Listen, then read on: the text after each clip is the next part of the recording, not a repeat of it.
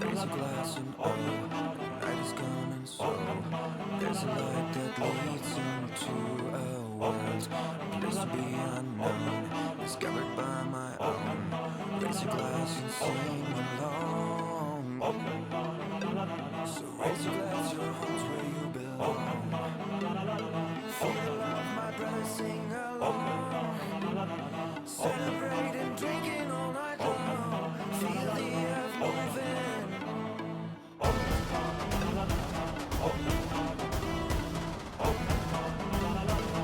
Just let it in and let it out.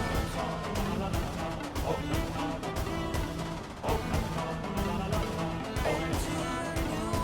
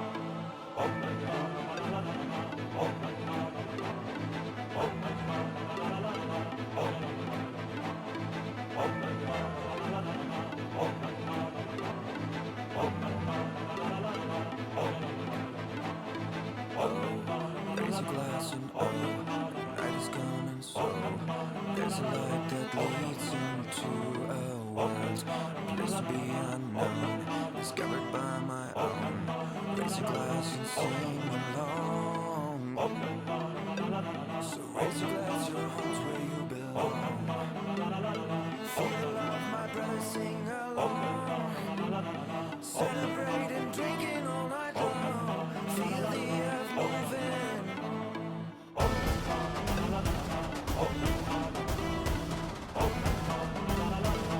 Just let it in and let it out.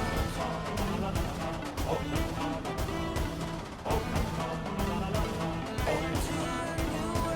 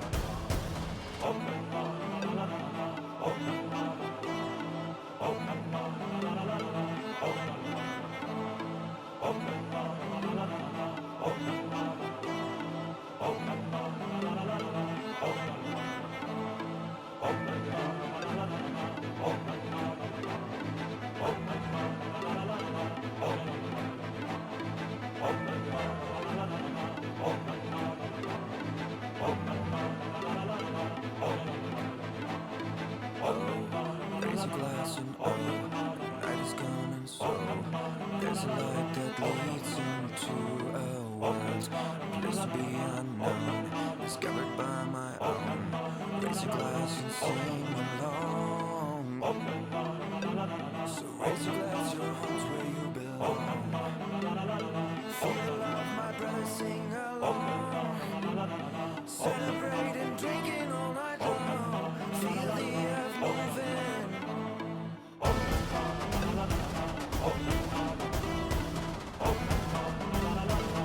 Just let it in and let it out.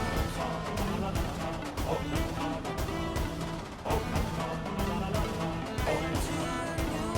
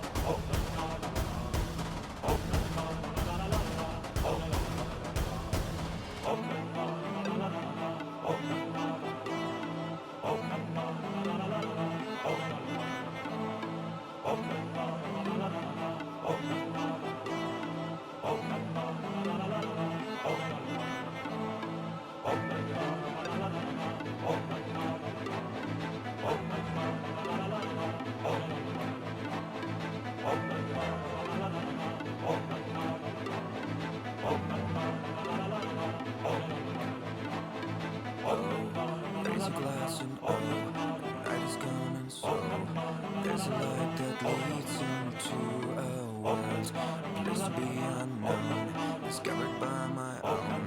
Raise a glass and sing along. So raise your glass, your home's where you belong. Feel the love, my brother, sing along. Celebrate and drinking all night long. Feel the earth moving.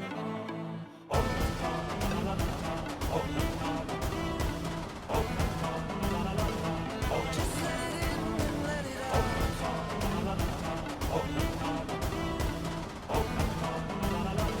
Into a new world.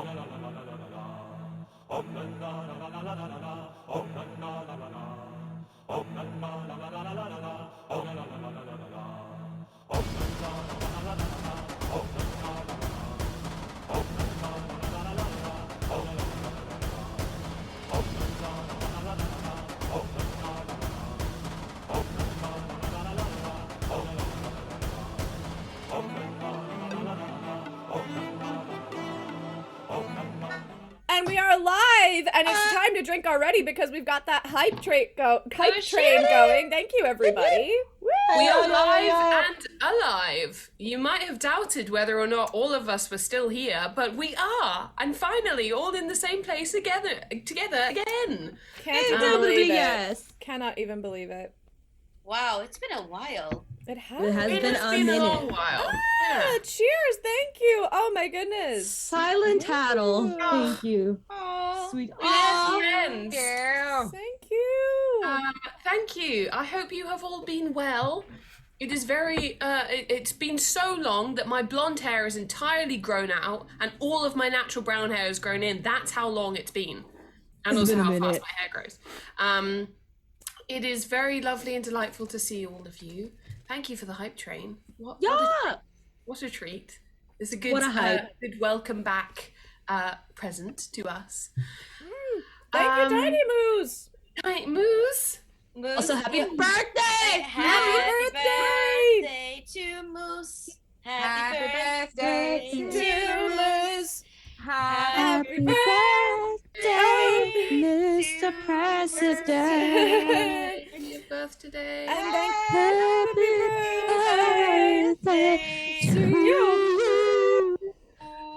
Happy birthday, baby Tiny Moose. We love you. We love you. Well, but we don't love you in a way that will make us do ASMR. We love you in a non-ASMR kind of way. And thank you, Crispy Goth, as well. Oh my goodness.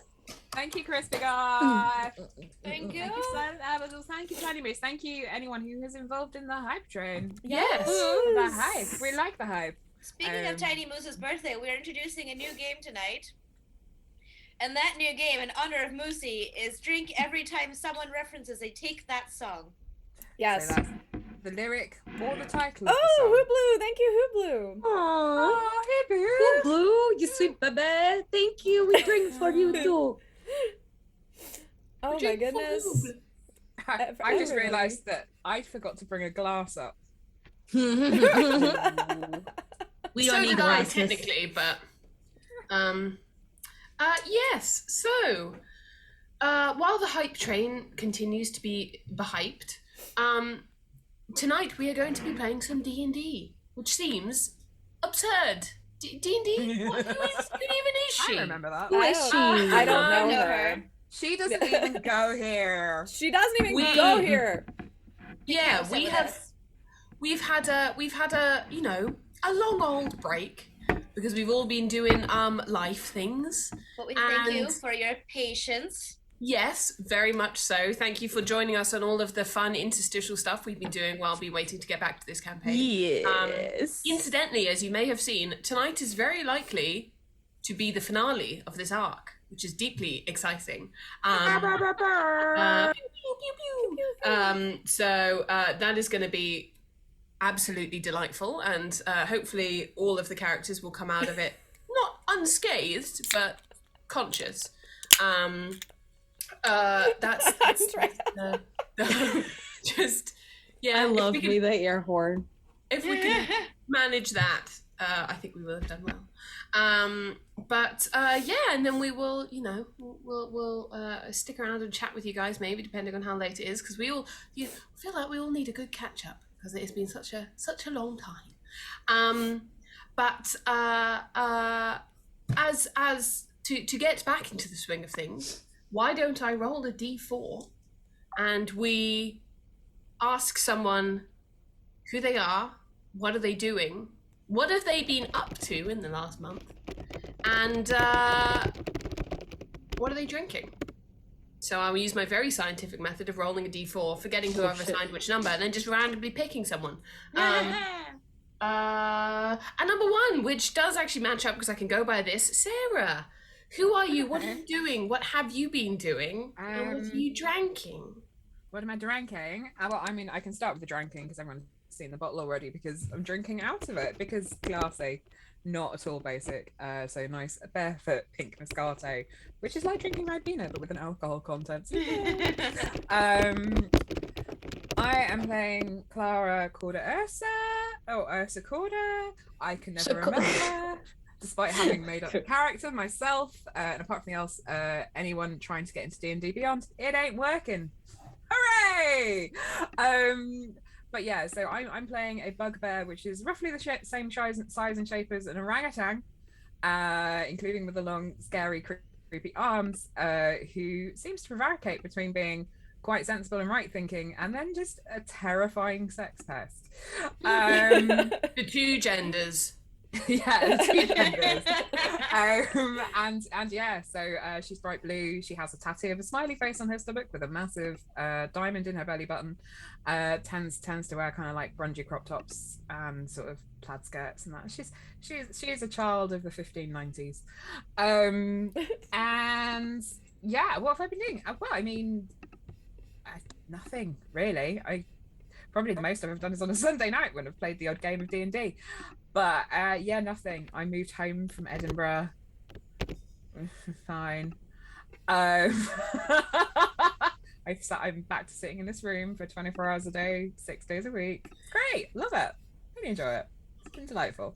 Yay! Much of our stories recently.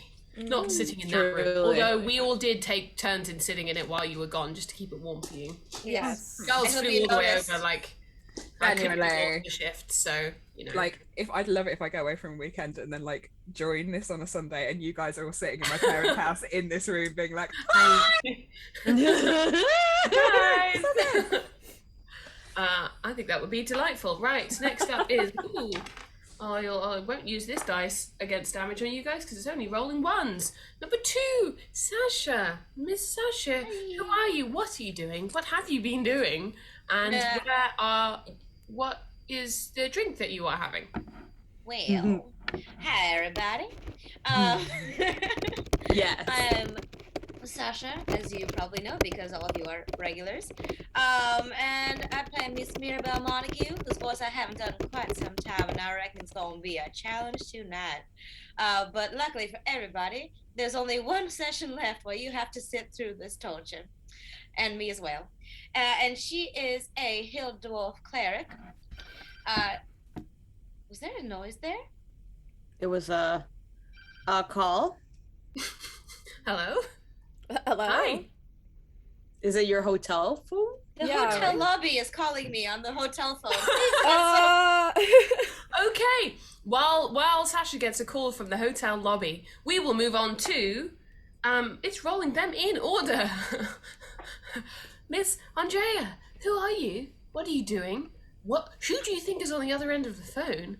And what have you been doing? And what are you drinking? Most importantly, the last question is the most important. Truly. Hi everyone, my name is Andrea. I'm playing Gwyneth, like the best druid. She's a wildfire druid. She is a tiefling, and I'm pretty sure that Sasha's talking to Hillary Clinton right now. And I am drinking white wine. So it's a departure from my usual White Claw / Trulies, but it's all I have. And I figured we'd end this in a classy note, kind of. So here we are now. Cheers. Yes. Yeah. Lasagna. Lasagna. So, Who was I have it? a funny story. Is it about What Hillary? that call was about. It was not Hillary. It was not Oh Hill Dog. no. There is a man who at some point stopped me because he thought I was leaving and said, "Oh, are you leaving?" I said, "No, I'm just, whatever. I really like your style." Didn't see him again for a week. I ran into him last night when I was coming back with my friends from dinner, and he was getting in a car, and I was like, "Oh, hi, are you leaving?" He said, "No, tomorrow." I was like, "Oh, great, ciao." That was it. And he said, "Have 3 p.m. Join me at the bar for a drink." I said, "Sure." this morning I get up, I decide I'm gonna go to the beach instead. I don't care. But I felt Naturally. bad. And I like told the reception and the bar, here's yeah, no, this is literally what was going on. I was literally thinking about this, the Mirabelle situation. It's literally happening in a hotel, meeting a strange man, making an appointment to meet at a bar that Does I'm not he have a taking. moustache though? He does. Oh, but it's not shit. that mustache. But it's not that Reality, like, mustache. mirrors art. Is that what it is? Sorry, please Yeah. continue. Anyway, so I feel really bad about standing up, but I'm like, this is the only, I've been here for a month. I have not had a single chance to get to the beach at the sea, half an hour away. Like, the weather's turning, I'm gonna go. Fuck it, this is a random dude. But I felt bad, so I said, listen, there's a guy who thinks he's meeting me here at 3 p.m. I feel bad for standing him up. Please charge a drink for him to my room to say sorry. Tell him I can't make it. Apparently he came and he stayed an hour and a half waiting for me. No. Oh, and thank you Wow. for the follow. Oh, hey, thanks. Cuties at Frog of Two. Hey. We're just Mm. life is imitating art right now, It and is. apparently a man is very keen to meet Sasha. He Yes. came to the reception after waiting an hour and a half, described me, No. What? and I had warned this lady about this, so luckily so he left his number. I don't even know his name.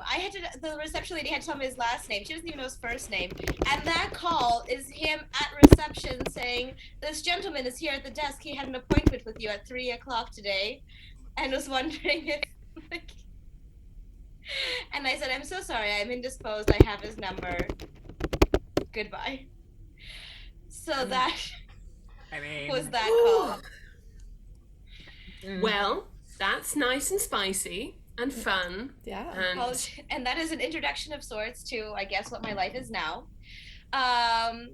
Anyway, my Hill Dwarf Cleric, she has one spell slot left, which is going to make for a very fun finale on my end. And she loves all things good times and, romance and music and dancing, and likes everyone else to have a good time as well. So that's the end of her summary with a very long interlude. As usual, I am drinking some red wine. Today it is Italian from Puglia, Primitivo. Ooh, fancy. Consider putting it into a plastic bottle just for the gag, but didn't think about that. Hands on beaches before babes, absolutely. 100%. 100%. Every Yes, time, 10 times out of 10. yes. Beach Yes. before babes. Yeah. And and then what I've been doing, working 24/7 mostly in Albania from this hotel room, resettling Afghan refugees, NBD.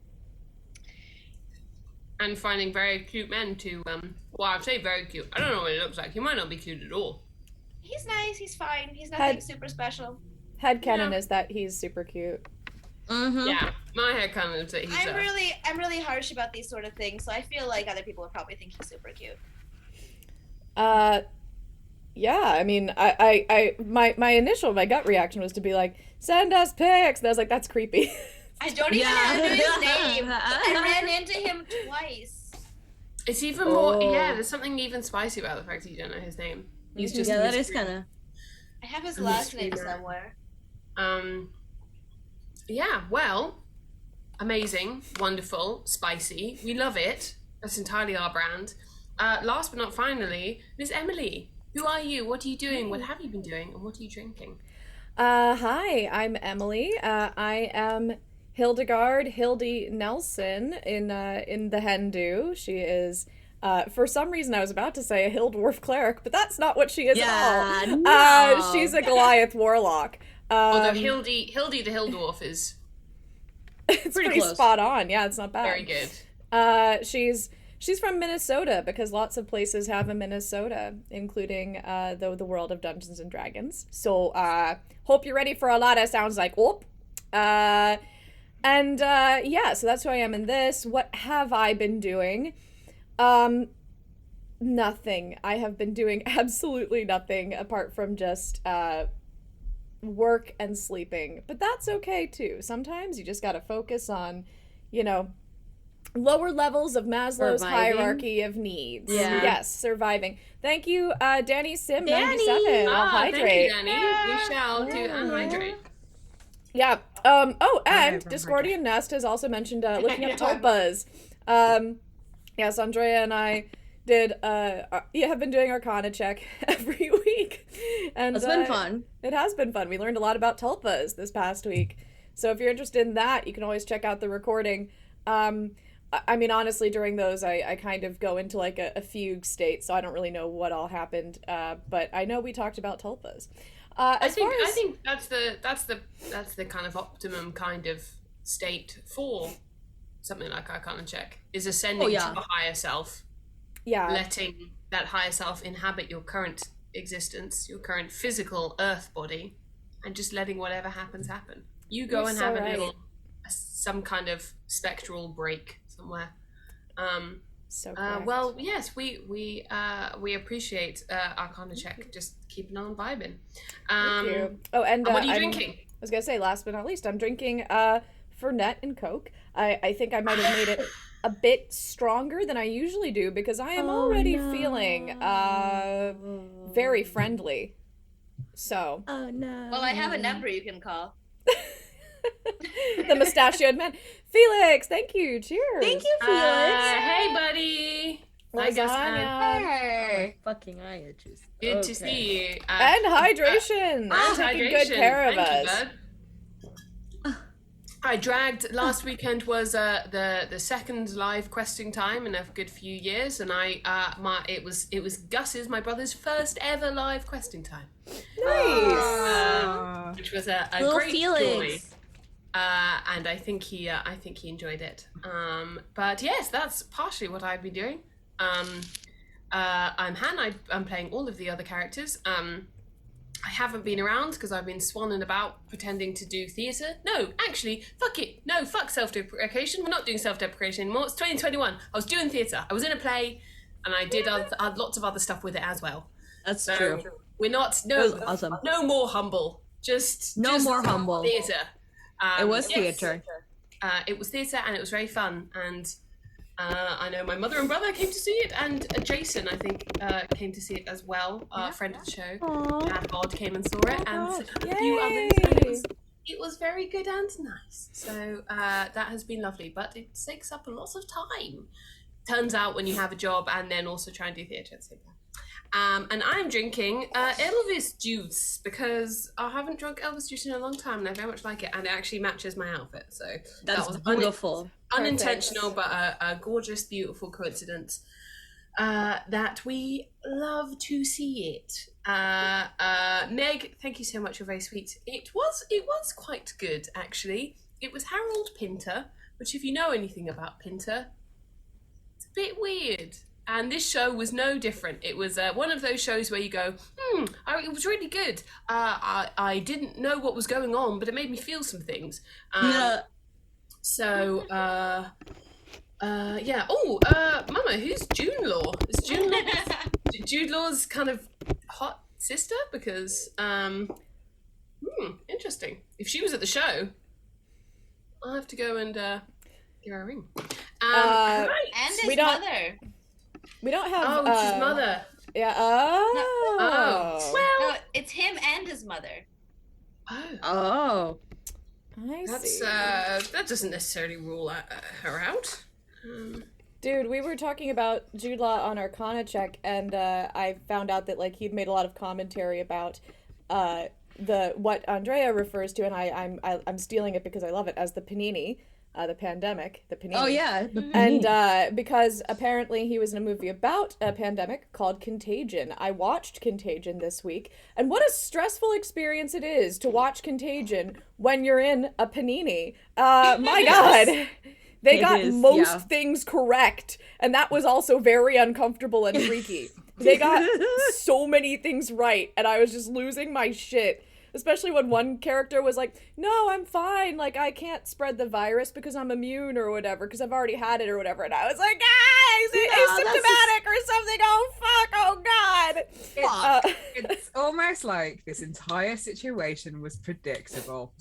Yeah. It had been for sure. Yeah, I and actually had a friend who posted one of his Facebook memories, an old post he had made from like 2016, basically saying, I feel like all these apocalyptic like pandemic movies are really preparing us well for like when it actually happens. And he just posted with the comment, "This really aged not well."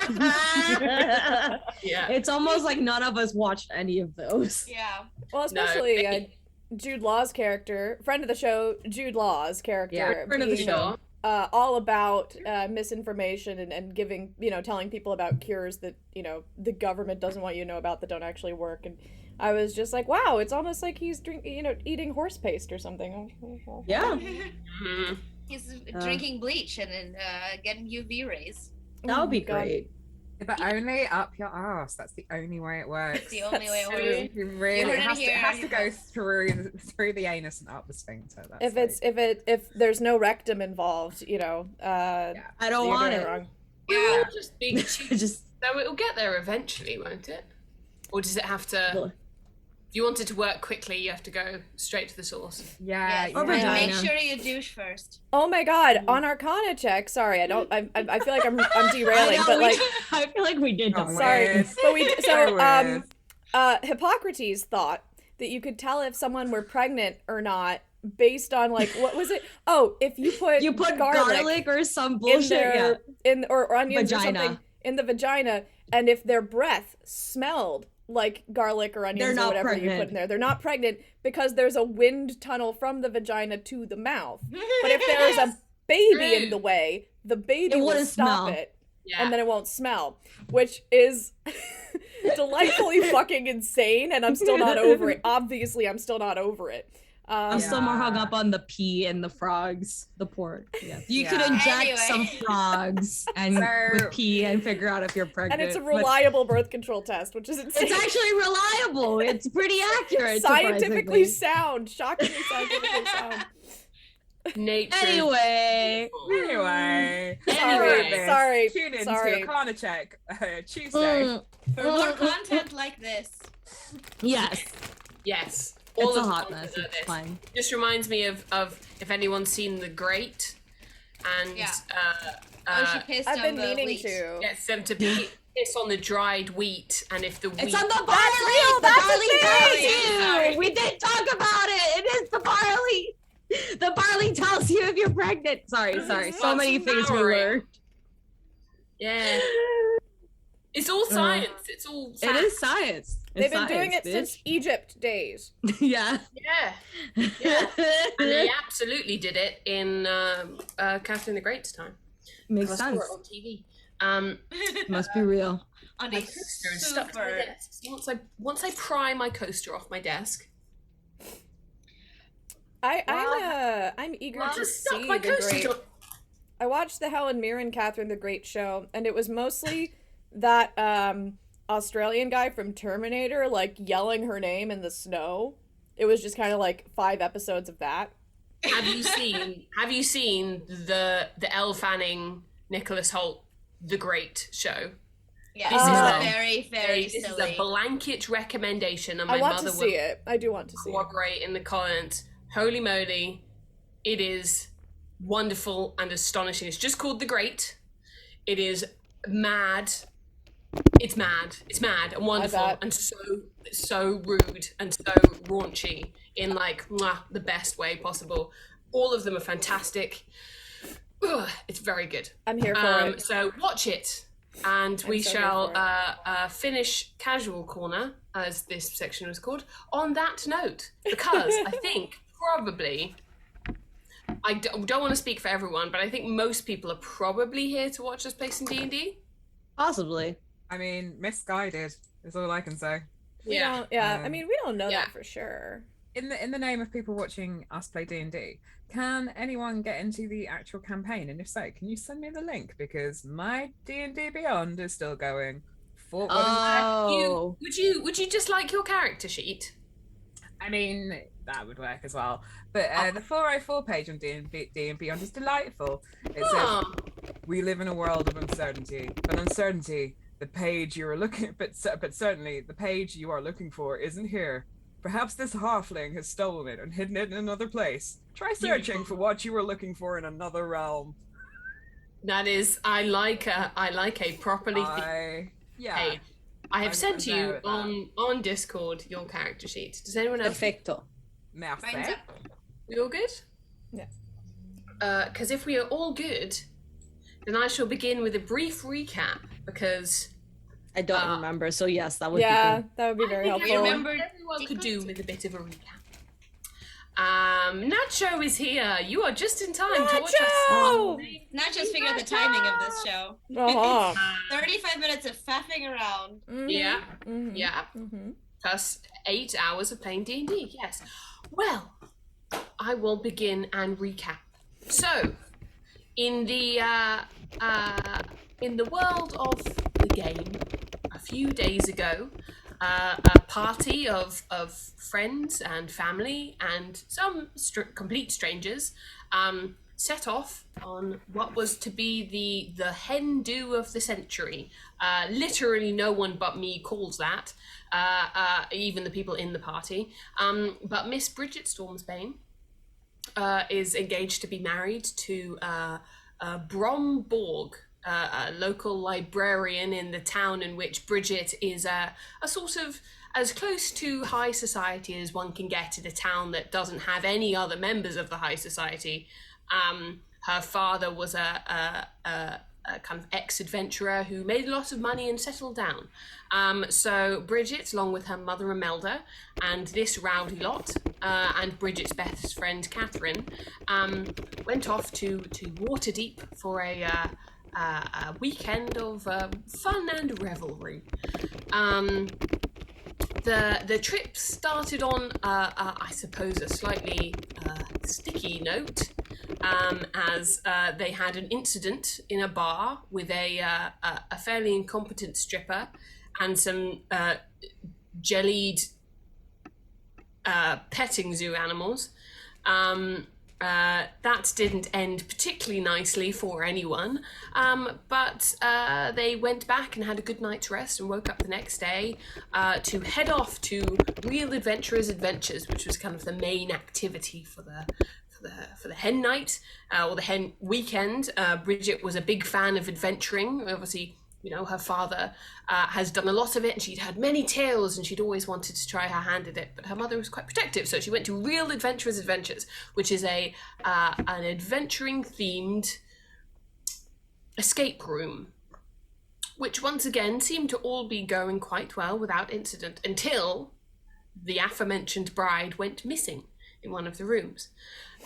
What followed was many hours, Many hours. in-game and out-game, of searching and investigating and alienating shopkeepers, Yes. and intimidating City Watch staff, and snooping and interrogating.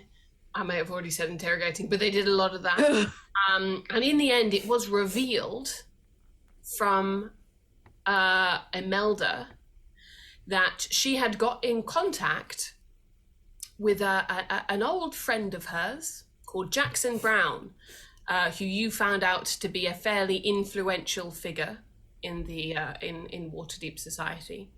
Kind of one of those people where everyone knows their name, but no one will really speak of them. And you found out that she had paid money for Bridget to be kidnapped, in the hopes that the experience would cast a bad omen across the wedding in Bridget's eyes, and she wouldn't go through with it. Just wanting the best for her daughter is Imelda's kind of argument. She felt that her life with Brom would not be everything she wanted. Of course, not consulting her daughter on this, but instead taking it into her hands to get her temporarily kidnapped for, I think, 48 or 72 hours.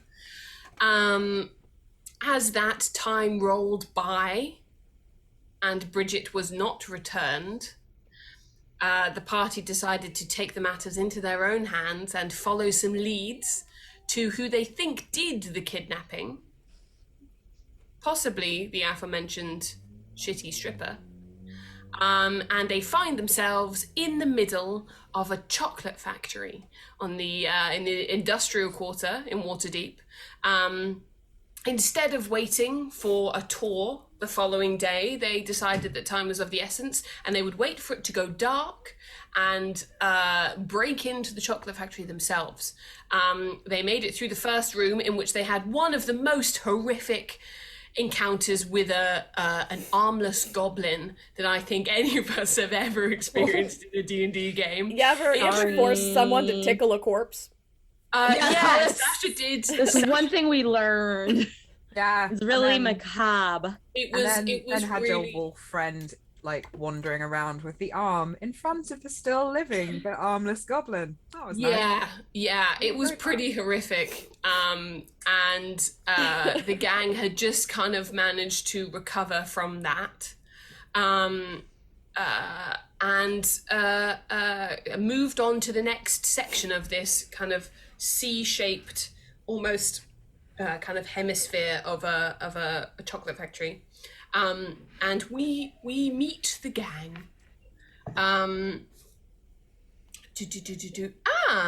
That's very interesting. And boring, because I want to spice things up a bit. We meet the gang as they had got to the other side of this room, and I'm pretty sure, because I don't know if it would have been anyone else, Clara had thrown open the doors to the next section of the room. Several things had happened when she did so. The double door was flung open. There was a voice from the other side of the room saying, "Hey!" There was a huge wave of very hot, very sweet-smelling air hit them, and coming from a small buzzing thing at the top of the room, a red light kind of swung round, aimed at them in the doorway, and there was a loud and persistent beeping sound. So if all of you would be kind enough to roll initiative for me. We're back at it again, BB. We shall get a going. And I shall roll some initiatives as well. Oh dear. Right. That's that one. And I love rolling at both ends of the spectrum in one go. Yeah. Oh, there we go. Let's go. Right. Give me your numbers, friends. 7. That was a bad request on my part. Clara, what did you get? 14. 14, right. Hildy. 7. 7, beautiful. Mirabelle? 18. 18. Ooh, she fast. And Gwyneth. I got 14 as well. Okay, what is your... Oh, what is it? What is your dexterity score? Not your modifier, your score. 14. 15. 15, Okay, right. she's so dexterous. Oh, I'm so dexterous. It's the arms. Dexterous. It's the long arms. I'm Blah, blah, blah, so blah. dexterous. Sorry. Already know. Thank you. I'm still sorry. I have real long arms. Tokyo. My Never forget that song. my arm hair is Tiny Mouse. almost gone. Yes. Lovely.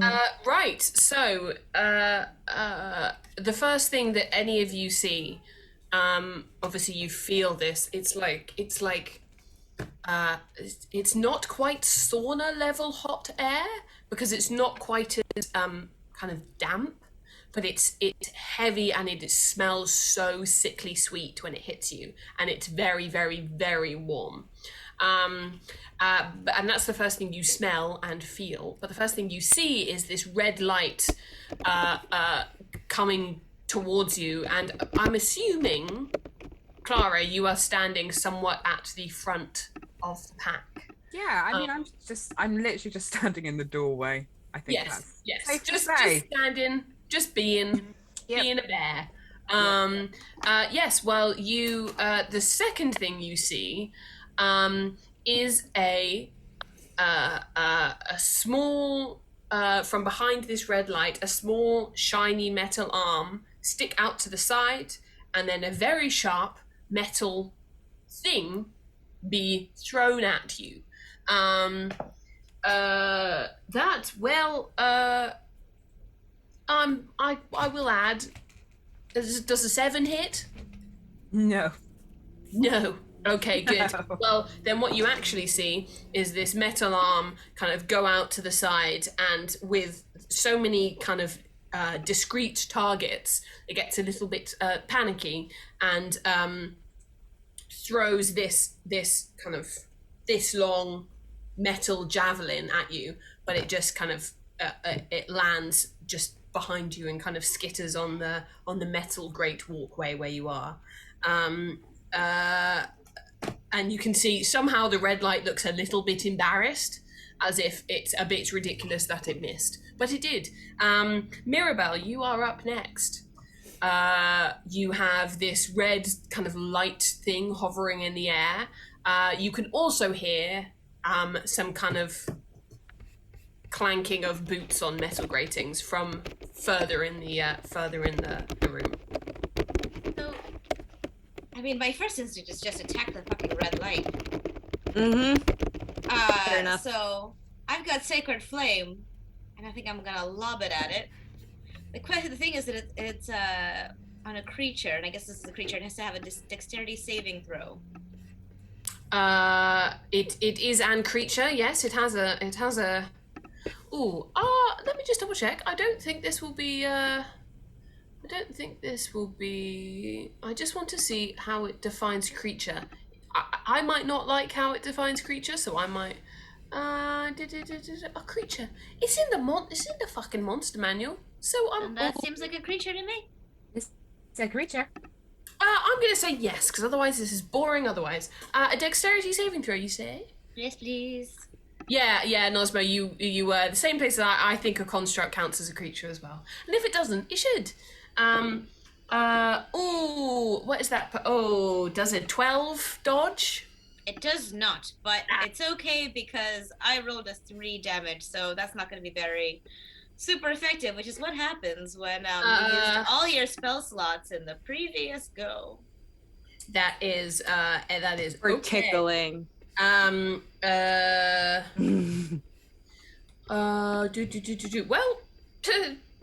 that's you lob this sacred flame, presumably just straight at the Absolutely. Just like, well, fuck this. You see it kind of what did we say your sacred flame was? Kind of pinkish reddish. I think quite hot red, like the color that of your dress. Yes.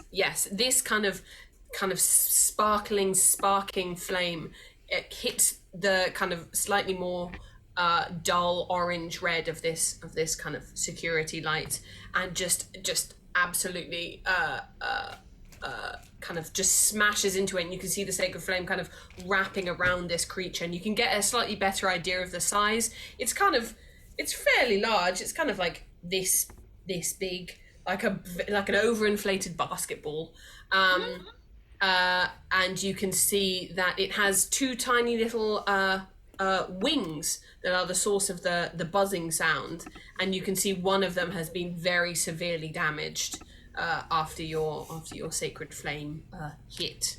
Are you doing anything else? No, just kind of moving out of the way so others can get around her. Cool. Are you going to move further into the room, or are you going to stay outside on this side of the doors? I think Mirabelle's just gonna hang back a bit, go like, it looks dangerous. You go first. Excellent. Great. Clara, you are up next, having just I'm not even going to say narrowly dodged a javelin. You just did a very poor job. So you quite cleanly dodged javelin. What are you doing? What's your plan? Well, firstly, I would like to introduce the concept that while she dodged the javelin, dodged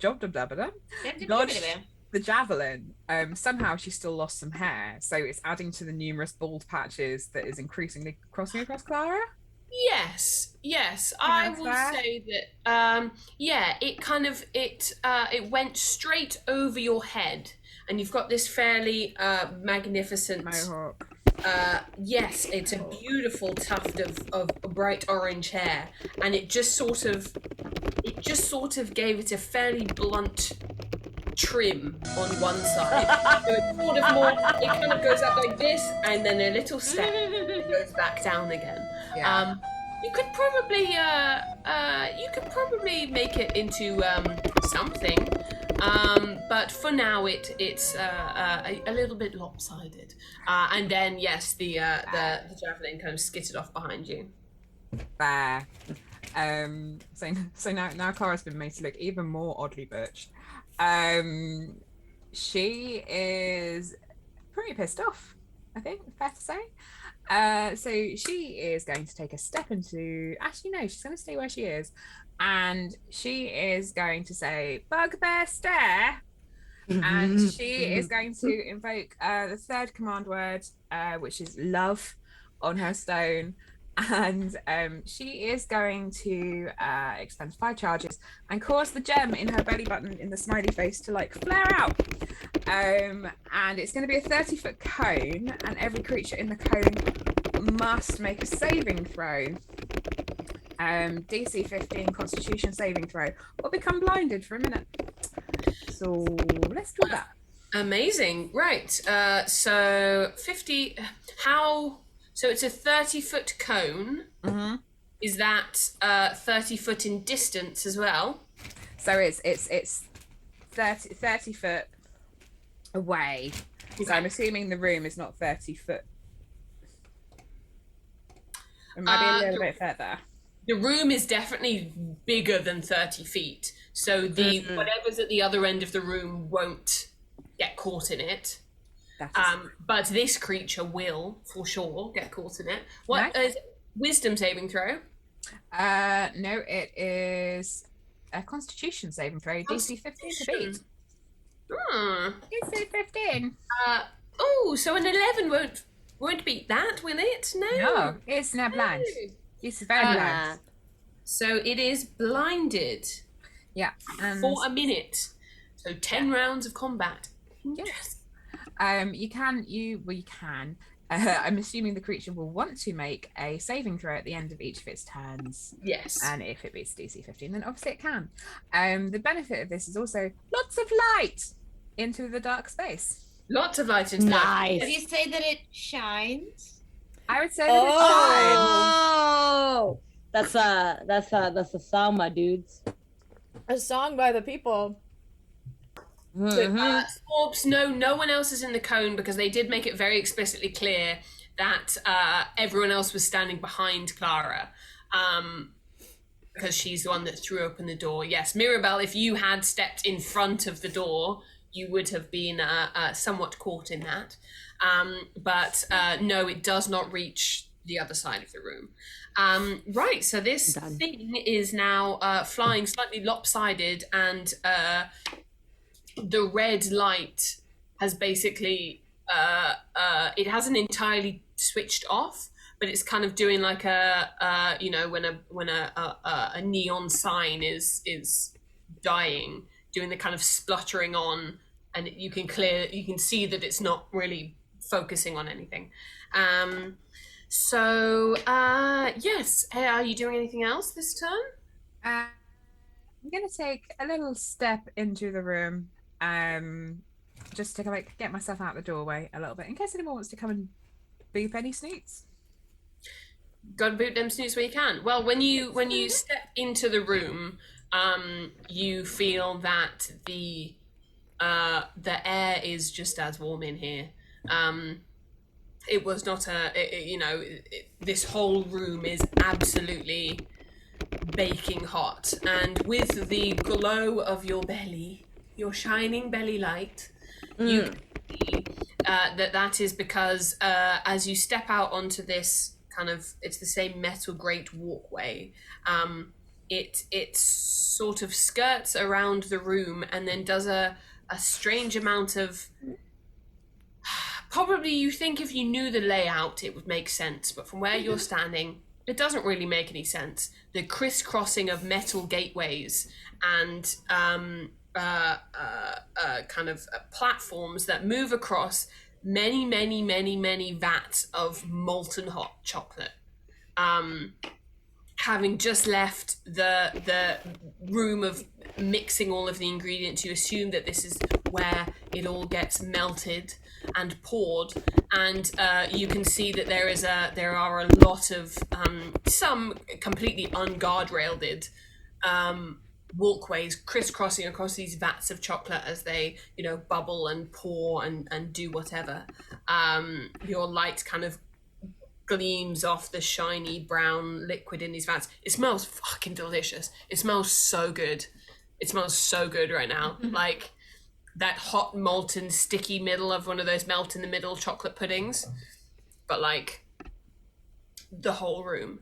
And it is fairly dim, but your light does give you a fairly good view of this kind of surrounding area. Cool. Hildy. Oh no, incorrect. Gwyneth. You can sort of see into the room, but obviously you're kind of Clara is blocking a lot of the view. Okay. Also, before we continue, thank you, Swabs, for Thank so many you. gifts. You're very sweet and kind. I was in the middle of a bit, so I did not stop and acknowledge, but thank you. Beautiful. But we love it. Mwah. That's a weird shaped heart, but it's a heart. I want to clarify. I'm still in wolf form, right? I don't recall switching back. Lordy. Yeah. Am I? Yeah, I guess I think you are. You Yeah. didn't specifically say that you weren't. Yeah, and it certainly hasn't been an hour yet. So yeah, you are still in. I do recall taking some damage. I don't remember how much. I'm sorry. I'm gonna take 5 damage for myself. So I'm gonna start with the 8. I'm gonna just have like HP like 6 for now. Yeah, let me see if I can see how much damage you took. I don't think I noted it down, but that's very fair of you. I think you did get a little bit of a thwack in your shoulder, so I think that sounds reasonable. But yeah, you have this thing to floating above you, and you can hear Thanks, Uncle. these more footsteps kind of scrambling up the way. Can I kind of want to like dash towards where the footsteps are coming, like kind of like closer to where Clara is, so I can position myself to attack. Okay. How much you've got? You get slightly more movement as a wild. Do you get as a wolf? I get 40. 40. I don't know if that's much. You can absolutely, because moving forwards just into the room, Clara didn't use all of her movement. She only there's only about 15 feet of movement, so you can move into the room next to Clara and possibly past Clara if you wanted to go kind of more specifically towards the noise. Yeah, I think I'm gonna aggressively assert myself towards the closer to the sounds. I want you to no, you said dash. Are you taking a dash action, or No, you are moving?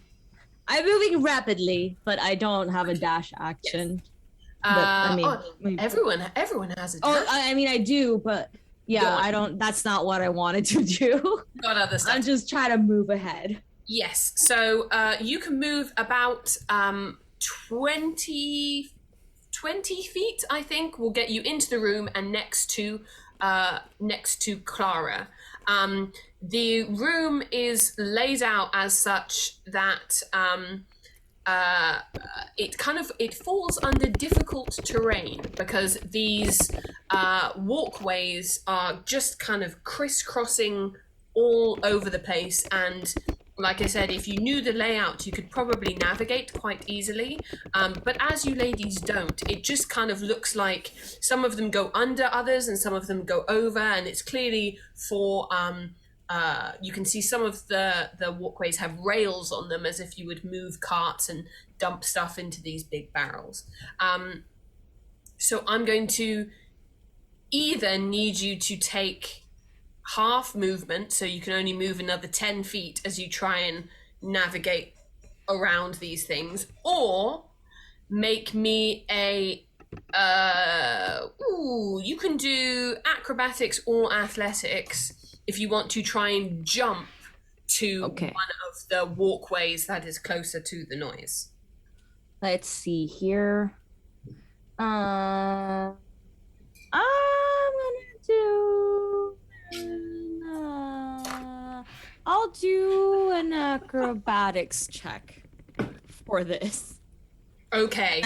I'm using Gwyneth like numbers only because she has the same bonus as the wolf. That's totally cool. I'm going to give you two options. They have different DCs.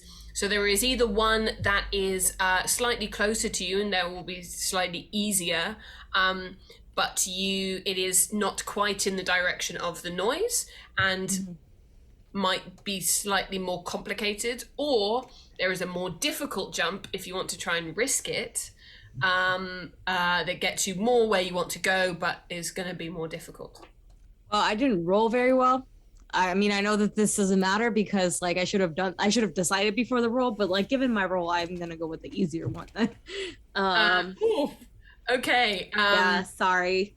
Well, no, it's okay, because regardless, we would have found ourselves in a bit of a situation. So what you guys standing outside see is Gwyneth in wolf form bounding into the room, kind of stopping herself, having a little bit of a look around, and then doing a leap, which felt like it should have been far enough, but that little stop that she did meant that she didn't quite have the run up that she thought she did, and her front claws hook into the metal grate of the walkway, and her back paws slip off the grate, and she is now hanging about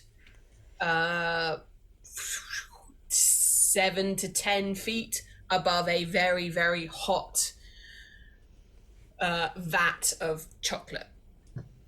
No one can understand me, but I'm definitely yelling for help. They can't understand you, but they can hear you. Yeah. So, yes, that is what is happening. Very quickly, because you've only been here a little bit, but very quickly make me a just straight up strength check. Okay, my character is stronger right now. Can I'm still gonna do send her guidance? You can indeed. Okay, it's actually 12 because the wolf has a +1. But okay, regardless, even with the guidance, even without the guidance, you're fine. You are hanging. Okay. But you may find it more difficult to hang on as we go along. As time goes on. Yeah. Fishika, sorry, but that joke has already been made.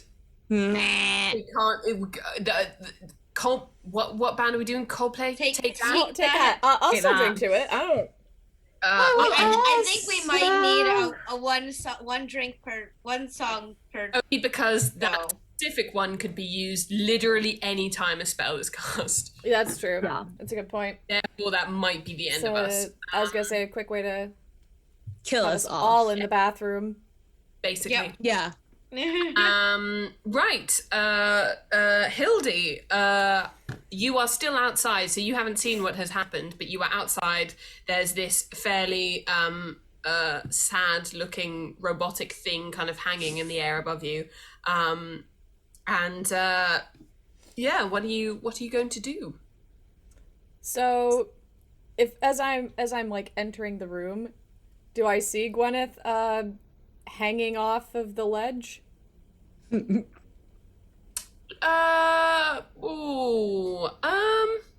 Make me an investigation check. Sure. I don't. But you might have I had. am yelling. She is yelling. She's making a lot of noise. You can't see, but you hear. Unfortunately, my investigation check was a 7, so Yeah, you can't see her. You can hear her making a lot of noise. okay, so I'm going to cast Frostbite at the robot. Ooh. That's exciting. Yeah.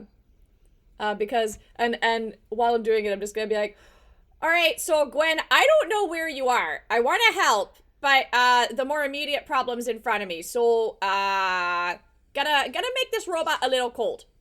That's my plan. You fucking cunt, I say in wolf, so no one understands me. I can't see you or understand wolf. I don't know what you want me to do. That's why I said it. Is that a dexterity? Is it a saving throw, or are you gonna hit me? Frostbite is a saving throw. It is a Constitution saving throw of 12. Ooh, we have established that this guy's not great at that. Yeah. Knock on wood. Even worse than last time. Does a 4 make it? It does indeed. So let me roll for. Ha! Well, it only does 1 bit of cold damage. Literally 1 point of cold damage. Get a sweater, robot. Yeah. Yeah. I'm gonna So need the chat to pace itself with the take that. We can't drink if it's just back to back. we'll die. Oh Okay. jeez, And we everything are- changes. Yeah, I'm at the bottom, and also I'm starting to have to use the restroom, which is Baloo. I might have to. You throw this kind of icy projectile at this thing, and somehow just for real cruelty, you manage to hit the wing that isn't the wing that got fire damaged, sacred flame damaged. So it's got sacred flame kind of smoking on one wing, and the other wing just gets absolutely frozen in midair, and you can see it trying to flap it, and it just absolutely can't. But somehow it remains airborne. Yeah. It is looking real fucking Robert Frost moment of poetic justice for this thing, but it is absolutely looking very, very sorry for itself. I also want to really briefly add, part of the reason that I chose Chill Touch was that the target, if it, on a failed save, apart from the cold damage, has disadvantage on the next weapon attack roll it makes before the end of its turn. I don't know if like an unarmed strike is a weapon attack, but just in case, I thought that might be handy. That's good. Well, it was already blinded. That does, you know what, that is very Double hat on a hat disadvantage. of me. I apologize. So no, but like, you don't have double disadvantage, but it's gonna feel really shit when it does try and attack next. Nice. You just make it feel doubly so. It's gonna feel physically and emotionally really bad. I've been there, yeah. Yeah. Yeah. And Yeah. so we drink. Yes. D&D. All right, I will drink more, but I'm gonna go get some more hydration. I will be right back now that I've taken my turn. I'll be right back. Excellent. Well, next up is you hear kind of clattering around the walkways from the very far corner of the room. Clara, you can probably see him now. Is a well, he's bigger than the other two, and looking slightly meaner.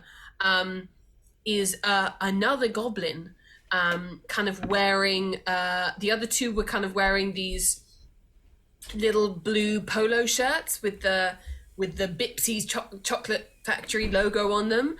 This guy is wearing a shirt. I don't know if you've ever seen a goblin in a shirt before, but it's weird. He's got, the rest of him, the big goblin ears and the slightly gruffer, more kind of built looked than the other two goblins. But he's wearing this shirt, and he's got a little he's got a little kind of tool belt, like what a security guard has. Yeah. And he's waving a baton at you guys, just being like, "Hey, Ooh. what are you doing?" And he looks Does he help around, me? and Donald ducking it. yeah, that'll be Important question: is he Donald ducking it? What do you mean by that? Oh, you only described his shirt. Oh, you can be Donald ducking it.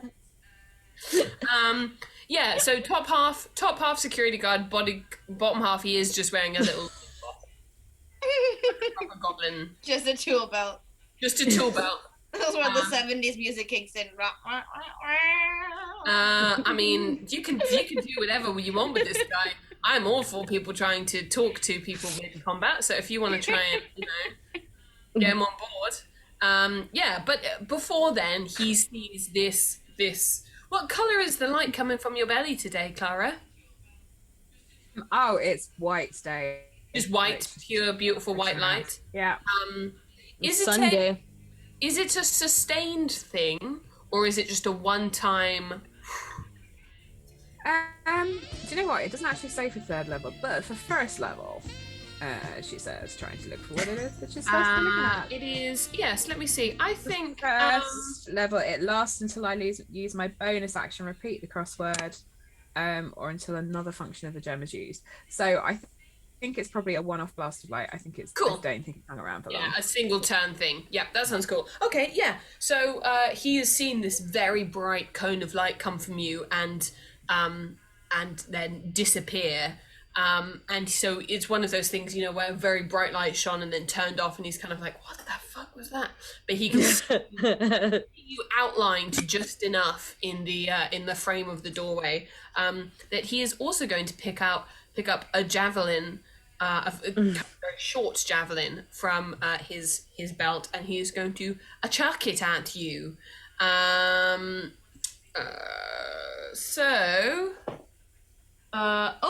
a bit better.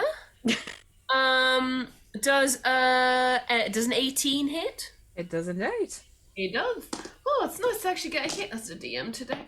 That is 4 piercing damage as the javelin just flies through the air and hits you right in the thigh, because he's kind of he's on a slightly lower level. You can see him just go, it hits you right in the thigh. It's really sore. The thigh with hair or the thigh without hair, just so that I'm really... Just so we all know. So we all know. The thigh with hair, so that when the wound eventually scars over, there will be another spot of missing hair. Nice. On there. So yeah, and he continues up one of the ramps, so you can imagine, if you imagine, like, some of the ramps going significantly over, some of them significantly under, all over these things. He pulls down a small ladder from one of the ramps that has the cart tracks on it to the track that he's on, and begins climbing up so he can get on to the next level to be closer to you. Right, and we are back at the top of the order. You see this drone kind of make this very it does sort of a very electronic, robotic sounding, like and one very spindly small arm kind of comes out of the side of it, and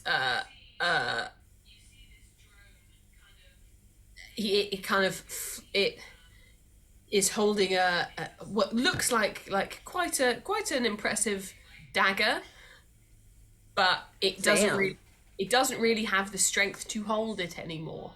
So it kind of floats down and is going to try and make a slash at you, Hildy. And it has disadvantage because it is blind. It is just going based on where the cold really hurt from. Fair enough. So that was a 19 and a 2. Does a 4 hit? I do not think Doubt it. so. I'll be But she's not here. Very honest. Well, hang on a minute. We can check. This My D&D because- is beyond is also being very problematic. Hey, So that was a 19 and a. I'm going to assume. No, it doesn't. Going to assume. I'm on. Sorry, I was on mute. And I was listening from my phone. What did it do? What happened? Well, no, we were just discussing whether we thought while you weren't here, we were just going to check to see whether or not a 4 hit. Oh, it does. It does not actually. Cool. Fisticuffs blind lasts for a minute. 10 rounds of combat. Yeah. Right, yes. So again, it's pretty pathetic at this point. A kind of this dagger is clearly too heavy for this thing to wield anymore, and he just kind of, there's one kind of robotic kind of like in your direction, and then the two kind of metal arms just kind of slump down. Oh. And it moves slightly further back, slightly away from you, but yeah, it is looking pretty sad. Mirabelle, having hung back, what is your next move? This thing is looking pretty miserable. You can hear some very loud barking from inside the room, and some kind of high-pitched shouting. 2 questions. 1, how far am I from the drone? If you move like 10 feet, not very far. Do I have, from where the drone is, a clear line of sight to the goblin? You cannot see the goblin, no. That takes out that part. Rhoda, do I hear the direction of where the goblin is?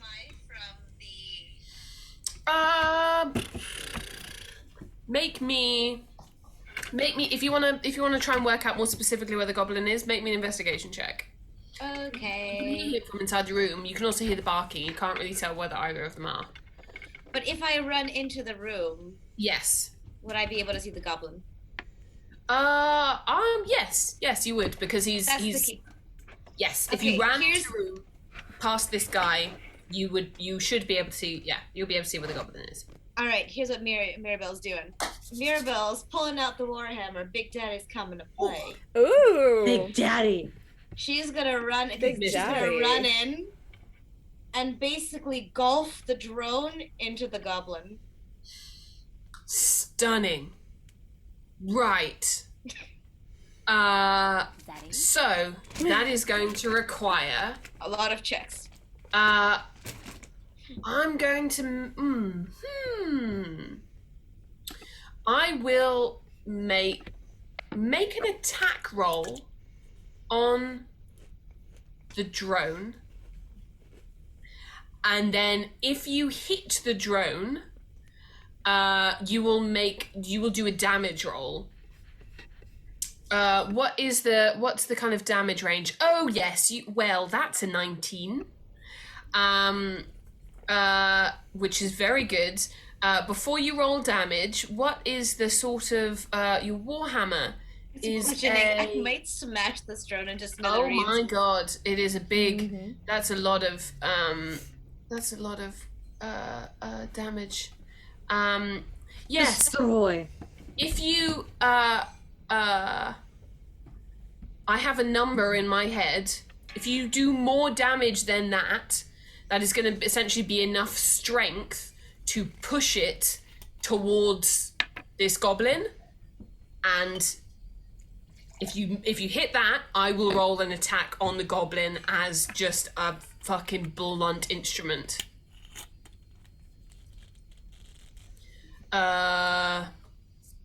Yes, that would do. The number I had in my head was 5.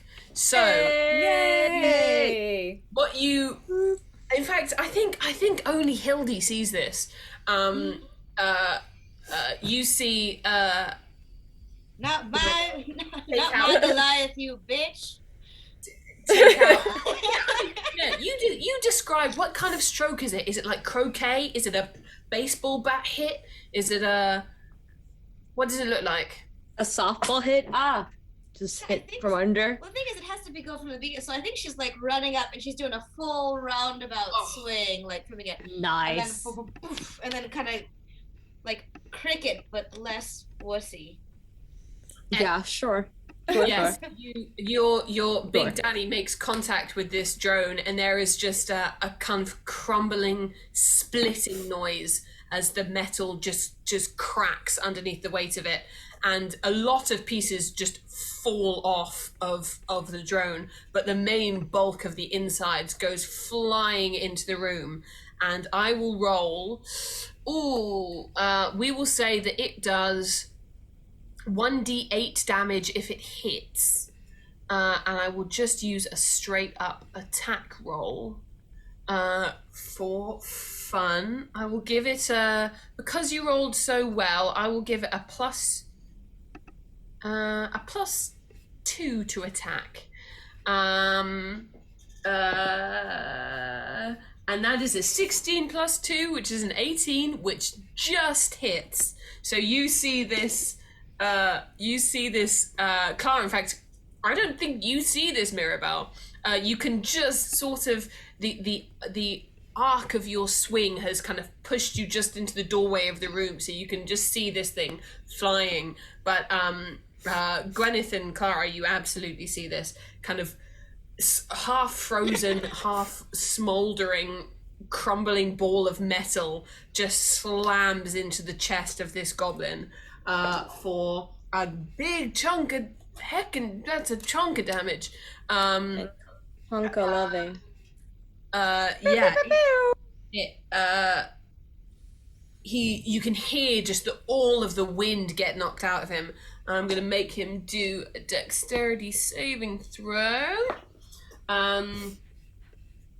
Which he does pass. He does just about stay up on the ladder. But he is in fact he doesn't stay up on he doesn't fall into the molten, but he does he kind of slides back down the ladder, so he's back on the kind of walkway that he was standing on, kind of holding onto the ladder as bits of metal shrapnel just kind of either stick into him or fall off the front of his shirt. And he is not looking impressed. And if you hadn't kind of gathered from that, the drone is down. It kind of crumbles into pieces and kind of falls off. Some of it hits the floor. Some of it does go into a vat of chocolate, which you can see the goblin be like, "Oh, fuck's sake," because he knows that they're going to have to stop to clean that out now. Clara, it is now your go. Good job, Mirabelle. Wow. She did really good job. Yeah, that was, in fact, that was so bitchin'. You can have inspiration for that. Hey! But I'll have double. I think for the first time this campaign, one of us has finally done something which Han is not furious at. I know. Well, not furious, but Frequently Mirabelle, horrified, never furious. if we had a bard, they would sing songs about what you just did there. Yeah. Great job. That's true. I'll never touch my Hildy while I'm around. Oh, geez. I didn't know you felt that way. Thank you. I mean, after what you did for my girls, we're still so happy. This is true. I'm not. True. There is. I don't remember cannot- what she's talking about. You introduced us to All the those- push-up bras. Oh, yes. Gotcha. It took me a while. I was just kind of like, what the fuck? Yeah. It was a beautiful moment. I forgot about all the push-up bras. Yeah. Saving my I did life. not forget. Push-up bras. About the same. So. Swab, stop. Yes, it is. Swarms. This is the greatest day for having my life saved, and also for recognition for how hard I work on supportive undergarments. Yes, so Clara, yes, you can see this goblin looking pretty pissed off, and you can also see kind of Mirabelle is just slightly behind you, but you can tell that she's kind of panting with effort next to you, and Gwyneth is just kind of hanging off this grate. No one's done anything about it, but it's fine. I don't know where you are. It's fine. Ah! Shh, child, hush now. Right, so 3 questions for you, Hannah. Yes. Firstly, Han, even as like no one else calls you. It's okay if you want to be super formal about it. We could be formal. Like some weird aunt you've only ever met twice kind of like conversation, right? I'm the person who sends you a £10 note in a Christmas card every year. I appreciate it. Thank you. It's all right. You're lovely. welcome. I spend it all on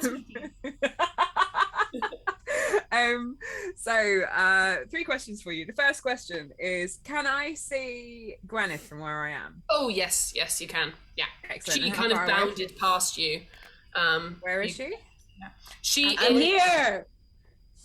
She is about 10 feet in front of you, but there is kind of a sizable gap. You can see the route around, but unless you also made a leap, you couldn't reach her in this turn. If you made a jump, you possibly could, but because this is going to be complicated, difficult terrain, you can only move about 15 feet.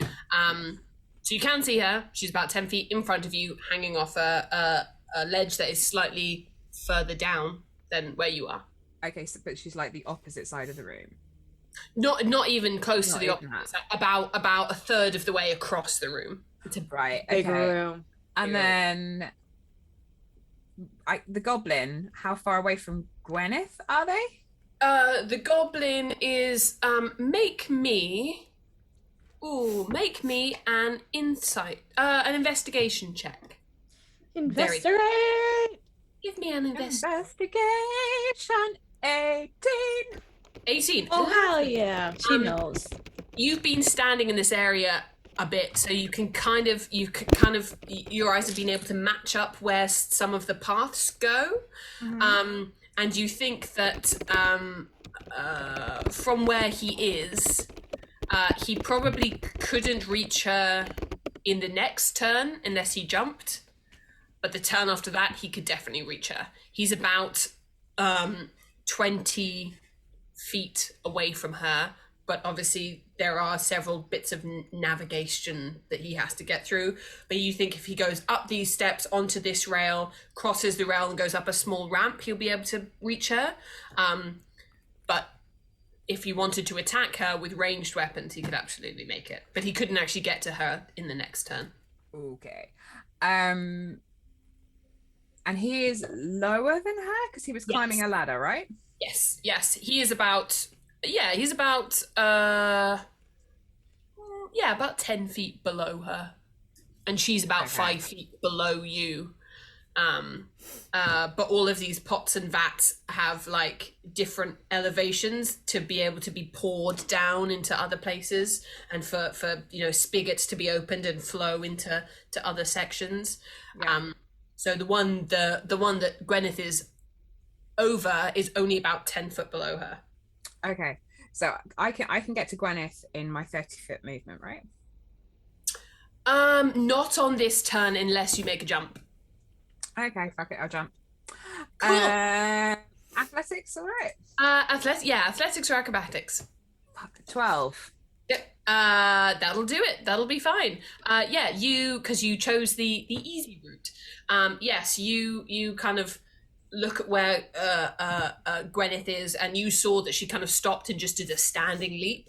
You take a few steps back and do a bit of a run up. And it's a bit slippery under feet because it's just like metal grate. But you make it to next to her. Thank God. And I will take that as your full movement for the round. But you are next to her. Nice. Thank God. So for my action, I want to get her by the paw, and I want to swing her so that she's at the top of their. I don't know if this is possible, but I want to swing her so that she's at the top of the ladder that the goblin's climbing. Can I do that from where I am? You could throw her. That would require a strength check from you and an acrobatics check from her. If you just wanted to get her up onto the grate, it would just be a strength check from you. But if you wanted to throw her, I need an acrobatics check from Gwyneth. But if you want to, I'll give you a moment to ask her if this is what she wants to do. Okay. Speaking and crying are both free actions. So that's my yeah. So Also, Clara, remember, Gwyneth has guidance. She does have guidance. So Clara bends down and she's like, "If you're up for this, mate, I'm gonna chuck you to where the goblin's climbing up. Bark once for yes and twice for no." Woof woof. I guess. I'm like, fuck it, I guess. I thought you wanted to let me say put that. Once for yes, twice for no.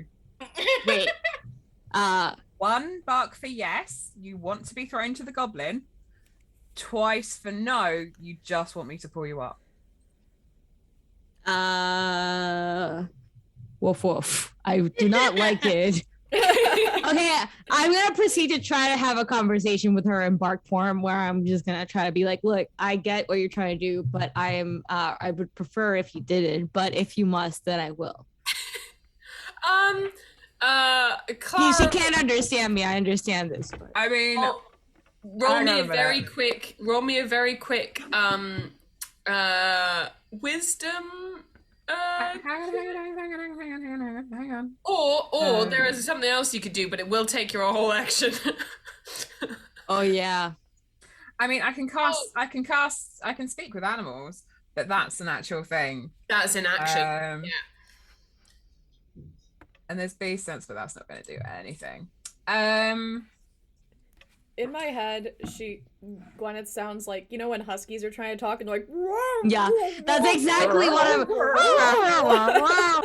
You can see my eye rolling. I hope you can see my eye rolls.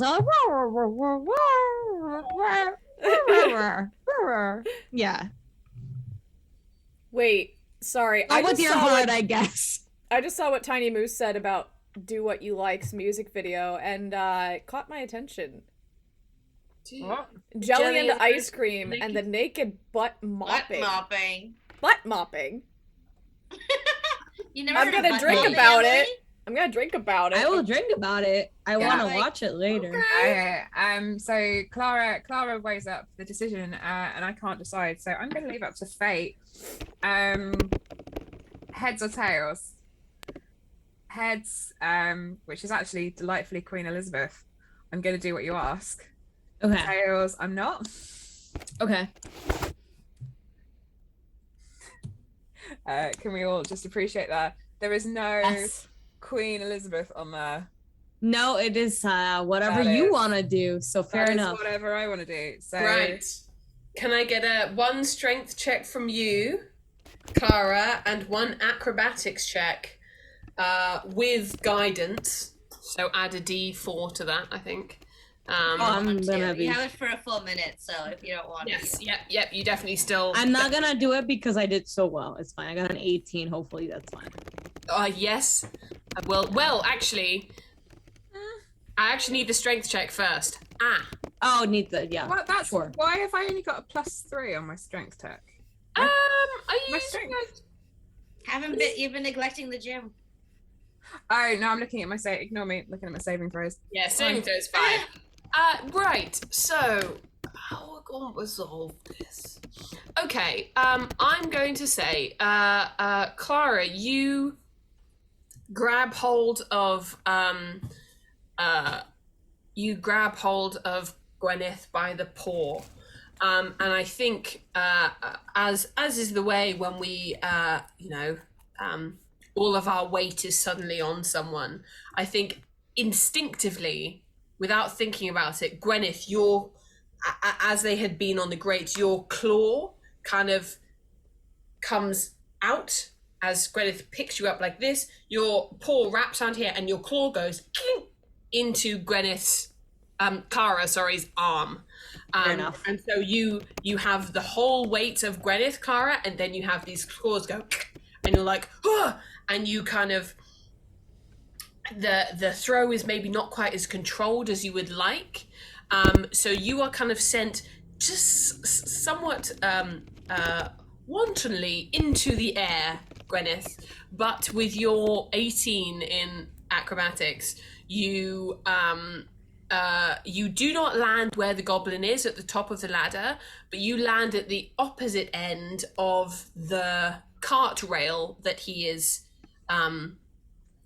climbing up to. So Kara doesn't quite throw you with the force that is going to get you all the way to him, but you do end up safe on the cart rail that he is about to climb up to. So you are now about 15 feet straight shot all the way to him. Okay. And it is, in fact, now your go.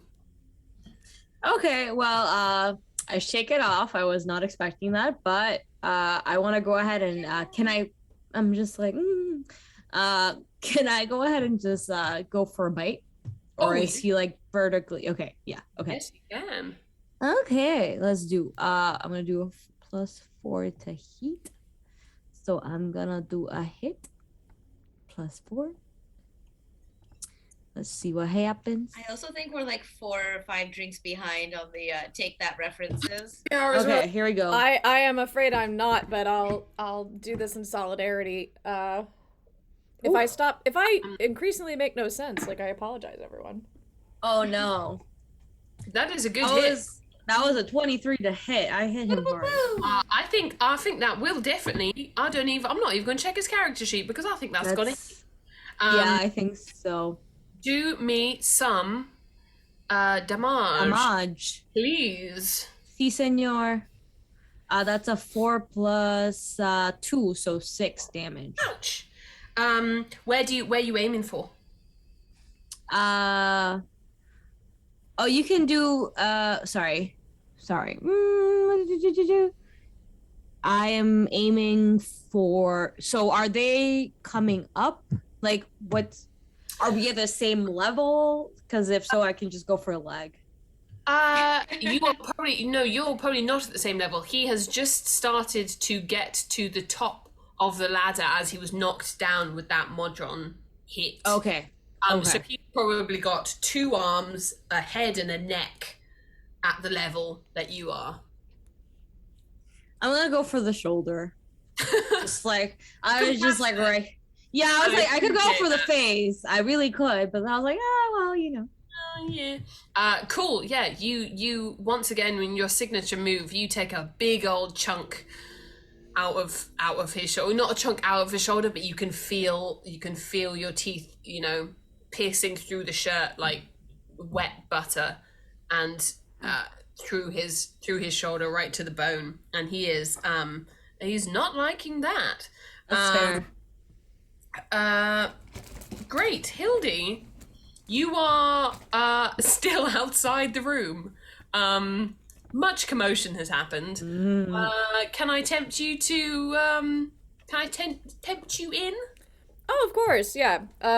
Hildy's gonna run in and be like, Sorry, just 1 second. Hoobly, it only takes a minute to get through 10 rounds of combat. Yeah, because rounds of combat are 6 seconds. There are 6 times 10 seconds in a minute. That's not me making it up. That's the D&D rules. Unless you were making a joke. In which case, good joke. Yeah. But I just wanted to make sure that people knew that was my... Those are the D&D rules. Yeah. And Tiny Moose, this is... I've heard this referred to as circus grip. This is a grip that you use when you are doing, like, trapeze and things like that. Yes. So... I wasn't making that up. It's a thing. And it's a thing I take seriously, damn it. But if one of those people in Circus Grip decided to do this instead, I think that would probably be quite painful. No, Truly. thank you. Yeah. which unfortunately Gwyneth did. Yeah. Oopsie. And to answer who blew though, while the rounds of combat Circus. only take a minute, it only takes a minute, girl, to fall in love. Yeah. Which And is the true. circus. Both. We've got 2 drinks. Beautiful. Oh, Don't God. if you ever try and make a take that reference directly at me, assume I'm not gonna get it because I don't know if I've ever heard one take that song willingly. So Tonight we are a take that positive stream. No, I'm not. I'm not take that. I'm just take that ignorant. That's fair. Not Same. take that aggressive. So please. Oh, there's the one. Name me some actual take that songs that I might have heard. How does it come to this? That's a good one. The one back for good is, I think, the biggest one, right? Yeah. I think Han's talking The about one about stars shining. I think. Yeah, the- Shine. I mentioned that Shine, earlier. Yeah, I think that's the Shine. Enter Sandman. I love that Uncle Osmo. I would love to gorgeous. have that cover of Enter Sandman. Rule Admittedly, the world. Oh, yeah, I think that is the one. Thank you for knowing which one I was singing just from that little bit of bad singing, Tiny Moose. You truly are a real Take That fan. I like it. Cheers. But regardless, Hildy, yeah, what are you- sorry. what are you doing? So I'm gonna run into the room and I'm gonna see, like, where Gwyneth is. I'm just gonna be like, where are you? And do I need to make another investigation check to try to find her? Are you running into the room? Yeah, I'll be honest, I thought I already had last turn when I tried to find her and then ended up Yeah, she's already in the room. snowballing the robot. Oh, as far as I was aware, that was all from the outside because you didn't use your move action to look into the room. I'm which is sorry, why I thought made I you had. make a check. But Yeah, if you would like that's to on be me. at the doorway of the room, then yes, you can see all of the things. Now Clara has moved out the way and there's no kind of overhanging drone. You can see the state of affairs. Okay. As it stands. You just saw Clara kind of launch Gwyneth onto this track. So you have you've got Mirabelle standing in front of you, Clara on a grate just to the side, Gwyneth on a grate even further down with this kind of fairly pissed off looking goblin. Sure. So I think first off, I'm just gonna be like, okay, so Gwyneth is fine then. And I think I'm gonna shoot a poison spray at the goblin. Fab, what is the range of poison spray? Actually, good point. I thought that the range was going to be the same as chill touch or frostbite, but it's not. Poison spray is 10 feet. Yes, poison spray will not be good right now. Okay, let me do chill touch then. Chill touch is 120 feet. Oh, yes, easy peasy. Alright. And that is you roll to hit on that one. didn't you? Yes, and okay, I got a 9. I am rolling like garbage today. 9. Yes, unfortunately, the goblin is not quite all the way up the stairs yet, and you slightly misjudged, how far up he was going to be, even though he was slightly distracted by the fact he's being, he has just had a chomp done on him. It kind of flies past him. Yeah. But you still have your movement if you want to try and start making your way down to where the goblin is, or if you want to stay back. Whatever, like, halfway between that is. Like, I want to get closer, but I don't want to get, like, super close. That's cool. Yeah. So instead of trying to make the jump to kind of bypass the difficult terrain, you can kind of do a bit of a walk around the area and just go down one of the ramps onto the next section of walkway, which puts you closer, but doesn't get you all the way there. Yeah, I'm gonna do that, and I'm just gonna be like, ah, shit, sorry, guys. I thought I had that. I did. Beautiful. At which point, the goblin is going to pull himself up the rest of the way up the ladder and just kind of swing his legs onto this next bit of walkway, and just immediately take out the what's it called? The kind of club / taser thing that the other two goblins had on their belt, and he's just gonna bring it down on the top of your head, Gwyneth. And that is going to be God, he's rolling really poorly. Actually, no, does a 17 hit? Oh yeah. Yeah? Oh yeah. Oh. Yeah. Oh yeah. So that is 5 bludgeoning damage as this baton gets just right in the top of the center of your head. Ow. It gives you straight down on the top. Ooh. Sorry, I just saw the sub. Your ears start ringing as that's a nasty clop. And that is it for him. Mirabelle. Fucking How asshole. far away is there a gap, or like can I get to this guy? You haven't done any jumps yet, have you? You're just standing where you came in after the swing. I'm not much of a jumper. So you can What if Mirabelle asks Hildy to like throw her and she like tries to axe him from above?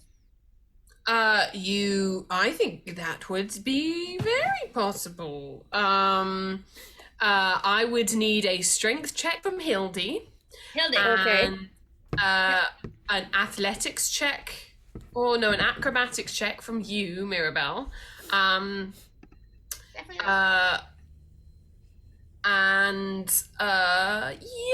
If you want to get to where you can absolutely get to where they are with a throw like that. Yes, Mirabelle is once again, as seems to be the theme for this game today, just all fastball specials all the time. Hildy, I'm gonna need your favor. I got a crazy idea and I want you to go with me on this, right? Okay, yeah. Well, if you can just give me a lift and throw me towards this sucker, I can come at him with Big Daddy and we can take him out. How does that sound? That sounds terrifying. Let's do it. I agree. This is not normally my sort of thing, but you know what? I am just so mad at these darn goblins. Okay, yeah. I just want Bridget back for good. Me too. So, Hildy, you rolled a 13. Yeah. I cast guidance on Hildy because I'm asking her to do a thing. I would recommend that. Yes. All right, So guidance is D4, yeah? It's a D4. D4. All right. Let's see. How do you do that in... just press the little dice in the bottom left-hand corner. Oh, there we go, yes. Dice that you want to roll. Awesome. 3, so it's a 16 now. Ugh. You had a 50% chance of making that, and you got it. Yes, Yay! Sorry, ignore that one. You hurl Mirabelle with the appropriate amount of strength to get her in line with where the goblin is. Mirabelle, you rolled a 10. No, Mirabelle used inspiration. Mirabelle rolled a 16. Yes, excellent, stunning, beautiful. Mwah. Mirabelle, you land just so in the line of where the walkway runs. You had Gwyneth, and then slightly further away you had the goblin. You are able to be thrown just so you land on the other side of the goblin, so the goblin is now being flanked by you and Gwyneth. Could I have been doing the Warhammer on the way down as I was landing? Because that was what I wanted to do. Go on then. Make me an attack roll. Okay. Please don't be shit. Oh, that is it. 22. That is a 22. Yes, that absolutely hits. So you land Big Daddy first, on the skull of this goblin. With how much damage? 6. Oof. Okay. Yes. So basically, all this damn goblin wants to do is climb up these fucking stairs, and none of you are letting him, because what you essentially do is like a whack-a-mole, push him back down the stairs onto the walkway underneath him, and he is looking real fucking bad. He is let me just yeah, he has fallen over now, so he's now lying prone on the walkway, just absolutely reeling. A big chunk about his shoulder, his chest is covered in these there's just shrapnel from the exploded drone everywhere, and he is looking absolutely dreadful. Mirabelle just wants to lean over before this turn ends and say, I just want to know that in spite of all of our differences, I strongly respect the courage to not wear any trousers. I think that is a look. It is a look. It is a look. He's not really able to respond very well, but you would think that you get the impression that he heard it. Clara, you've just seen Mirabelle fly through the air and absolutely clock this guy, knocking him back down. You can still see the goblin on the walkway underneath. Yeah, what are you interested in doing? Is there anything on the walkway, like any barrels or anything? Make me an investigation check. Just specifically on the walkway that you are on. Yeah. Make me an investigation check. Just a hand. 18. 18. You can see, you don't see any barrels, but you do see on the far end, sort of close to the wall, you can see, which is only about like 7 feet away from you, you can see a fire extinguisher. That works. Interesting. Okay. Yeah, I'm gonna go for the fire extinguisher. Okay. Atta girl. Which I'm assuming I can do in my movement, and then yeah, you can grab the fire extinguisher and I'll say, oh, I don't know what the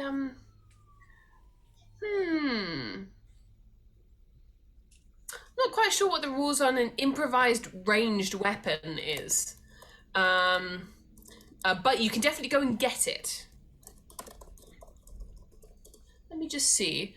Improvised thrown weapons. Let me have a look. An improvised thrown has a normal range of 20 feet and a long range of 60. I will take that. Yes, D&D has fire extinguishers. It also has instant. So like, I don't know why that's safety. It's important for safety. Exactly. How else do The they? fire extinguishers are just like little nice goblins who like run around and like little spray bottles. Yeah. Throw on things. Yeah. I mean, yes, Jackson Brown is basically a criminal, but he also cares deeply about the health and safety of his workforce. Yeah. Yeah. Because OSHA otherwise, still matters. Why is that Also, just surprised? OSHA protecting is his important. investments. That is a big chocolate factory. You don't want that to go down. Yeah, that's where the goblin's going wrong. Is he's not protecting his investments. exactly. He is all for certain types of crime and not for, workplace safety violations. Yes, you can go grab the fire extinguisher, and should you want to throw it, get yourself into a position where it could be thrown. Okay, super.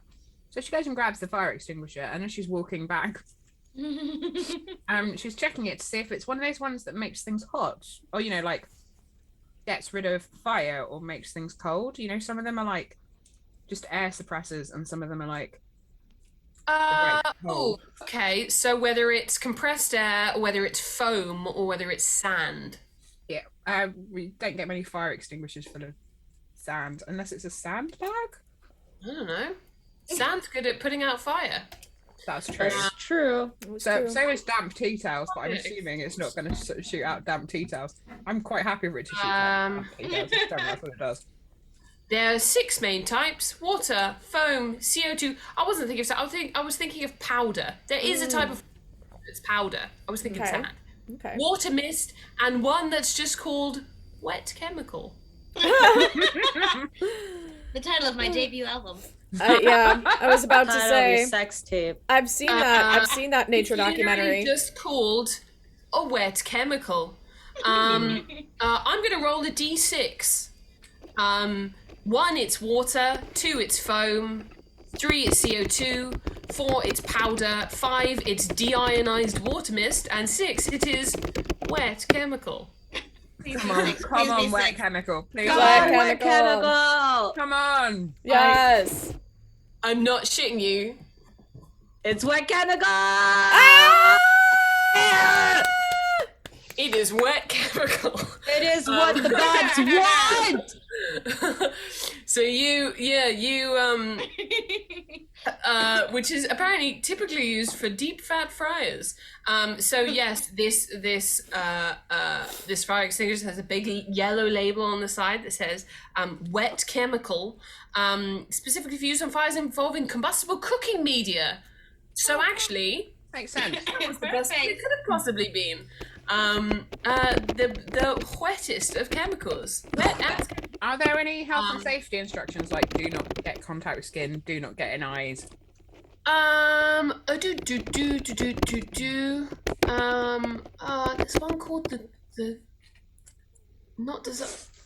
one called the Gloria wet chemical. The Gloria wet chemicals. Oh, that's so horny. So horny. Me so horny.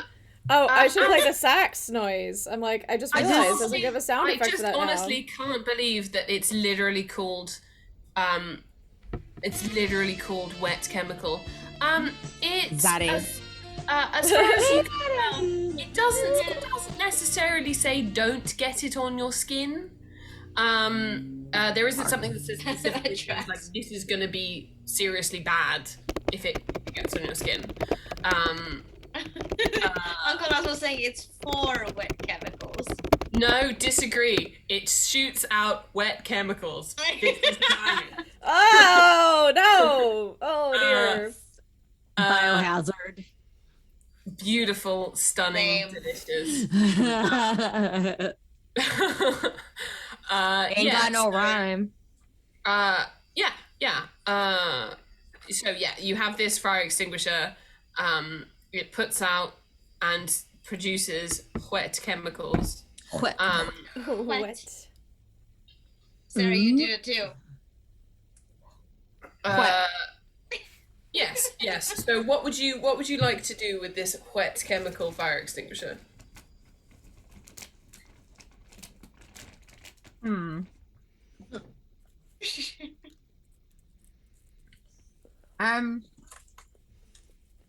Clara's gonna switch it on, Okay. shoot the jet towards the goblin so that it gets it full in the face, and then just drop it from above. Ooh. If you want to hit the goblin in the face, I'm gonna need you to make. You are in throwing distance of the goblin. Mhm. You are not in firing distance of. I would say that the spray would make it 5 feet. So I'm going to say the spray can do it like a melee weapon. You can make an athletics or acrobatics check to jump down to him and then spray him full in the face if you would like. No, I can't be asked for that. So she's just gonna turn it on and then chuck it. Cool. Okay. Well, what it does is it reacts and creates a soapy film.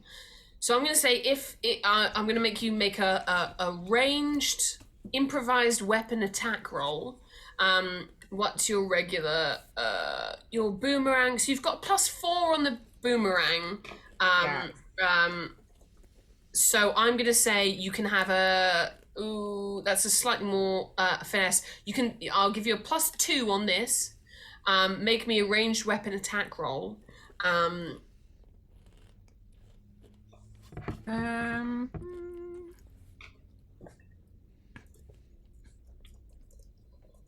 So what's the ranged weapon attack roll? Hang on a minute. So roll me a d20 and add 2. Oh, okay. Yeah, I'm just basing it off your boomerang because the boomerang's a little bit more finesse than just lobbing this. L'chaim. 18. Thank you for the follow, Orchid That is Trail. Follow. That is a good hit. Yes, you this it's about this big, so it's a fairly reasonable sized fire extinguisher, and you just kind of overarm swing it, and it hits the goblin square in the head. Roll me some damage. Roll me it's a blunt weapon, so roll me 1d6. Yeah, roll me 1d6 of damage. 1d6. No, that's a 12. Oh. 5. Beautiful. That was nice. So what you all see is I'm gonna make what will be. Oh yeah, that's pretty grim. Yeah, you see over the series of over about 5-6 seconds, you see this fire extinguisher just clonk this prone goblin square in the forehead, leaving a little dent in his forehead, and then rolling and proceeding to spray him with this wet chemical, which on his skin turns into this slightly soapy film, and he just very slowly slides off of the walkway and into one of the big vats of chocolate. That's He gross. was dead before he fell into the vat of chocolate, if that makes it any easier. I have Was it though? so many moral Ew. quandaries about everything that we do on this show. Yeah. That was We're really bad. That's not what Clara was necessarily aiming for. Well, he only had 2 hit points left, so pretty much anything you would have hit him with was gonna do it. Fair enough. And yes, you all stand or lay, kind of panting on the walkways in various places. Just absolutely, you're also all sweating buckets at the moment because this room is so unbelievably hot and sickly sweet. You can see sort of another door on the far side at the bottom that you think you can kind of navigate to from where all of you are. And yeah, and at that point in time, we will take a short break. Thank you all for sticking with us. I hope you are enjoying it. We will be back after the break in about 10 minutes or so. Just have a good time. Have a piss. Have a drink. Goodbye. Have a snack if you need to. Hydrate. Yeah. Hydrate. Hydrate. If you're new Hydrate. here, I am very proud of our intermission screen. So if you're new here, bask in the glory. Here. You did, Is you it did make new? it. Yes, it was very good. It Thank is, you. it is a Everyone. work of art. Like you will look at it and you'll be like, how did they do that? Right? Incredible. Fully incredible. We want visual hype for intermission screen is to Emily. Thank you. Thank you. For our layout, there's a word for it, for Han. our Overlay? DM. Overlay? Overlay. Yeah. Overlay. Thanks to big thanks to Dr. B's Jess on Twitter of Questing Time fame, which everyone knows, who helped me take the photographs for the overlay. Yes. Nice. And nice. Sarah for the music because. And I was gonna say, yeah. last but absolutely not least, is Sarah for Omnana. absolutely iconic Omnanas. Yeah. Which we're and- encouraging her to remix for season 2. Yes. Yeah. Get and ready Nah. to be impressed, everyone. Prepare. Strap in, friends. Yeah. Is what we're saying. We'll see you in With 10 a minutes. strap on. With a strap. And on that note, let's go to a break. Bye. Bye. Bye.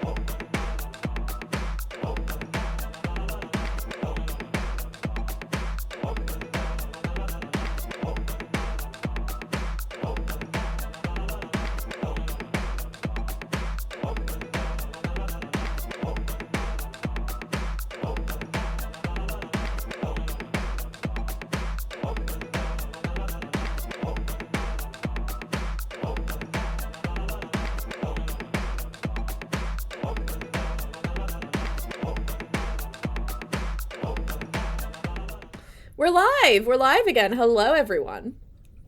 Well, hi. Howdy. It is lovely to see you. Thank you for returning. I hope that you had a good piss and or drink and or snack. All are allowed on this channel. We don't make you Choose. yeah, we'll never force you to pick and choose. It's lovely to have you. Last we saw these friends, they were just sort of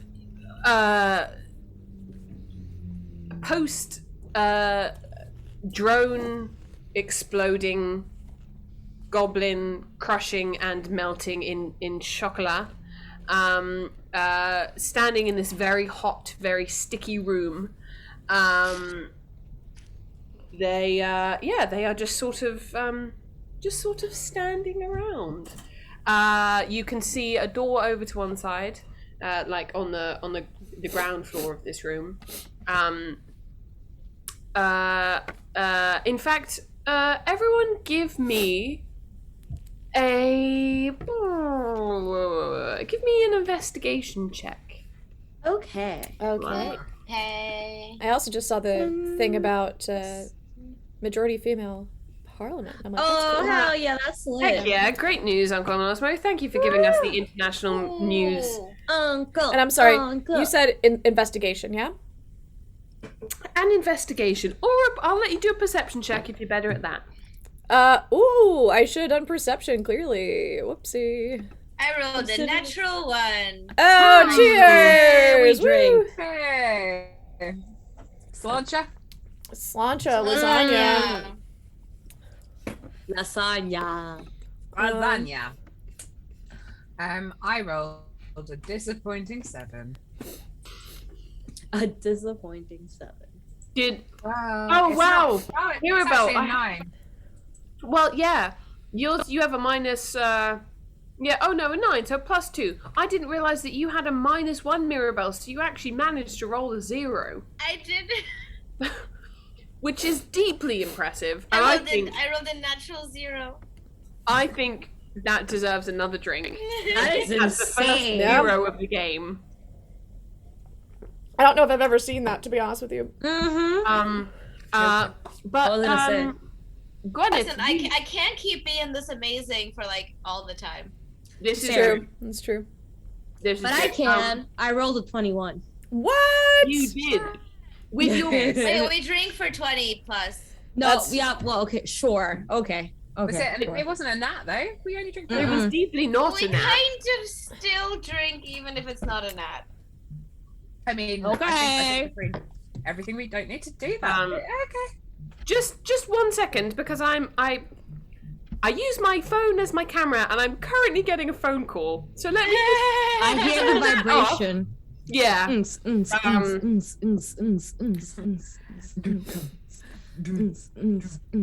So, Got some while the DM is away, I don't know, what else do we want to talk about? Time. I mean, while the DM's away, I think what we will do is we all do chocolate face masks, Yeah, right?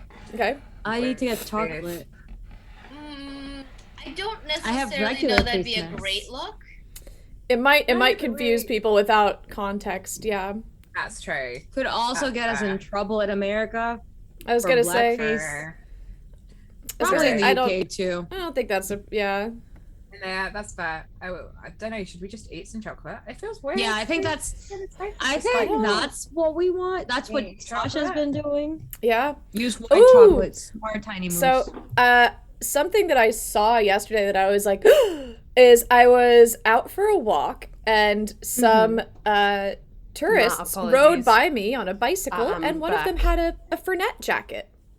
And I was like, Ooh, that's And- pretty cool. I know. And I was like, I feel like she won't take it very well if I like yell at her and ask her to stop and if I can buy her jacket from her. But I the thought crossed my mind. That is amazing. I didn't know they If we had see that. them again, we should. It was like a track Yeah. jacket. Yeah. Oh, gorgeous. She was also yelling in Italian, and I don't speak Italian, so that all would have gone very poorly. And unless she spoke English, which she might have. So I think Very you could have. possible. You could have made an impassioned enough offer just using body language for her jacket. Money. jacket, money, Jacket. take jacket, your jacket, just give it to me. I mean, regardless of the communication abilities, I feel like no matter what, it would have come off very strange. There's not a not strange way to go about that, which is why I was just True. like, I like that jacket, and that was the end of the thought. But you know, I did have this like moment of like, how can I obtain her jacket? I want it. Want. That sounds very cool. And if you can find a picture of it, please post it in the Critical Drinking Discord so we can all admire and appreciate it. Gwyneth, you with your keen wolf eyes, somewhat maybe invigorated by the very successful attack that you made. You look and you can see that there is another set of double doors very similar to the double doors that you have been going into every time you've gone in between these places. Kind of a very similar bunch of double doors.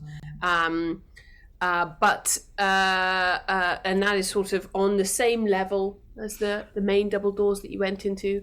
But you can see from your kind of crouched lower level, by the on the ground floor, sort of over in the corner of the room, there is what sort of looks like there's like another door there with that doesn't look quite as grand. You know, you've been following these kind of footsteps, stickers that have been on the ground as you've been following where this tour goes. This is not led to by the tour, but you know that you are trying to get to essentially the end of what comes at the end of this tour, which would be distribution, which you think is on the tour, but yeah, there's basically this other door that does not follow in from that main set of doors. Okay. Oh shit, I'm still dog form. I can't really tell them, huh? I kind of want to walk towards the door situation. Yeah, you can make a fairly slow kind of walk down.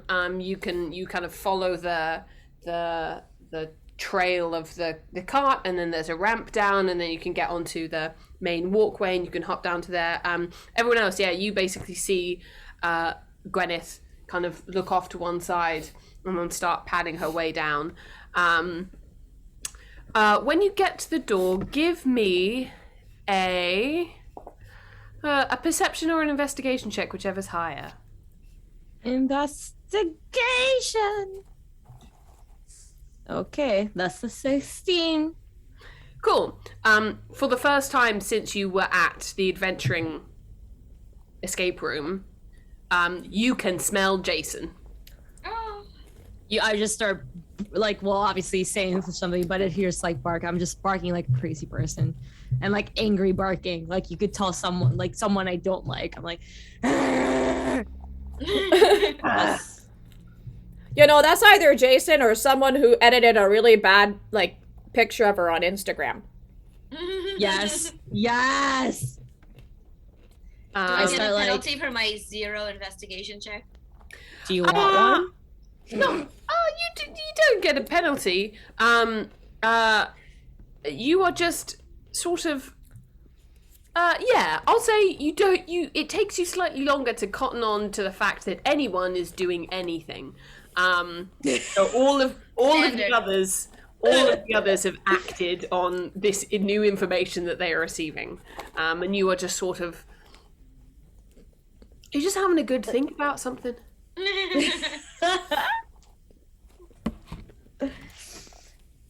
Yeah, she's basically thinking about the mustache, indeed. So yeah. Ooh, thank you, at the Thorkel. door. Aw. Hi, Thorkel. You have a good name. I love that name. I like your name. Yeah, so I'm crawling. I'm kind of like rolling at the thing. I'm also kind of like looking back and like doing some barks, like, "Hey, bitches," like this way, anger that way. That's it. Mirabel's just like, I do sure love chocolate. I played the Hello Darkness sound cue because I was just trying to think of like I didn't know what you were thinking about, but I was just imagining her like just kind of staring off into the distance. Hello, darkness, my old friend. Yeah. Yeah. Either that or it's like circus music, like Or thematically appropriate, take that song that Tiny Moose will inform us of the name of. Yes, Tiny Moose. Hey. Happy birthday. Happy birthday, Tiny. Happy birthday, Moosey. Whichever, yes. take that song you like. What are other people doing?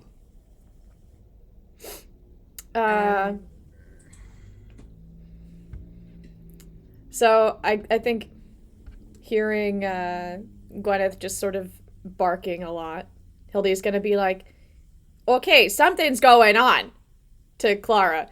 As if that's adding any new information. She's gonna be like, something is happening. Very Hildy, we love it. Yeah. Clara is going to cast Speak with Animals. That sounds like a good idea. That might be a good call, yeah. You do so, and the barking coming from the door turns into... It's fucking Jason! I know it! I'm just yelling about it. That hurt. Well, I'm barking loudly. I'm like, it's fucking Jason, guys. If he's fucking in here, I smell him. All anyone can see is like Clara doing that thing. You know when like someone's like their eye goes and they're like, and she turns and she said, yes, so good news. Having gone weirdly Australian. Australian. So good news. Upside, there's chocolate in this room. Downside, there's Jason in the next room. Oh, you gotta be fucking kidding. Jason? Like Jason? Well, I've got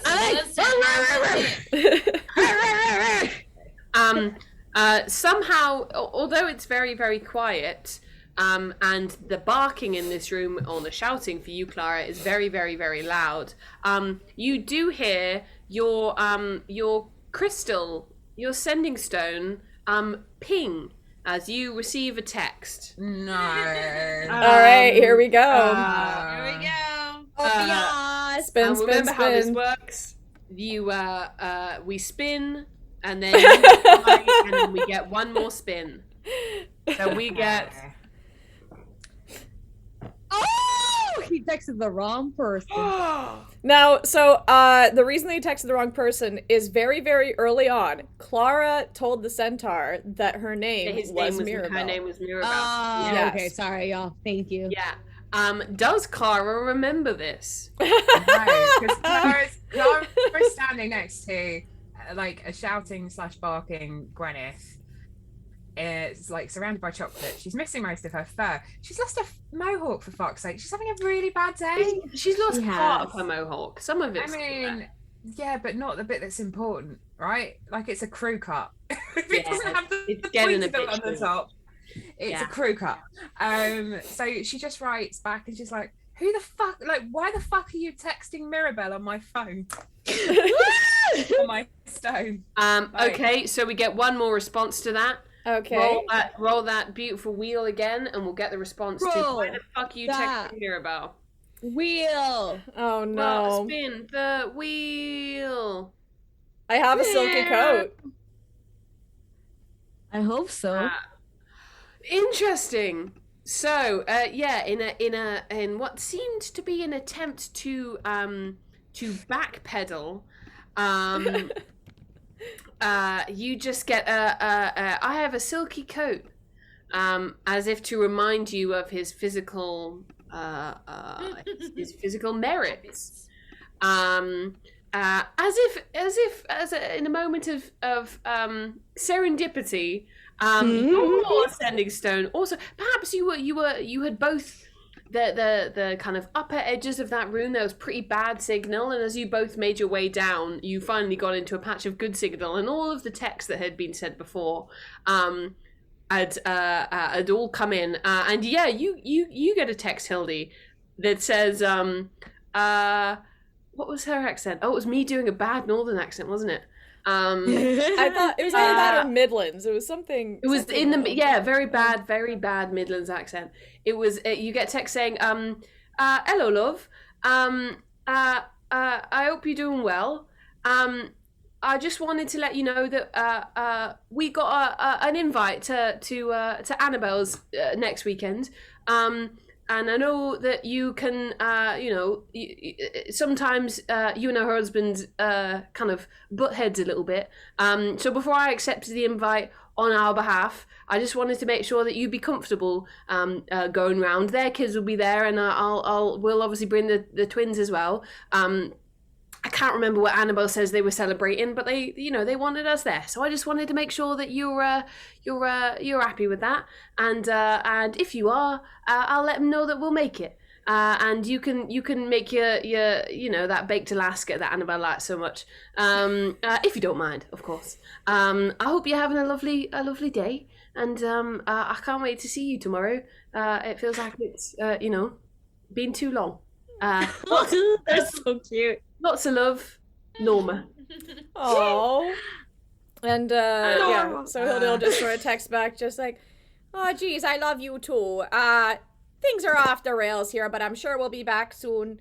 We can go to the thing. I'll cope. I'll make all the baked Alaska. It'll be great. I also don't fully remember what they're celebrating. If I recall correctly, it's some sort of a inside joke kind of thing, not like a Festivus sort of thing, but like a really specific between them kind of an inside joke, which is really fucking annoying. But any excuse to spend time with you and the kids and make my baked Alaska. I love you very much. You're special to me. Can't wait to see you. XOXO." Gossip girl. Yeah, you get one more text back that just says, "Ah, lovely. I think it was some kind of, I don't think it's like their wedding anniversary, but it's some kind of anniversary. I think there'll be a few people there, and I know James can be a little bit, tough to be around, but if there's enough people there, we don't even have to talk to him. So I think it will be fine. I love you very much. I've just remembered it's almost autumn, so I can whip out my seasonal pet names, Pumpkin. I can't wait for that. That's not for a little bit, so I'll stick with Sunflower for now. I can't wait till you're home. I'll give the kids an extra kiss from you tonight. Hilda just sends back like a bunch of like crying heart emojis, just like Can you imagine how disgusting I am to date in real life? I don't know. We love it. We love it. We do. It is. I agree with Jad Bond. Goals. Yes. True goals. This is why it's called relationship goals. Yes. It really is. Hildy is just kind of like, I love my wife so much, and then like after a beat, she's just like, also I hope that whatever they're celebrating is something that's also kind of unfortunate for Jason. Like, happy Halloween, but also Jason lost his job, so we're trying to distract him. Something like that. I just want fucked up things to happen to Jason, but I love my wife. Yes, I love it. Beautiful. Yes, so anyone who is heading down to the door have now kind of made it to the door. That Gwyneth is just absolutely barking at. Most of you can only hear the barks. Clara, you can obviously hear her screaming and shouting expletives vis-a-vis Jason. What do you want to do? Clara is suddenly aware that she can hear Gwyneth oversharing. Yeah. In dog form. Yes, amidst the shouting. Without the shouting. You hear. So is it when it was specified in dog form? Am I just making a lot of barking noises into the microphone? I would have allowed you to just make barking noises, but unfortunately, one of the party can't understand what you're saying. That's very fair. So you do have to say it in common, I'm afraid. Okay. Okay, so I'm just barking at this door and I see Claire come up and I see that she's really mad and I'm like, what are you fucking mad about? Why are you fucking mad? You seem so mad. And I yell at her some more, asking her why she's fucking mad. What is your response to this, Clara? Clara looks down and it's just like, oh, it's just that centaur again, mate. Like, don't worry about it. What's up with you? Why are you so invested in this? This has not been a big thing for you. No, I just fucking I don't know what it is. It's the smell of chocolate for some reason, and me being a wolf, and I think the goblin was on cocaine or something. And I haven't done cocaine since that time in spring break in 2012. And that time ended so fucking poorly. And I just remember I was buried alive. So every time I do cocaine, I just want to scream a lot. Okay, I'm sorry. It's a defense mechanism. But Jason's behind this door. And I really think we should just go in there. Okay. That's it. One moment, caller. I don't know what No, I'm just laughing because I'm like, it reminds me of like an Alexis story from Schitt's Creek where I'm like, what do you mean you got buried alive? I forgot about that. That's probably stuck in my head somewhere. I'm trying to embody Alexis in some way. You try So being probably. buried alive, Yeah, David. She does have big Alexis energy, doesn't it? I never thought of that, but I love it. I love it. It is true. I didn't even think about that, but here we are. That's probably true. I love it. Yeah. So you get both barrels of that, Clara. The door is just sitting there, just being a door. I'm yelling at it. No one seems to be opening. I have no opposable thumbs. I can't do it. It's taken all of that yelling. Is it taking it? Mm-hmm. Clara sort of sighs and goes and opens the door. Well, she makes an attempt to open the door. Yeah. Make me a. Oh well, it's locked. I'm not going to say it's locked. Excellent. Clara gets out. Actually, I've got thieves' tools. Do I have proficiency in them? This is the question. You don't. I don't. You don't have thieves' tools. No, you don't have proficiency. You do have thieves' tools. They're very funny thieves' tools because they got a big "Do Not Remove" sign from the adventuring rooms. You don't have proficiency in them. I can't remember. I think I don't know if we worked out how to use tools without proficiency. I will just say if you want to try and use thieves' tools, I will give you a plus. Fuck it, I'll give you a +2 to whatever you roll with the thieves' tools because you're trying to be careful. Don't rules check me in the comments. I don't care. Fuck you guys. Yeah, it's a sleight of hand check. It's a sleight of hand check, but I'll give you +2 because you're not just making a sleight of hand check. You're using it All right. with the tools, but you also have other methods of opening doors. I mean, okay. I'm going to tell you where they are. So it's +2 to whatever I've already got in sleight of hand. Yes, Okay. just for fun. Anyway. Okay. You break it. No, I'm kidding. I don't know what happens, but that's not good. That was a nat 1. Hey, we need 2 drinks now because we also gotta follow. Thanks, Frederick. Frederick! You also have a good name. So many viewers with good names today. I love it. Right? Truly. Chin chin to you. Right. So yes, you get your little thieves' tools all up in there. Unfortunately, you did roll a nat 1. And so the very slim, you were a little bit excited and perhaps slightly put on edge by the amount of barking that was going on. And as you put the little sticky thing into the thing, it snaps clean off. Oh, way to fucking go, Clara.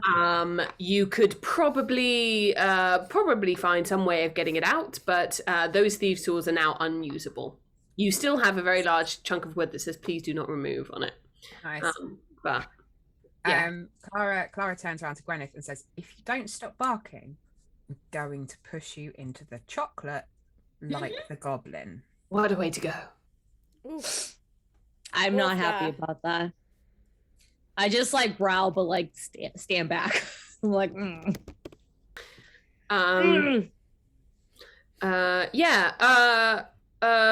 anyone who wants to make an investigation check on the door, make me an investigation check.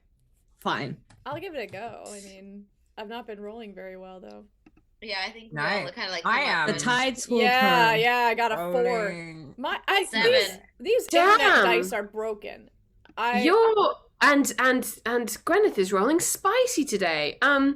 Gwyneth, you can see just from looking at the door. All of the other doors have been kind of like these metal. I mean, none of the other doors have been locked, but these kind of metal doors, kind of very showy doors. This one is basically just what looks like a plywood office door. It is not as grand, or one would say as strong as the other doors. Okay. Clara's been trying to get the little picky thing Yeah. out of the lock, and she's swearing at it quite a lot. But she hasn't worked out the door yet. So. You can make me another sleight of hand check if you want to try and kind of wiggle it out of No, it's fine. So what I perceive is that like it doesn't seem as strong as in like I could potentially just ram into it. You could certainly try. How many hit points does everyone have? I have 1 left as wolf form, but I have full health points as Gwyneth, so we'll be fine. Yeah, I've got some hit points to burn. I'll burn this one if it backfires. I want to ram into the door with my cocaine fueled head. Okay, make me a strength check. Where did she get the cocaine? got a wolf on coke. Wolf Okay, on my Coke strength is. is, I only have a +1. Wolf on Coke. Is that a band? I was gonna say it's my It's favorite now. band. Yeah. I rolled a 13 because it's a +1 modifier. Okay, cool. Yeah, you kind of look at the door and take a couple of steps back, and then just go full charge into the door. You do not break it down, but there is a sound of a lot of splintering wood, like Okay. on the around where the lock is. You can hear it that sounded pretty brutal. Okay. Did other people hear it? Could someone Oh else? yeah. Everyone Okay. saw what you were doing, slamming your Okay. body into the door. Yeah. You'll. That is a good joke, fisticuffs. Matt, again for that joke, very good. Did we all groan? Did we all cheer? Yes, I groaned. Oh, Okay. groan. We drank to the Inside. ground. Samantha. Lasagna. Lasagna. Yeah. So you saw her slam to the door. The door kind of creaked, and she kind of reeled backwards. Is she still in wolf form? Yep. Yeah. So Clara's just gonna like have who was literally playing with the sodding lock still. As Gwyneth kind of like just gonna like move Gwyneth out the way, and she's gonna get her morning star, and she's gonna take some shit out on the door. Excellent news. Sounds good. Just make me an attack. Okay, excellent. Straight top. Make No, one and attack. it would have hit anyway. That's absolutely fine because this is just a wooden door. You don't break the wall down, but your morning star goes straight through the door and makes a huge hole just above the lock. And as you go to pull it out, you can see the kind of a latch lock on the other side, which you think you could probably just put your hand in and unlatch the lock. Let's fucking before doing go. Before doing that, naturally, Clara puts her face through Yes. so that it's all like that. And she's like, here's Clara! And then she walks through with her like terrifyingly long arms and like just like undoes the door. Excellent. Do you want to know what you see when you put your head through? Yeah, I think a quick impression. A quick look. Right. So what you see is a very, very, very large room. Bigger than all of the ones you have been in before, and you've been in some pretty big ones.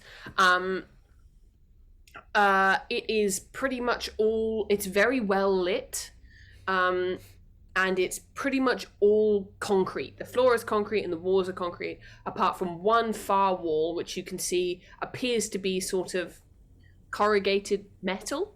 Mm-hmm. And in the room, it's just full of packing crates with, on slabs, with a sort of what looks like a port cabin on one side. With your brief look, that is all you see. And as you kind of put your hand in and open the door, you can kind of step into this very large, very, very large room, absolutely full of packing crates. Wow. Clara turns around to sort of everyone in the room. It's like, well, we could search all the crates, or we could just set fire to them and see how long it takes for someone to freak out. Now you just sound like my daughter. Yeah. But yeah. I think we should go in. I mean, I'm telling this to Claire. I'm like, let me in. I can smell for him. I can smell Jason. I know I can find him. I mean, I'm really more worried about Bridget. I mean, like, don't get me wrong. While it'd be nice to like properly fuck up Jason, I think it's more important we find Bridget. Fine, I can try to smell for her too, but like also, I can smell Jason. So okay. Open the door. Did you open the door? Yeah, the door's open. I'm in. Oh, okay. I'm in the room, okay, mate. cool. I've gone in. Oh, okay, cool. Sorry, I missed the part where you opened the door. I thought you were just talking. Where big eye opened the door and walked in and said there's a lot of boxes. That bit, just it's cool. I thought you just saw it, and then I was like, oh, she's just staring at it and not saying not open the fucking door. That's fine. Meanwhile, Mirabelle and Hildy are kind of like slightly behind you guys, and all we hear is just like.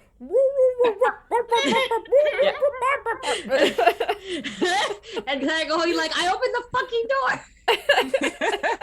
It actually sounds really cute from the outside. It's like, and then actually, it's just shed loads of swear words. Yeah. Like, Yes. the worst ones, just like strings of excuses. Aww. As you walk in, I'll give you this for free. The Jason smell gets stronger, Gwyneth. I feel it filling me up with rage. Yeah. Cool. Have we rolled? Do we have to roll initiative? Can I just like follow my nose for this hot sec? You haven't seen anyone in here. But if you want to do, and if anyone wants to do a perception or investigation check, they may have a look-see around this room. I will do that. It is like big. It is like this is the first part that has actually looked like a warehouse, as opposed to kind of a factory of sorts. It properly looks like a warehouse. Okay. There we go. Like, well, Hilden, do we go inside? Yeah, I guess so. I mean, it seems to be the best option. I don't speak. What is that, wolf? Or is that coyote? Whatever. Something barky. I was gonna say, the entire canine language branch is, it's Klingon to me. I don't know what's going on there. So I'll just go in. We're just gonna go in, yeah? Let's go in. Right Cool. on. In that case, I'll do an investigation check once we go inside. Not investigation, sorry, perception, because investigation is not my strong suit. Apparently, neither is perception, but I got an 11. Oh, Not the yeah. worst. Here, I'll do investigation. Hi, Ammo. Hi, Hannah. Hi. I got a 10. Hi. That's better than it has been, but it was is almost a 16. true. It was like 16 versus 10, and that just like Pass. rolled over to 10. I was like, God I hate damn when it. that Oh happens. no. Hey, it's still better than like the 4s I've been rolling, so I'll take it. I rolled a 0. That's That's fair. true. That's You true. can never do worse in a campaign when someone's rolled a 0. Clara, you are kind of slightly distracted by the contents of these boxes because you are pretty sure that they are full of chocolate, and something about that previous room has kind of sparked some. You're kind of getting a little bit could do with a chomp right now. Everyone who rolled above a 10 or a 10 or above, you can sort of see a bit more of what's in this room. On the far side, close to this metal corrugated bit, you can see this, you can see a couple of kind of carts, but they are closer to kind of long haul transport vehicles than you have seen before. Well, you've seen them out and about on the roads. There are these very, very large carts, kind of more metal than wood than you would traditionally see. Parked up. Some of them have crates in the back. Some of them don't. And you also see the sort of the top of kind of a very tall kind of metal object. You can't really, it's on the other side of the porta cabin, so you can't really see what it is. You can see the sort of top of this metal object that's higher even still than these carts. And Gwyneth, you can smell pretty distinctly that the smell is getting stronger the closer you get to the porta cabin. I keep walking towards that place, and I mean, I'm just saying, I'm like mostly talking to myself, but obviously, hopefully, Claire can hear me, and I'm just like, oh, I'm following the smell. This is where Jason is. So, cool. Walking towards that. The porta cabin's kind of got windows on the front facing the main area with the door at the front, and then the other sides are like closed off. You don't know if there's a door on the other side. Are you just kind of walking around to the front where you can see the door? Yeah, could I also, as I'm doing that, with that 17, could I smell if like Bridget is around too? Or is it just Jason? Roll me. You can, yes. Actually, yes. It's significantly more faint Than the Jason smell. But it is here. Okay, I'm just gonna go straight. I'm just gonna follow that Jason smell and get as close as possible as I can to it. So the door. Cool. I guess. Yeah. So you, a few things happen in quite quick succession. As you come around to the front of the porta cabin, what you can see is a sort of you're slightly lower down, so you're looking up at it. But you can see Jason sat with his legs presumably up on some kind of surface, leaning back, holding a magazine with a little pair of headphones on. Sitting there, you can see he's wearing one of the same blue shirts that you saw the goblin was wearing. And yeah, he's just sitting reading a magazine. As you come around, the movement catches his eye, and he looks up and goes, "What the fuck is a dog doing in here?" And he puts the paper down, takes his headphones out, and moves to the door and throws it open. And he's just like, "What the? How did you get in here? Fucking shoo!" And he starts walking down the few steps to the porta cabin, and then kind of looks back in and takes out one of the same batons that all of the other, and he's like, "Go, get the fuck out of here." I want to go ahead. Can I attack him? Like, or like, do other people see this right now, or is it just me? No one else can see it. He has been so distracted by the fact that there's a dog in here, or what he thinks is a dog, that he does not see you guys, but you can definitely see him, and he's sort of, shooing with a baton this what he thinks is a dog, but is in fact your very good friend Gwyneth.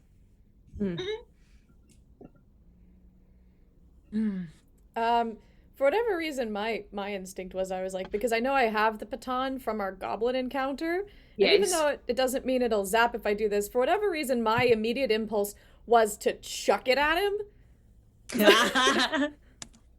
Throw it at him.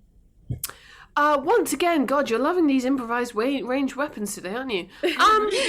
If you did a little bit of a run forward and threw it, you would be in range to try and lob it at his head. Yeah, I want to do that, I think. I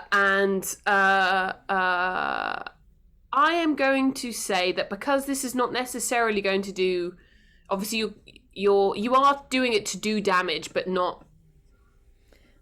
I'm doing it to just be petty at this point. To just be, yeah. So So just we love it. Roll me a ranged attack.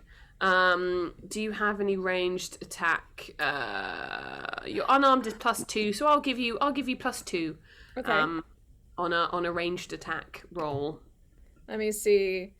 So that is a 14 to hit. That. What a time to not have the stat sheet up that I thought I had up, because I didn't. I closed the tab that it was in, so let's bring up the tab that it's been. Why do I have so many Chrome tabs up? Unfortunately, that does not do damage. You do hit him. Mm-hmm. You kind of clop him on the shoulder, as this baton kind of, the arc doesn't quite nail him in the head. But yeah, it hits him in the shoulder, and he turns around going, "What the fuck? Oh, for fuck's sake." Yeah, that's right. That's what you get. Mirabelle goes, "Jason, is that you? I didn't recognize you in the new uniform. Why, you look absolutely dashing. What a surprise to run into you here." Yeah, thank you. As he says this, he leans down and he picks up the baton, and he now has 2 stun batons. He goes, "Don't go throwing that stuff around. You don't know what it does. What are you... Sorry, what are you doing here? At work? Also, how the fuck did you get in?" "Well, we had these lovely goblins that just let us through. See, we're trying to go through on a tour, but they just, we missed the last appointment. I mean, silly us. Like, teleportation just went all out of whack, and so they were just very generous and let us through here to see everything at this warehouse. But we were just wondering, we were looking for Bridget. Have you seen her?" Hildy jumps in after that and goes, "Where's Bridget, you shit clown?" What's it to you? I don't know where she might be. Okay, can I, as he's trying to respond to that, jump at him as a wolf, but in the midst of it transform into Gwyneth and kind of pin him down against the floor with my leg on his throat, or my foot on his throat? Yeah, I love that, but I want to do that. This is a what does this mean, ladies and gentlemen? Let's look up the grapple rules. Rule party. Again, because you are not explicitly whoa, this is a badly laid out page. It happens. We've been known. A grapple. Yes. Right. So it's a strength. So it's an athletics check. And I will combat. It is an opposed check, a contested check. So roll me a strength check as you come out of your Okay. and your wolf form. Okay. So I'm doing the strength check as Gwyneth, not as the wolf, right? You do it as Gwyneth, yes. If you were going to be Gwyneth when you hit him. Yeah. Okay. Oh Lord, I got a 14. Oh, he rolled a 13. Nice. Something in the power of your transformation, just fires you towards him, and your the weight of your body from the springing up of being a wolf. You tackle him to the ground, and you are on top of him, and he is now grappled. And he goes, "What the fuck are you doing? What? Get the fuck off me!" No, my foot is on your throat. Shut up. Where's Bridget? If your foot's on my throat, I can't answer that question, can I? You can't breathe. You're fine. Tell me where she is. Yeah, but talking's really difficult. Shut up. Where is she? I'm very coach. Roll Damn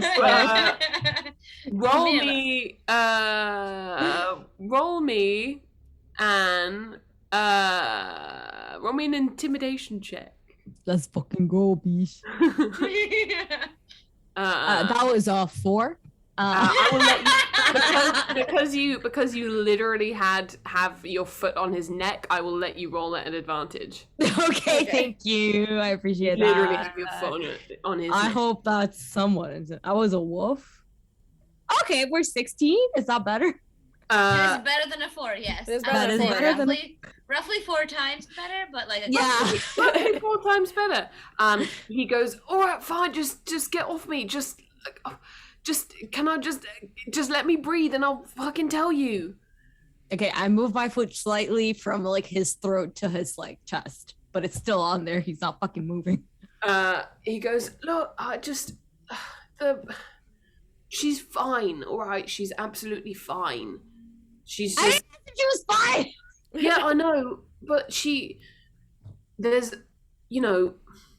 I'm not getting paid very much for this job. I'm assuming the reason why you're here is because you know what is happening, and I'm getting paid absolute fucking pennies for it. I told you that it's hard out here right now to have enough to live. So I've got fucking 4 jobs, and this was just an extra weight. I will bring her back, My foot Tomorrow moves back morning. to his throat because I'm tired of hearing him talk. He's not saying anything. Hildy It's sagely like- nods and goes, "The real villain here is capitalism." I mean, yeah, but I'm tired of this. Oh no, he's Save us your still. sob stories. Yeah, no, he's still like a 50-pound pile of shit in a 20-pound bag. Don't get me wrong. Yeah. Big. Sorry. I forgot my accent. 20-pound bag. Big. There we go. Big. But yeah, no, I'm just saying, like, No, fine, whatever. our systems he's at just like, I've already got a conversation. I've already got a confirmation from that woman that she'll pay me another 500 gold, and I will give her back tomorrow morning. I promise. She's fine. She's fucking here. But I'm not gonna. You don't need to. I'm not gonna give her you. Why? Because I want to press harder on the throat. Gonna have to strongly disagree with this preposition that you're making.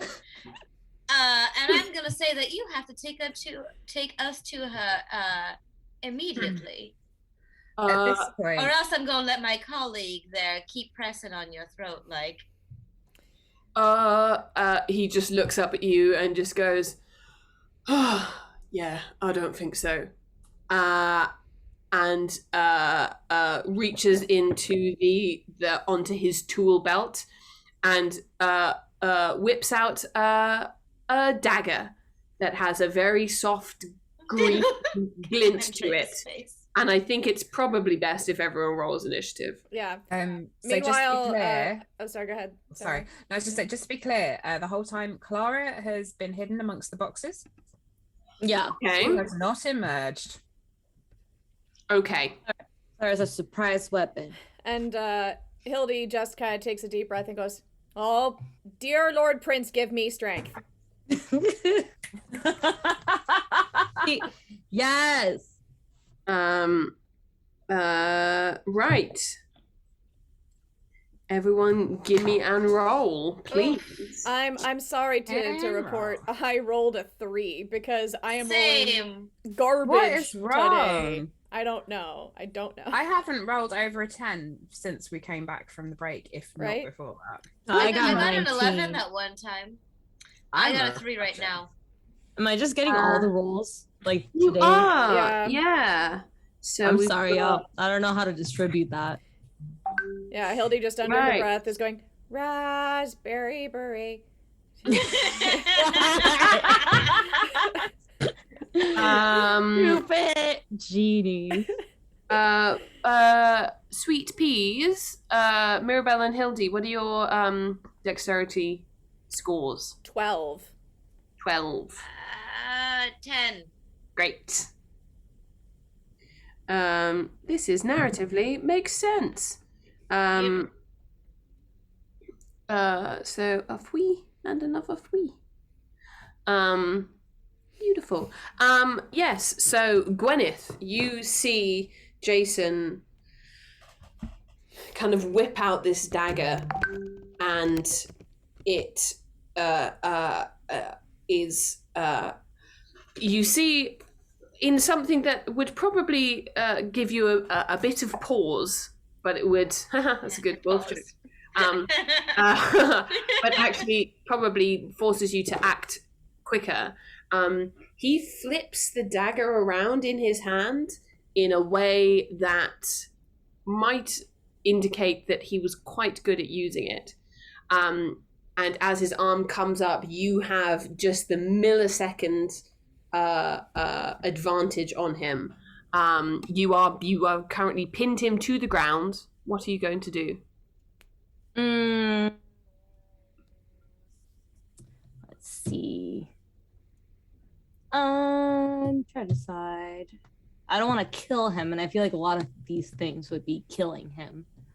I mean, maybe not kill him, but could I use my action to try to what do you call it? Like try to get take the dagger from him in a way? I could say you could use your action to or like kick his wrist down. I was going to say, yeah, probably if you wanted to try and stamp on his wrist, yes, an unarmed attack on this man's wrist with the dagger in it. Your attack this turn. Kind of pin it down, yeah. Okay. What? Just an unarmed strike? Is that what I'm trying to do? Just a straight up unarmed attack. So for you, that is just a +2 regular attack. +2. Okay, well that was a 5. Okay. Yes. So you make an attempt to take a big step down on his wrist, and he just manages to move his arm out of the way in time, and re-flip the dagger back around in his hands. Are you going to move, or are you going to stay on top of him? I'll probably can I disengage or move? Is this because disengage is an action? Does it count or? Disengage would be an action. You can as long as you don't move more than 5 feet away from him, you can get off of him.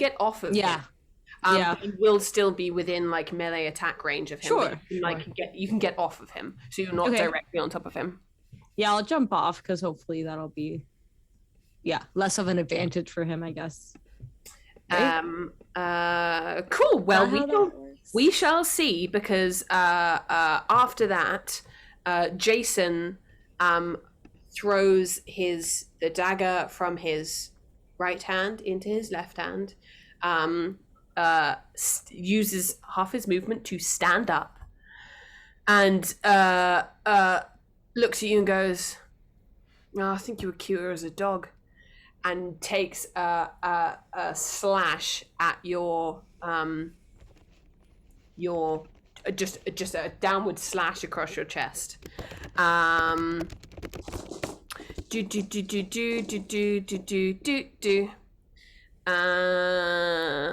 all the things where I do damage?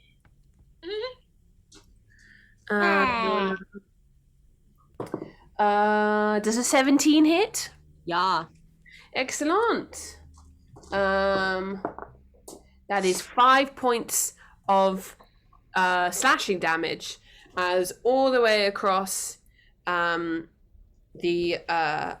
front of your shirt, he just makes a big slash. I want to use Hellish Rebuke on him though, as a reaction to that. Oh my gosh, yes! Tell us about Hellish Smart. Rebuke. Yeah. I basically just point at him, and he will take 2d10 fire damage. Oh, You must do a dexterity saving throw of 11. You gotta tell us what you say. What is your rebuke? he gets a 3. So, yes! What is your cutting words? It's not the cutting word spell, but what is your Hellish Rebuke? I don't even know. Just like, I literally don't know what to say to this man at this point. I'm just so fucking angry. I'll probably just be something along the lines like that's a good one. I was just gonna say like, this top costs more than your 4 jobs combined, and then just attack. Beautiful. But like, it's also nice. Wow. So I'm gonna use Beautiful. it. It's 2d damage. 2d10, isn't it? 2d tam, and yeah. Woo! Let's see what happens. Yikes! Oh my god. Okay, it was just a 12. That's Still, pretty Just nice. 12? not bad. That's not too bad. Yeah, that you fucking got to something in his brain, and he kind of staggers back, absolutely not expecting that. Like, what the fuck? I'm gonna need you to make me a Constitution saving throw. Fair enough. Let's do it. That was a nice little 7. A nice little 7. Cool. Well, as at almost the exact same time that you kind of spit out these words of kind of venom, the very last word you say, your voice kind of breaks as this kind of heavy sickness kind of sinks into your chest. 1, 2. That's not too bad. And you take another 4 poison damage as this the green glint of this dagger just absolutely you can feel it sinking into your bloodstream. Well, that sucks. I'm pretty sure that's not great. Not ideal. Not ideal. He then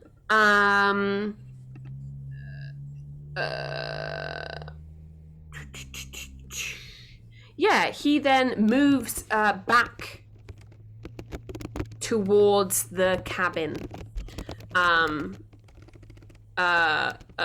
So he is disengaging with you, so you will get an extra swipe on him. Nice. So I think it's just you can just make a melee attack roll. Sure. Okay, let's do it. I'm gonna do a quick little. When you say melee, should I just do an unarmed strike, or can I do? I think you can do a hit. think you can do a hit with a melee weapon. I don't know if I have any fucking weapons on me. That is cool. I don't have any weapons on me, so I think I'm just gonna have to go straight for. I'm just gonna go for an unarmed strike, I guess. You can just fucking punch him. Yeah, I want to fucking punch him in the face for doing that. Do it. That was an 11 to hit. That does not hit, unfortunately. Yeah, I miss. You're kind of poison-addled. Yeah, fair enough. You lift your shoulder up and you can feel the cut that it made across your chest, and it hurts significantly more than you thought it would. And you kind of stumble and miss him, and he makes his way back to the cabin. Fucking Jason. Clara, you from the shadows see all of this happen. What are you going to do?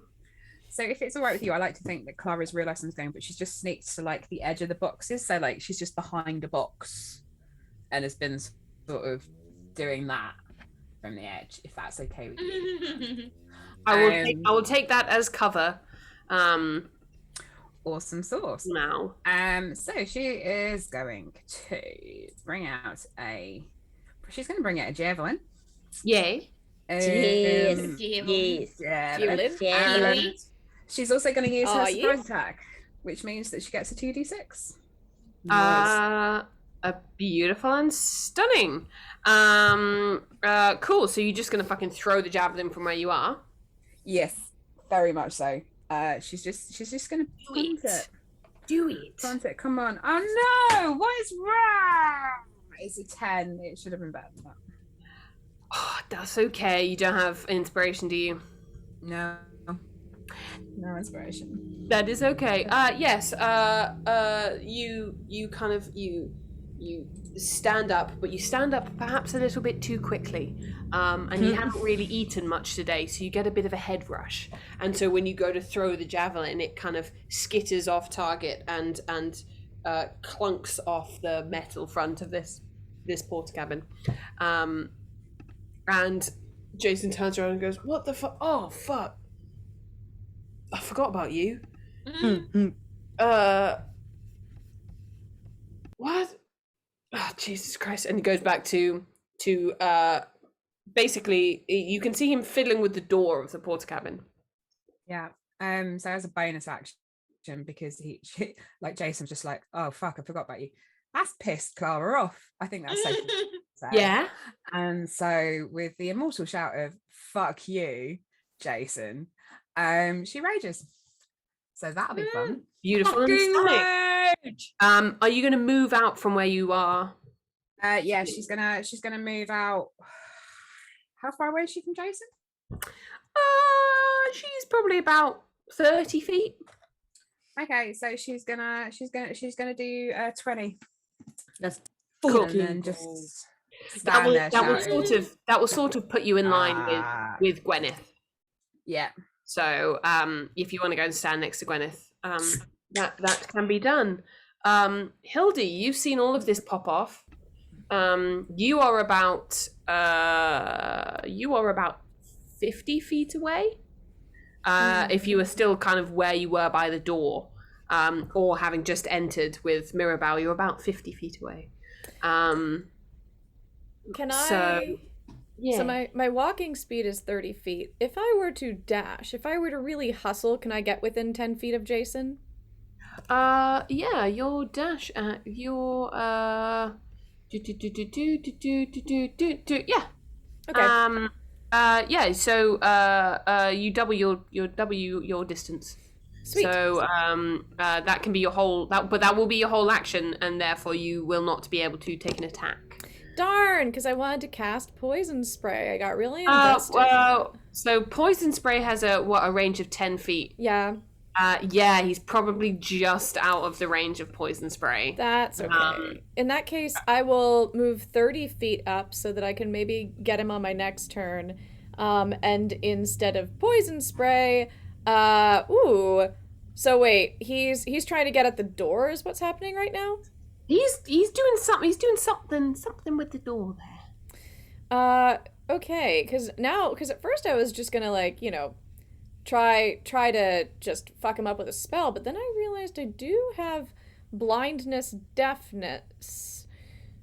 I'll hold on. Yeah, I will hold on to it though, because then I'm out of my second level spells, and I think I'm gonna hold on to it. So instead, I'm going to cast Chill Touch. Excellent. So fucking chill. Super chill. Give me that sweet roll. Finally, 18 to hit. That does do a hit. Yes. And so that is 6 necrotic damage. Oh, I didn't mean to hit that twice. I just wanted to ignore the second one. He's okay. Pushed by the prince. Yeah. So, because I vaguely recall there being something about chill touch that's like a little extra. Extra. It can't Purple. regain hit points till the start of my next turn. Ooh. Yeah. I don't know if that matters, but just like FYI, like if he wants to do anything healing related, it's not going to happen. Excellent news. Cool. Mirabelle. What's up? I think Mirabelle's got a guiding bolt and she'd like to use it. So she'll move in about 10 feet into the room, but off to one side so she's out of the line of everyone else. Okay. And this guiding bolt has a range area of 120 feet. So I reckon she can hit him. I think you probably can. Depending on this roll, of course. Depending on the roll, yes. In theory, on paper, you can hit him. In practice? Yes. Here are Is the that two girls. Yeah. Did I Yeah. do that? So, Did I even roll the right thing?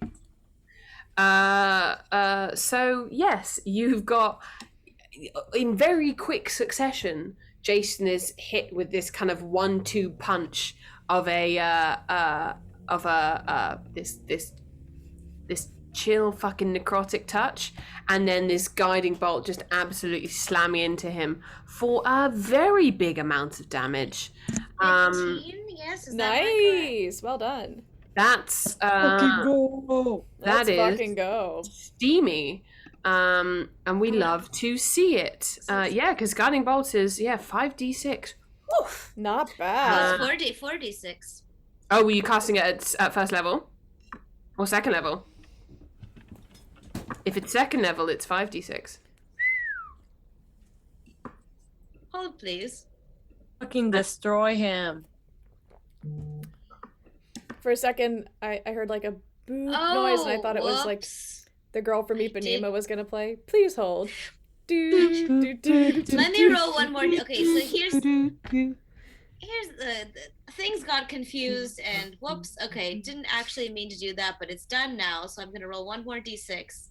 That's gonna be a 3, so a total of 18. Ouch!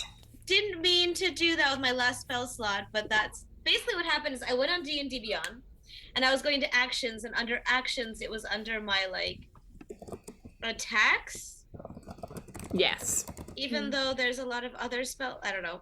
That's Some reason in my head, I thought it was like a special ability that was a dispel, but it's done now. We have used it. It is gone.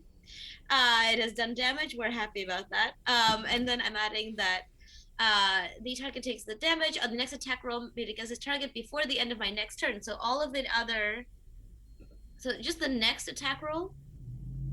The end of your next turn or their next turn?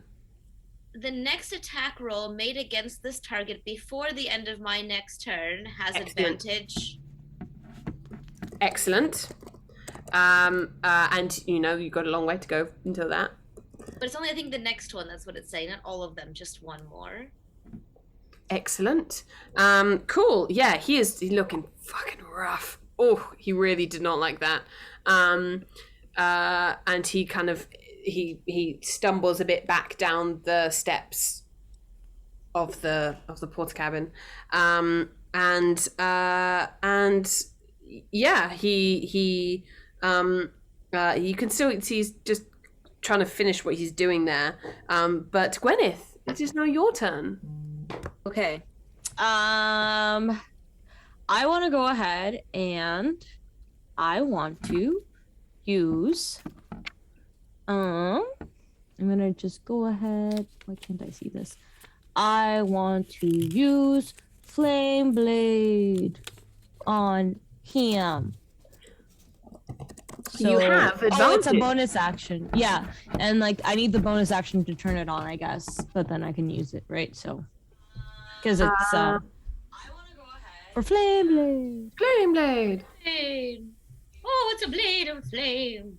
Yeah, well, it's. I mean, it should be fine because it's like it's a blade of flames. But I think the bonus action is actually getting it to be a thing, and then the hit. Let's see what the hit is for this.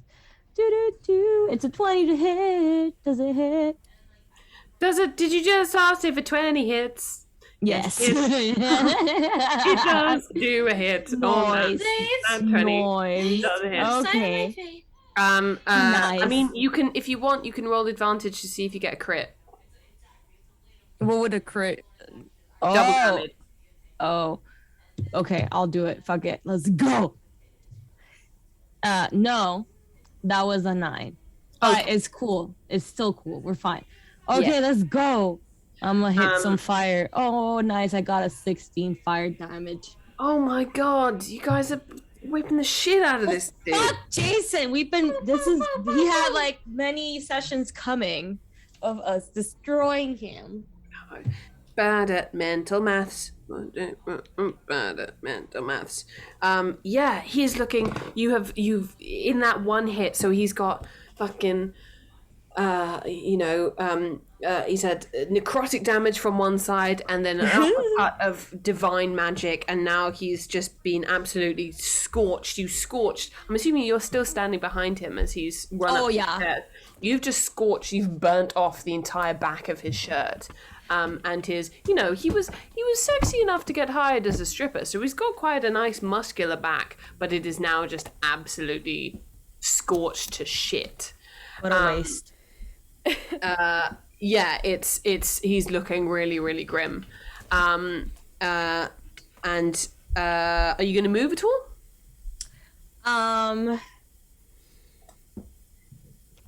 Is talking still a free thing? Because I kind of want to move closer to him and be like, can you tell us like specifically where fucking Bridget is? Like before we kill him, because obviously he's dying. So before we kill him, it'd be helpful if he gave us information.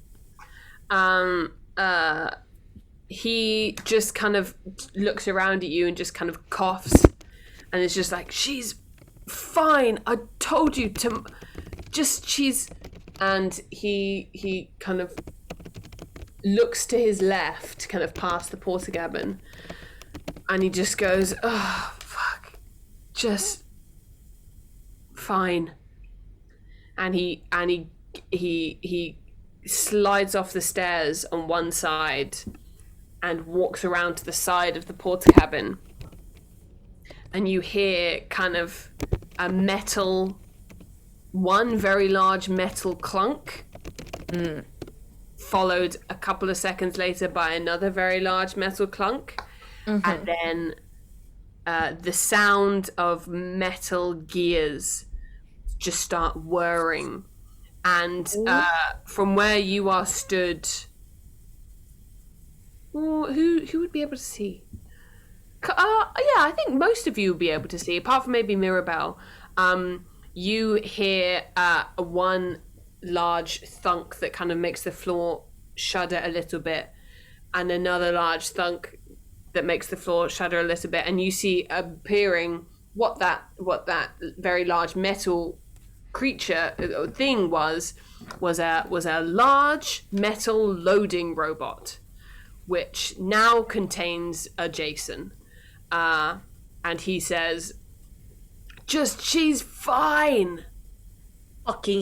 Fucking Jason, I swear to fucking God.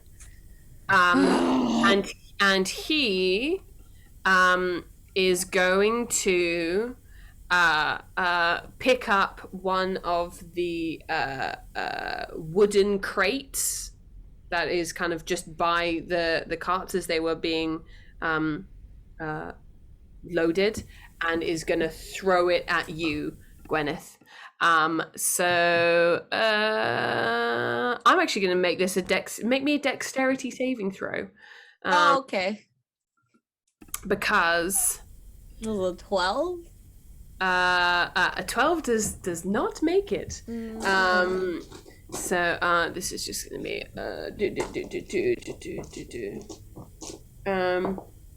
that is it's actually only going to be 2. It's going to be 2 as this crate sort of it lands slightly in front of you and then slides across the floor and just kind of slams into the front of your legs in quite a painful way. So you know you're going to have pretty bruised shins tomorrow. Fucking Jason. And he just going to roll another dice. For fuck's sake. Okay, nothing happens. Sorry. Yeah, so he is sitting in this sort of I'd say 12-foot tall metal mech. Clara, how would you like to manage this situation? Is the metal mech mainly legs? Yeah, pretty much, because it's all about being able to squat down, pick things up, and then lift it to load it high on the thing. So it's basically like if a forklift truck had legs. That's what it looks like. Question as well on this mech is like Jason exposed on it, or is he like behind some? He is exposed. He's basically jumped into a seat with some straps. Noted. And is currently kind of moving stuff about in the mech.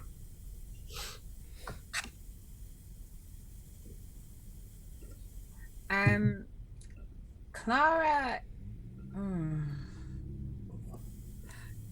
Clara's going to grab the rope out of her bag. Okay. And she is going to dash it around the legs of the mech. Nice. So that's the full 50 foot of rope. Okay. Like just wrapped round. I'm gonna say, just for continuity, you are about 20 foot away from him. So you would have to use a dash action to try and get to him and run around him. You could probably get to him and then to the back of him, which is only halfway round. But if you want to do the full loop, I think that's going to need a dash action because you have to make it there in the first place. But that's so if I use a dash action, that would give me enough, and I can still do the wrapping it around him. You can do the wrapping round, but that's used up your movement as well as your action for the turn. But you could get the ropes around. Yes, that's fine. I'm just going to wrap 60 foot of rope really tightly around the mechanoid. Do a rap about it. And then do a hell yeah. Oh, hell yeah. Cool. Excellent. Oh, pardon me one moment. I will be back imminently. Bye. Bye. She's getting some food. I don't know why. Wait, why am I saying that in character? That was really funny. I didn't know where it was going. She's getting some, and I was like, "Where is this going?" She's getting some food. No, nobody told me that you could pilot a mech suit wearing clothes. I feel like I was misled. As opposed to not wearing clothes. Yeah. I thought if you were in a mech suit, you had to be naked. I thought that was the rules. She did say Jason is exposed. That's true. I'm really worried about that because this is like, I know we drink and we get a bit sweary, but I mean, really, it's quite a wholesome family show comparatively speaking to most of the things on Twitch on a Sunday night, and the fact that Jason's exposed himself, I'm not happy about it. I mean, it's mostly his sexy back. So. Oh, Mirabelle overshare time. I just saw it discombobulated. Hello. I'm just started thinking of things. I'm good at improv, guys. Oh, I mean, hey, wait, who's a Justin Timberlake fan? Who is it? Sorry, I'm so confused about what's going on here. He's a sexy back. That's how to. Like that. I remember the first time I heard that, I was like, "This is a choice." They're like, "What's the sexiest noise you could make?" And it's yeah.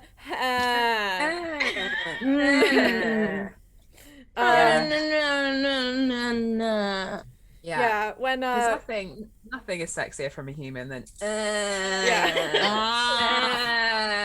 it's like the unicorn from the Dungeons and Dragons cartoon. Anytime I'm trying to flirt with someone, I'm just like, "Hey, I think you're really, really cute." I think you're so cute.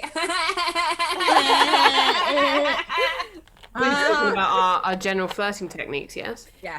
Well, we were talking Excellent. about how Justin Timberlake's sexy back. I've always thought it strange that of the noises that could be associated with bringing sexy back, it's "I'm bringing sexy back." Back.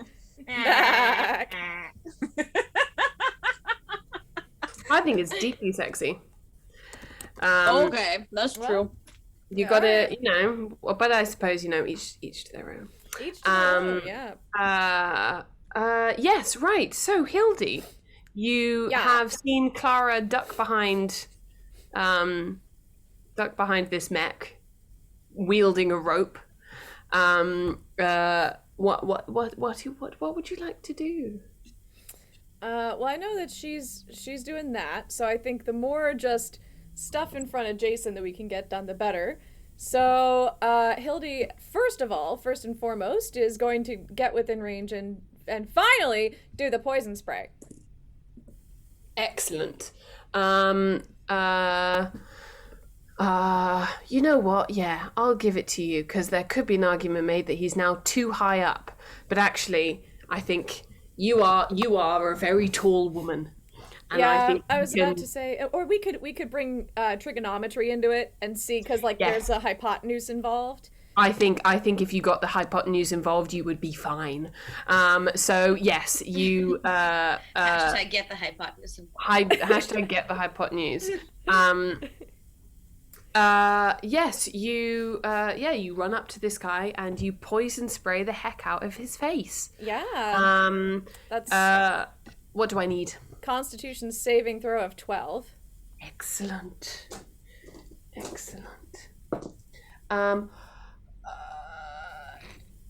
What's my no, that's not enough. It's not enough. I hoped that he would have more than that, but he does not. I got an 11. Okay. So rolling for damage. What do we got? Ooh, that is a 9. So Hildy's like, I'm gonna hypotenuse him right in the clavicle. And she's going to poison spray with purple rain on Inevitable. Yes. Beautiful. Is it like purple, slick purple poison? Yeah, purple acid rain poison just dripping all over Excellent. him, which it unfortunately, like with the dripping and the lack of clothes, it is just kind of like, geez, I didn't mean for it to be as sexual as it is, but He does, yeah. He's kind of slightly burned and also slightly frozen, but the frozen is just kind of he's just kind of glistening off him, and now you've kind of doused him in this yet more wet chemicals, and it is getting kind of, and yeah, as the poison hits the frozen crystals on his chest, they start to kind of basically they just start to steam as he heats up this water. So he's now got his bare steaming chest in this mech. He's looking quite bad, so it's not entirely sexy. But yeah, he's doing quite grim. yeah. And for the end of Hildy's turn, Hildy's just gonna turn to Mirabelle and be like, is this a sex thing? I don't even know. Have you ever seen anything like this that's like a sex thing? Because she has oversharing, and I'm not letting it go. Oh, I'm aware. Did I miss an overshare? Oh yeah. I am well aware, and Hildy, if you don't think this is a sex thing, I don't know that we When, see eye to eye. when could this have possibly been a sex thing? Name one time that something like that was a sex thing. Right now, this time. Just me? Yeah? Listen, I mean, have you... He's a stripper for a reason, and now he's all shirtless and smoking up in his big mech machine. I mean, like, there's power behind that. And, you know, and we haven't quite gotten to the era of sex robots yet, but just imagine accentuating the natural stamina of males, which we all know is usually lacking. With these kind of enhancements, I mean, I am... Yeah. What are we doing again?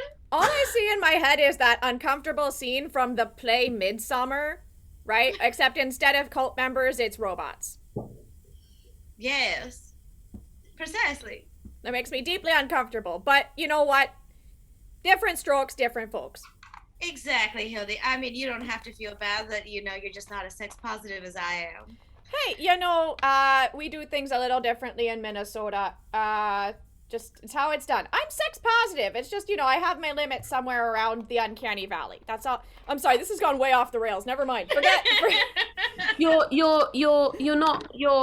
sex positive. It's not that you're not sex positive in the way that I am not. You're not sex negative in the way that I am not. Take that negative. It's just new things that are peculiar and might take some getting used to. Yeah, I'm sex robot agnostic, you know? I don't know anything about it. That's all. Just think of the possibilities, Hildy.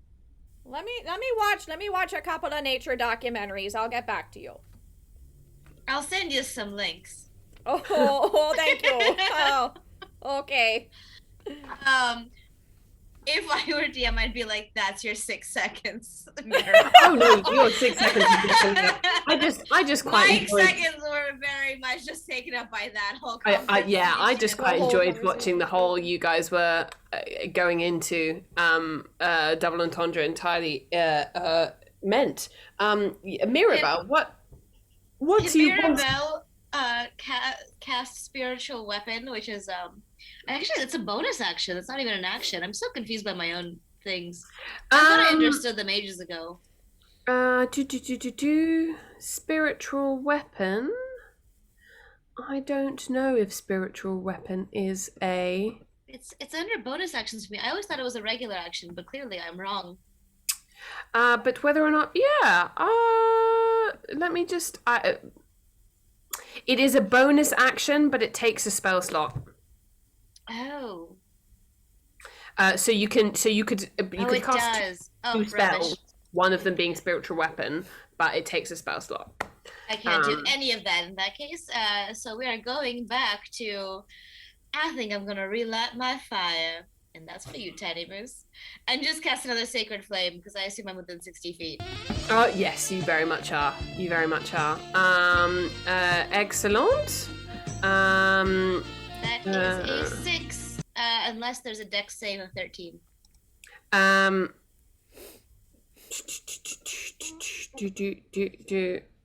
Yeah, you're sacred claiming it. So, he gets a 14 in his dex save. Oh wow. So he just I think you actually fairly on target hit the mech, but he scoots out of the way and it hits the back of the kind of seat in the mech, and you can smell the smell of like burnt plastic as it kind of it melts away. And he is looking pretty perturbed. Gwyneth. Oh wait, I have to roll a thing. Right. At this point in time, with all of the shouting and the kind of whatever, Debate. Who is standing? I'm trying to think of Hildy. You were right up in his grill. Mirabelle, you're still quite far away, aren't you? Yes. You can see into the window of the porter cabin, and what you see is kind of popping up in the window is a very, very bleary-eyed with a pair of big, fluffy, like, ear defenders. Very, very, almost just what you could argue, and you've seen her like this before. She's just woken up. A very, very bleary-eyed Bridget.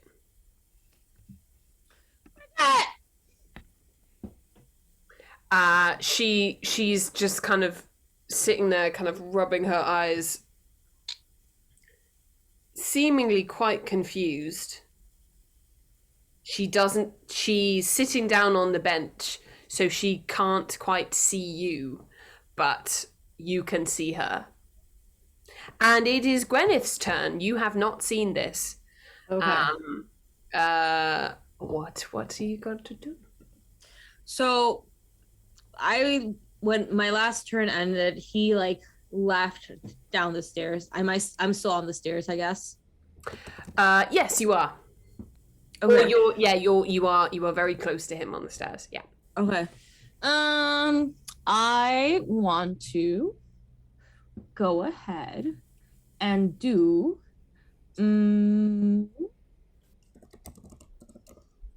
I want to do Scorching Ray on him. Ouch. Do it. Yes. Okay. So let's fucking go. It's a 18 to hit. Yep, that'll hit. Let's fucking go. And that's 11 damage. Still big ouch. Yeah, you you thwack him once again, very handily. Right in the chest again. His beautiful sculpted chest is absolutely taking all of the brunt of the damage here. Yeah, it's pretty brutal. But you you see it, and it's starting to now look pretty grim. Not so much like a beautiful steaming smoking chest, but he's looking like fairly torn up. You can see, big gouges where the sacred flame is just kind of burned through him, and he's not looking very nice anymore. But it is now his turn, and he kind of takes a deep breath and kind of looks down and surveys what is in front of him, and he looks to the kind of the boxes, and he goes to reach to grab one of the boxes, and then he looks at the very large metal hand that he has, and he just goes, ugh, and he swings the metal hand and knocks Hildy smack in the side of the face. With this very large metal hand. Rude. Does a 17 hit? It does. Oh dear. Ah, jeez. Oh boy, this mech is gonna pick up Hildy, no. a lot of dice now. I'm sorry. Ah. You don't get to use D10s very often. Oh my god. It's a weird one. 1, 2, 3. Oh, I don't have 4 D10s. 40 tens. Gotta go into this 40 other bag. This I'm is gonna what run. I initially had been trying Rude. to keep my spell slot for a healing spell. This is and do a- rude. I'm going to be very kind and benevolent, DM Mirabelle. Look at your other traits. Okay. So that's 9, 10, 11. I thought I had more stuff. It's just been a very long time, guys. It's been a minute off. How many hit points do you have, Hildy? 19. Oh, you are a lucky lady. Did I get 18? He hits you for 17 bludgeoning 17. damage. Holy fuck. Okay, thank God. All right. And I'm going to need you to, because of the angle, I'm going to need you to make me a dexterity saving throw to see if you can stay on your feet. Okie doke. Let me see. What did I get? 18. Oh yeah, you're fine. Yep, you stagger sideways, but you catch yourself on one of these stacks of crates. So yeah, Hildy's just like, fuck. Can I cast Hellish Rebuke on that, John? Read me out Hellish Rebuke. Tell me what Hellish Rebuke's whole deal is. Yeah, it's a reaction that I take in response to being damaged by a creature within 60 feet of me that I can see. I point my finger, and the creature that damaged me is momentarily surrounded by hellish flames. They have to make a dexterity saving throw, and then they're going to take fire damage if they don't. Stunning. Well, yes, we have ticked all of those boxes. Are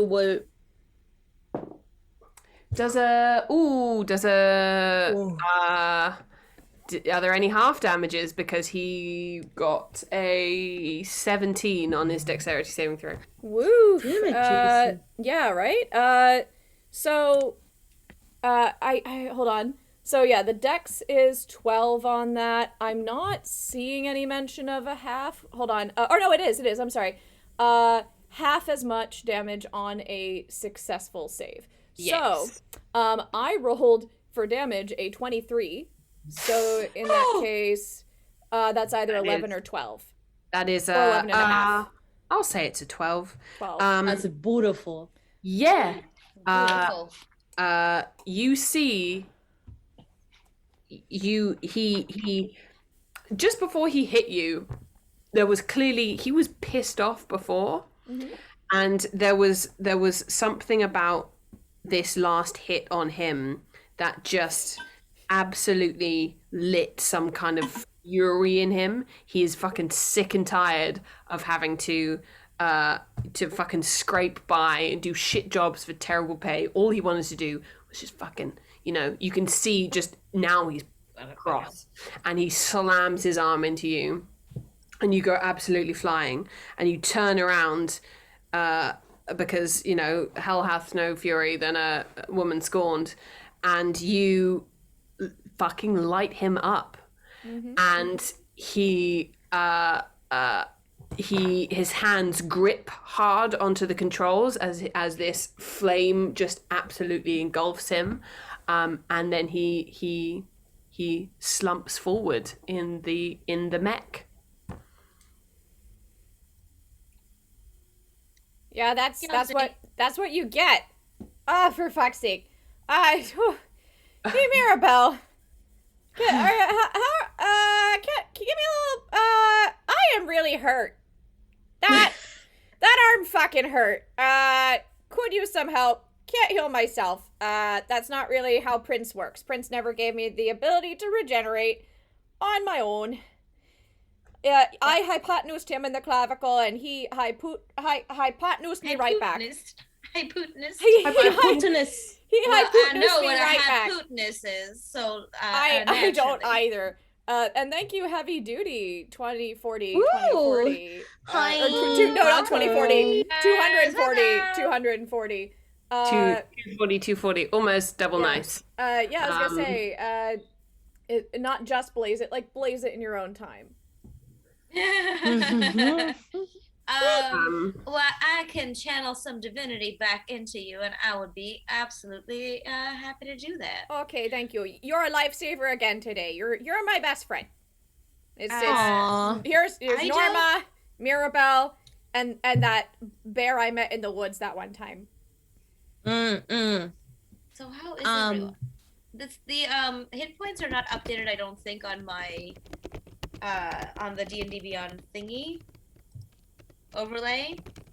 Because the thing about channel divinity is I can absolutely heal this and heal people up a little bit, but it says no more than it can restore up to no more than half of your hit points. So if you're at half or over, then this is gonna do nothing. The overlay takes a long time to update, but Yes, the it character does. sheet should be fine. I'm at Yes, 2 I can 2 out of 24. I can tell you, it's worth. Oh, Yeah, okay. you can bump up. You can pretty much only bump up Hildy. Okay. Hildy, have a bump. You can bump up for a lot. Bow. Gwyneth, no more for you. That's fine, I guess. Call, Also, call- like, call me David Bowie because I'd love a bump. Let's see. So, ew. what do I You get? can give her up to 10 10. if you want and have the ability to. I do. Okay, I'll heal myself. So, no one has acknowledged Bridget yet. I'm the only one I think who saw, No one according knows to it's there. our glorious DM. Well, Hildy, now that you're feeling better, I feel that perhaps it'd be time to point out that I did spot Bridget just over there in that cabin thing. Maybe we should go check up on her. Oh my god. Oh, I head over. Oh god, I was so distracted with bleeding out, I forgot. Oh, yeah, where is she? By this time, Bridget has sort of stood up. She's wearing what she was wearing when you last saw her. And she's just kind of looking around in this portakabin room, clearly a bit confused, and just sort of, yeah, just lifting up she lifts up a blanket and is just kind of like, just, yeah, looking around. I guess Mirabelle leads the way towards the porta cabin. Come on, y'all. And is there a door? Is it locked? You go to the door and you can see that there is a kind of fairly chunky padlock has been put on it. That's what you assume Jason was doing when he was, fiddling with it. But yeah, you can see this. You can see this kind of chunky padlock. Is it locked? Is it like? Yes. Bridget, honey, it's Mirabelle. We've come to get you out. Are you doing okay, huh? She at the sound of your voice, she looks over and she just goes, "Oh, hi. I'm a bit confused, if I'm honest. Are you okay?"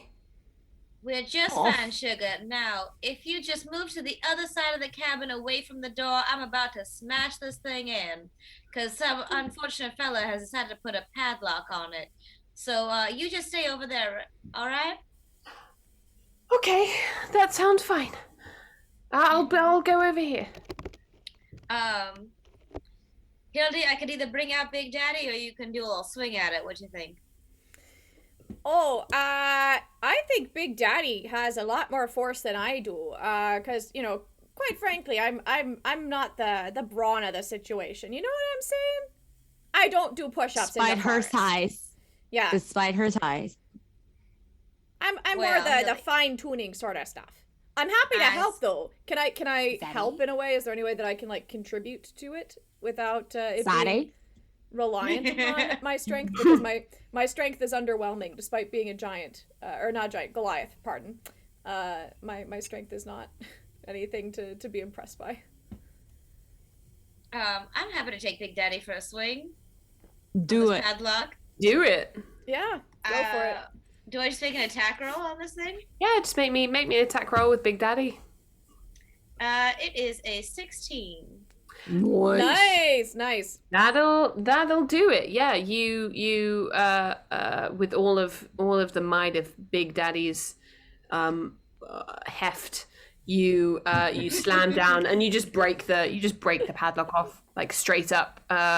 You don't hurt the door. You just go. The padlock comes straight off, and you can pull the door open. Hell yeah! I do indeed, and I let anyone who wants to go and greet Bridget go and greet Bridget. She looks at you and goes, "Oh, all of you are here. That's very nice. Hi. Oh, hello. We were worried about you. You got kidnapped, and it was a whole thing. Oh. Are you okay? What? Are you all right? Oh, I'm fine. I think I just had a big sleep. What's the last thing you remember? The last thing I remember was leaving that one room at the escape room, and then it all being quite dark, and then I just remember really wanting to fall asleep, and then I think I did. So, yes, you look a bit sore. I hope you're doing okay. This is. Where am I? Oh geez. Well, you're in a chocolate factory. We're still in Waterdeep, so there's that. Okay. But yeah.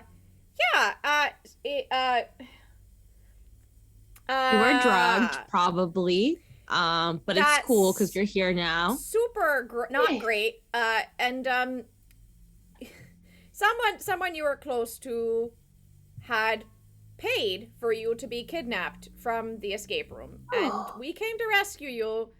But yeah, that's a thing that frankly I'm still trying to reckon with. So I don't know how to put it to you in a way that's not going to be extra difficult to process, given that you've already also apparently been drugged and taken to a chocolate factory. So anyone who wants to make a medicine or an arcana check on her is free to.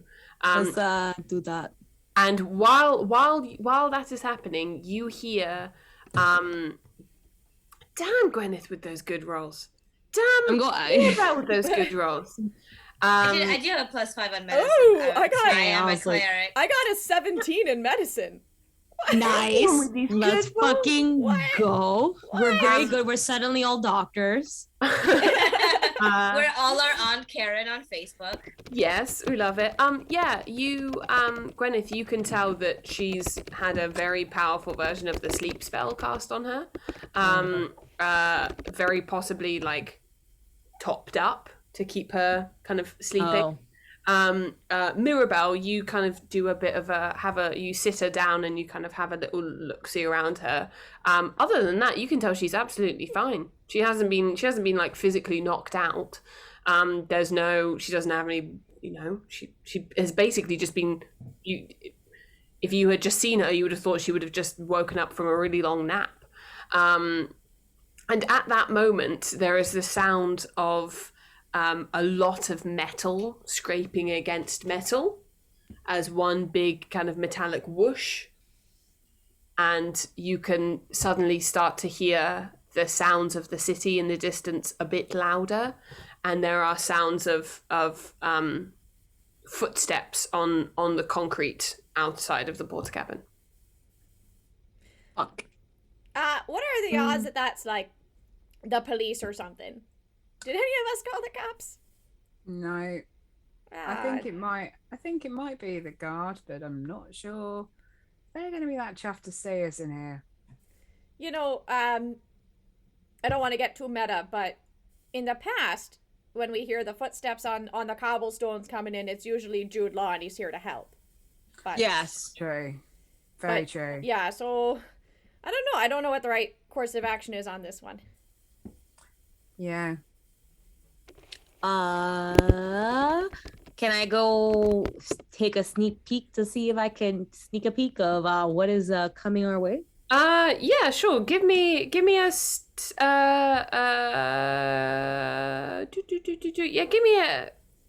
stealth check. Go on. That's a go. That was a terrible stealth check. That was a 6. Right. But... Yes. You stand by the door of the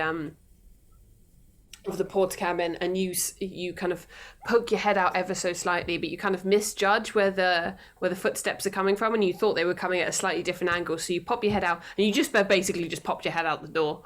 But it does mean that you can see what is coming for you, but they have also seen you. You see two people, one of whom is very familiar, and one of whom you have never seen before. You see Imelda, dressed in very uncharacteristically, dressed from what you can tell still in the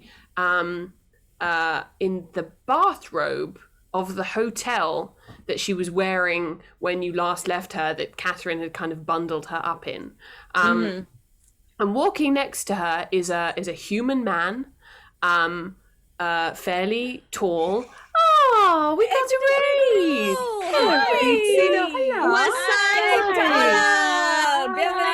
Bienvenidos. What's up? Thank you for coming. Thank you. Yes, this man walking next to her is fairly tall, fairly slight build, kind of completely bald, lovely dark skin, very bright, sparkling eyes, and he's wearing a long, dark black coat with a shirt on underneath. He's very, very well dressed. Hello. He is walking slightly ahead of Imelda. And when he spots you, Gwyneth, he goes, good evening. Hi. How's it going? Wow. It's well, I've had better evenings, as I can imagine. I get it. Probably you have as well. Oh, 100%. 100%. Yeah, so like I'll just wait for you in this room and you guys can come in at your own leisure.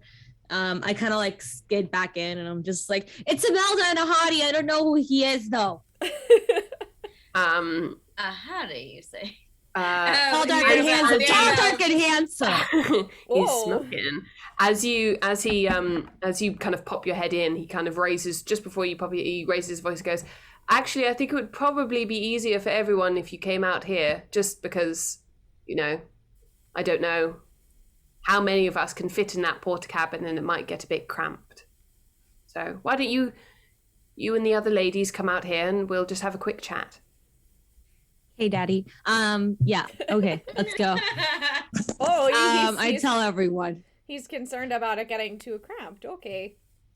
We don't want to be too tight in here. Everyone, let's, I guess, step out.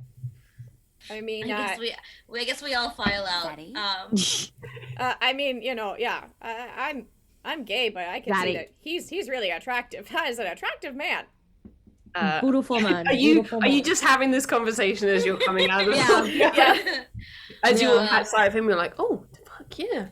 He's been around gay. And you know what? 10 Credit out of where 10. it's due. I'm confident enough. I am secure enough in Confident my in my homosexuality sexuality. that when I see an attractive man, I can be like, that is clearly a man who is handsome. It doesn't do anything for me, but I can identify it, okay? Very handsome man. Very handsome man. Just waltzes forward going. Amazing timing.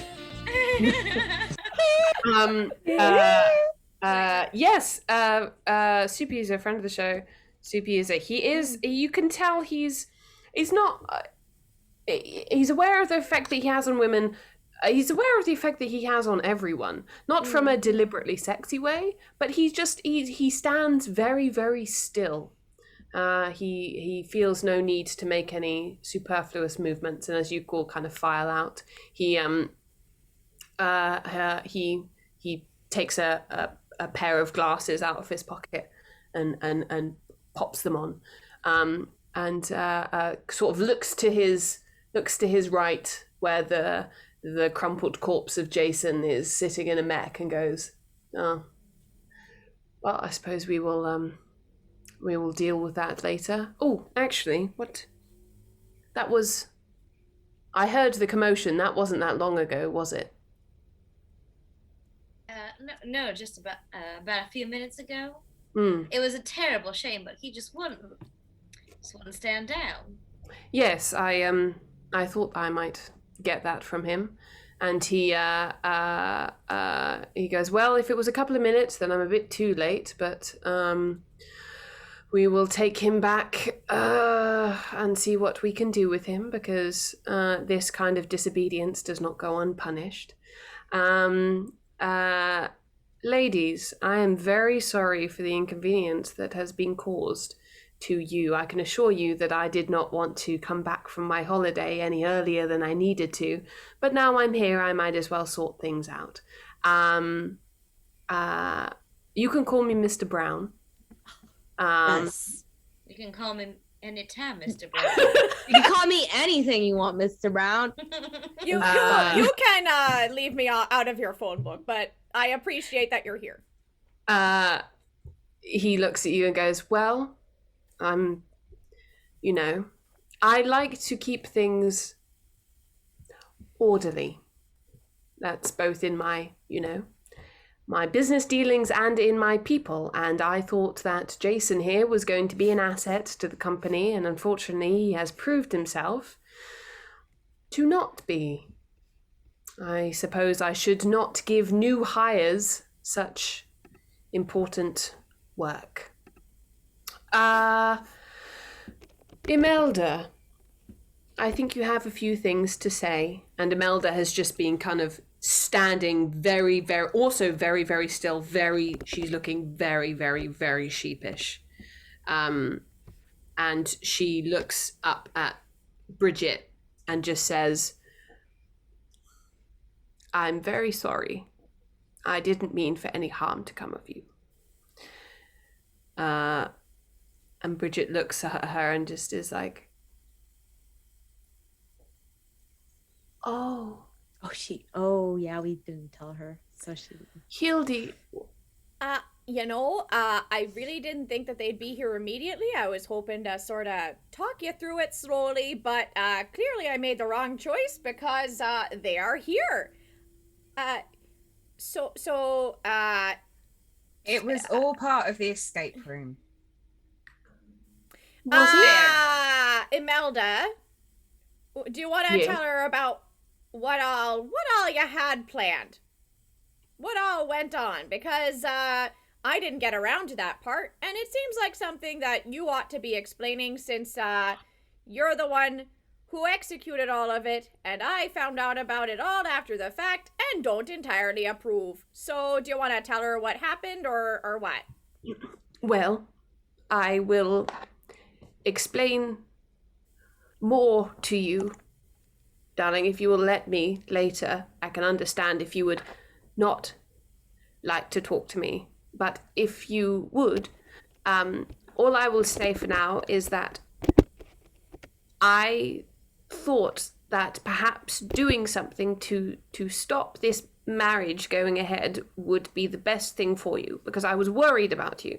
I was worried about the choices that you were making, and I was worried that you were perhaps rushing into things before you should have.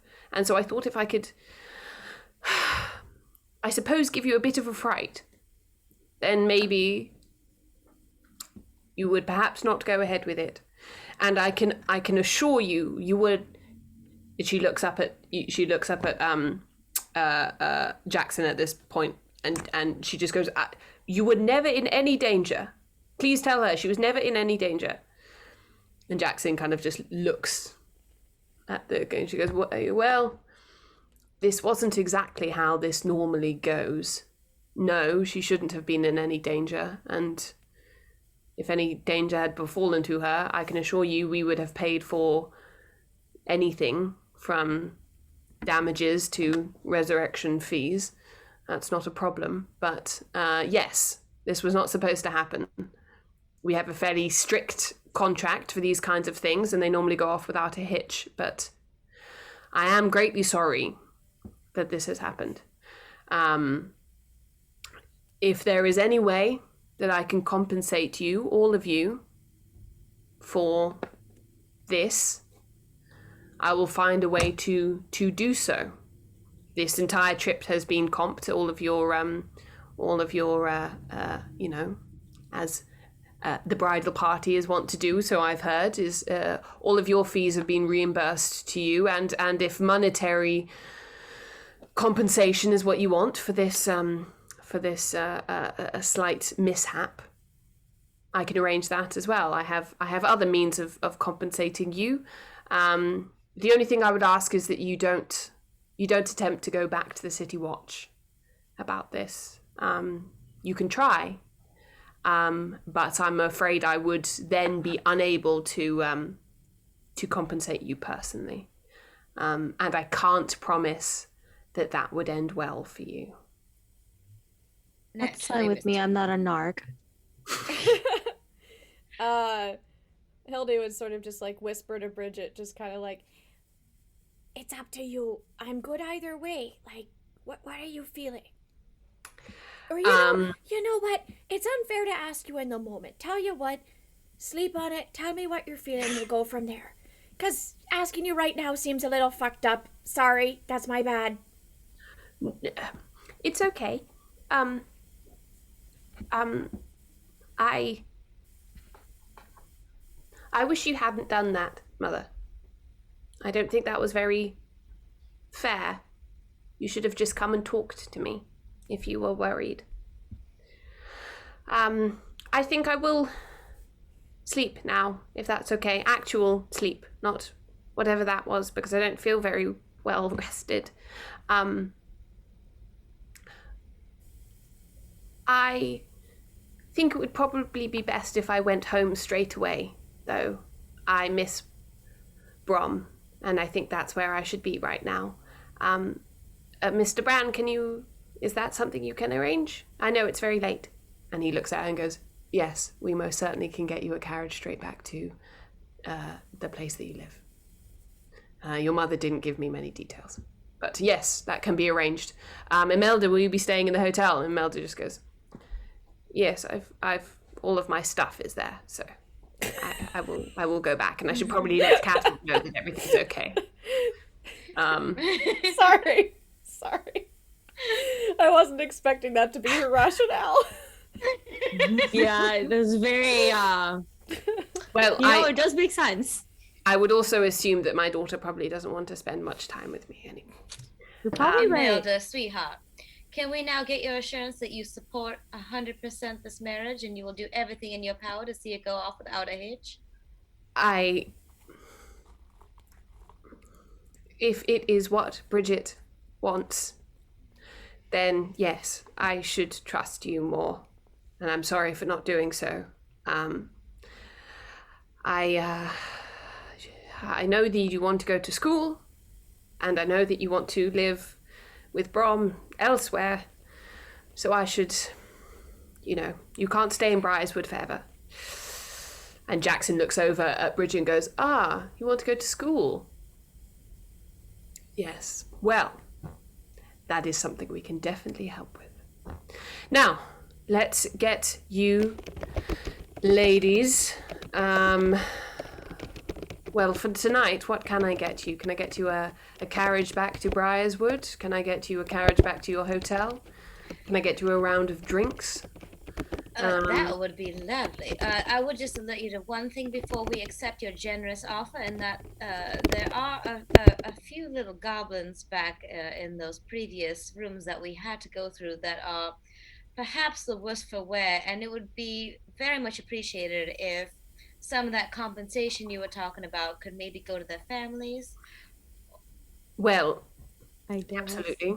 It's a company policy that pretty much all damage is covered under our healthcare.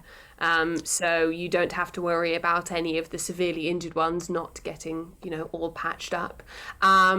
If they have unfortunately been deceased, that is very unfortunate, but for the most part, most of them will have beyond the healthcare tier that does cover resurrections, at least, the first one. And if they are beyond repair, then yes, they will get a huge insurance payout to their families, so you don't need to worry about that. Yes, I might do things a little underhand sometimes, but I always make sure the people that look after me are well looked after. And he looks over at Jason and goes, yes.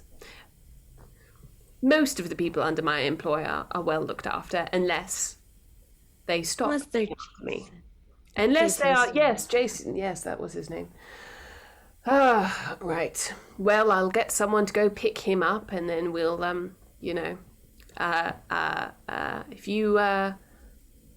if you decide to act out on my explicit instructions, you don't get away with just being dead. So we'll make sure that anything that needs to be done against him, he will see, I think, a reasonable amount of justice for this. I'm glad that he didn't hurt you, my dear. And for now, it is very late, and I think you should all head back off to the hotel. I did see a man did stop us In fact, two men stopped us on the way out. They seemed to recognize Imelda. There was sort of a human man with a moustache and then a centaur. They asked after you, and so if they're still there, I think going out for a drink with them would probably be a nice way to end the day. And just to remind you, I would be very, very, very happy to try and make up for what happened, but it would definitely be in your best interest that you don't mention it to anyone.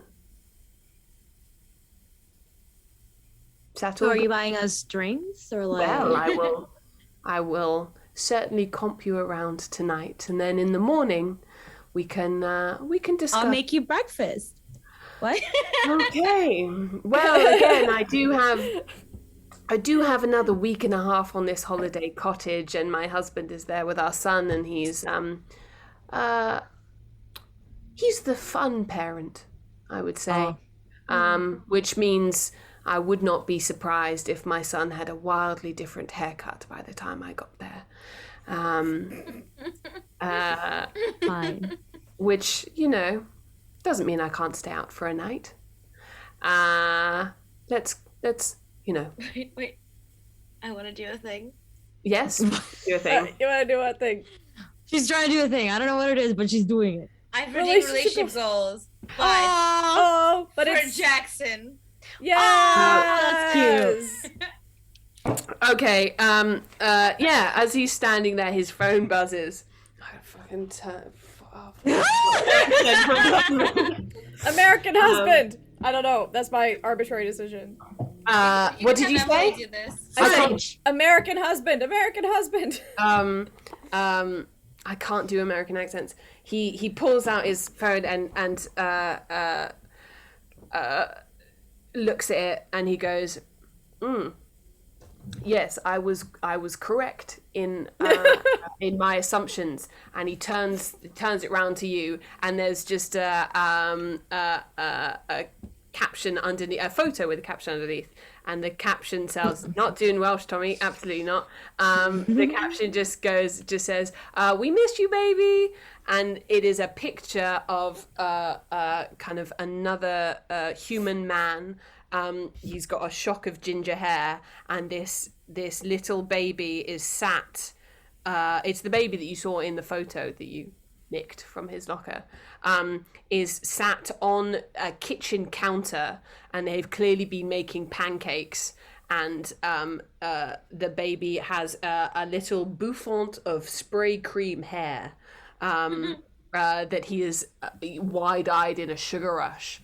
And Jackson just goes, "As you can see, things apparently get a little bit out of hand wherever I'm not, whether that be rogue kidnappers or my husband doing..." That is the cutest fucking thing I've ever seen. I'm not gonna lie to you.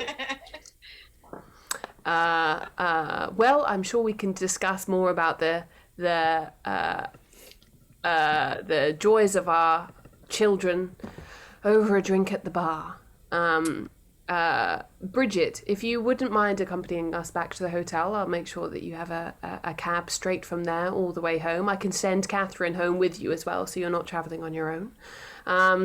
Ladies, if you would like to stay, I can definitely make arrangements for that, and we'll get you straight home tomorrow morning. I love it. You are an absolute gent. It's, Zaddy. I wouldn't have got as far as I have if I wasn't. It's true. So come along. And he turns around and walks out. And as he's going, he starts making a call on his crystal. They're both crystals and sending stones, and also just fucking mobile phones. I don't give a shit. Yeah. And he just goes, "Peter, hello, hi. Yes, no, I know it's late. We have a bit of a situation down at distribution. If you could just come and pick Jason up and take him, take him there. Yeah. No, he should be fine. Take him there and keep him there once he's awake, and I will be there sometime tomorrow." Oh no, just do whatever you like to him. Yes, no, he's fine.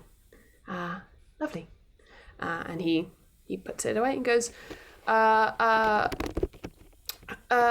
thought you ladies, I have a cab out here that's Imelda and I rode in on, and we can take that back. But I thought you ladies might prefer a slightly different ride. And he gestures over, and there, sitting atop a very long stretch carriage, is Davy. Davy! And he says, I'm forgetting what his voice is. It's a bit nasally. Yeah. Hello, ladies. Are you Davy! Hi. Have you had a good evening? This is a strange place to end up, but quite exciting, I suppose. God, we missed you, Davy, so much. Oh, I missed you too. Very much so. Would you like to go back to the hotel, or is there anywhere else you'd like to go? Oh, we could go to the bar? No. I believe I have someone waiting for me back at the hotel, ladies. Well, if you don't mind making a pit stop. Well, yeah, I mean, take you. The hotel does have a lovely bar, so I could just take you all back to the hotel, and you could have a drink there, and then if you wanted to go elsewhere, I'm not entirely sure if I've ever slept in my life. I should probably get someone to look at that. It does keep me busy. So hop on in, and we will make a ride back. We'll tell these guys, or they can follow me if they can catch me. And yeah, you all load into the back of the stretch carriage, and give the tap on the top. Davy sets forth. You can see that the other cab with Imelda and Jackson is following you, and yeah, you take a ride back to the hotel. It's a bit of a long ride, but Davy has once again restocked the bar with plenty of drinks. Bridget is, you can see she's getting a little bit more life back into her. She drinks a very large glass of orange juice and kind of perks up a bit. And you all get back to the hotel. You are unloaded from the carriage. Catherine is kind of standing at the door waiting for you, and as Bridget steps out, she runs down the stairs and gives Bridget a big hug, just kind of like picks her up. She's like a normal sized person, and Bridget is very, very small, so she just kind of picks her up. Imelda sheepishly walks out of the carriage, followed by Jackson, and you walk up to the steps into the hotel. If you turned around, you would see a tiny moment between Imelda and Bridget, where Imelda kind of puts out her hand, and Bridget puts out her hand, gives it one squeeze, and then lets go and follows Catherine up into the bar. And what happens in that bar between the mustachioed Michael, the centaur, any number of the guests there, Jackson, Catherine, who stays awake and parties with you for a bit, Bridget, who's now got a lot of vim and vigor and is ready to actually celebrate her marriage. Imelda's gone upstairs, but what else happens between the lot of you is a story for another day, because we will leave it there for tonight. Yay! Yes. I hope you all enjoyed that. I hope you all enjoyed the culmination of this ridiculous story. There is places that we could go from here. Super user, cheers. Yes. Yes. Thank you. Yes, Crispy yes. God. Yes, crispy goth, yes. I have no more drunk, but we're good. You also, Thank you. Also Also Crispy mine, God I got some left. made me laugh really hard with that sexy saxophone. So, I'm extremely grateful. Perfect timing. Such a good. What an absolute joy. You have Nice. 69 discombobulated. Nice. Sex number. Nice. we now are only going to accept bit numbers in 69 or 420. That's the only numbers of bits we are accepting. Yeah. Oh, and now we agree. have Ah, Look at you tiny all. moose. Thank you. Aww. What Oh my so God. cute. I you could are hype train in a stream, although we definitely cannot keep this one going because A, we can't drink anymore, and B, I'm out of alcohol. Yeah, Yeah. I could get more Fernet, but it's across the room. Thankfully, Sasha sent me more Fernet a while ago, and now I'm through Fernet number 1, so I'm into Fernet number 2. yes. Woo, The dream. 420 hand, yeah. Oh yeah. Scotland's national animal. Not Scotland's national anthem. That's the new thing. Scotland's national It's animal. Wants because to know. of the weed. Why Yeah, did Vinny smoke weed every day? Every day. That's Weed, what, but is that what the guy says? Or Yeah. yes, Weed every Nate day. Dogg. As Nate Dogg encourages us to do. Nate Dogg. The Surgeon General of the United States, Nate Dogg. He does do that. Nate Dogg. Nate D-O-double-G. But yeah, thank you. Thank you so much, friends. This has been an absolute delight. And I can't believe that my 3 episodes mini arc has taken 3 months to complete. But in a way, I can absolutely believe that it has. I mean, There's a lot of things happening. Yeah. Even an intermission hand was like, so I could cut things and we could end today, or It could go on for another Go session. on. It- Still have it- another thank 6 months of it. It could, it could have just kept going. Stupid. thank you. 3 month song. It's a 3 month song. The It's a 3 3 song. month. It's a 3-month song. It's a 3-month. Oh my God. Na na na na na na na. Lasagna. Oh no. Oh yes. Absolutely. Yeah, this was an absolute. Thank you. So It's generous. beautiful. Aw, thanks. I'm literally out of alcohol. running It is very very slow. cute. I've got a bit of beer I'm left. drinking for 3. It's okay. I have no water or alcohol. I'm drinking my spit. And welcome to the community, Brummy Matt. If you have a sub, feel free to come and join our Discord. Yes, do. Please Is that wait? Do you type exclamation point Discord for that? Okay, clearly you do. The only exclamation point command I know is Jude Law. Is the Jude Law? Everything Same. You know. We do have a Jude Law thread or Jude Law whatever. and watch. Yes, we It's do. the Jude Law watch where we look Yeah. out for wherever Jude Law is in the world and make sure we Not keep ourselves creepy. updated. It's not weird. He's a It, friend of the show. it started off where we have a friend of the show, who is, Jude Law the actor. Called Jude Law the actor. Actor of stage and screen, Jude Law. But Jude Law. it's kind of spiraled from there, where now we're fans of both Jude Law the actor and the real Jude Law. And yes, Jude Yes. Law watches. Absolutely. Yeah. Yeah. We love both. To answer Tommy's question, if people want to, if people want me to come on maybe sometime this week, if I have time, which I should have time, and if people would be interested in me chatting about this campaign and the things what happened in it and the writing of it and how me this being like the first thing I've ever written and DM'd properly. I will do like a at the table chat about it if people would be interested in that. I will do that maybe on like Thursday or Friday this week. I'll just come on and chat.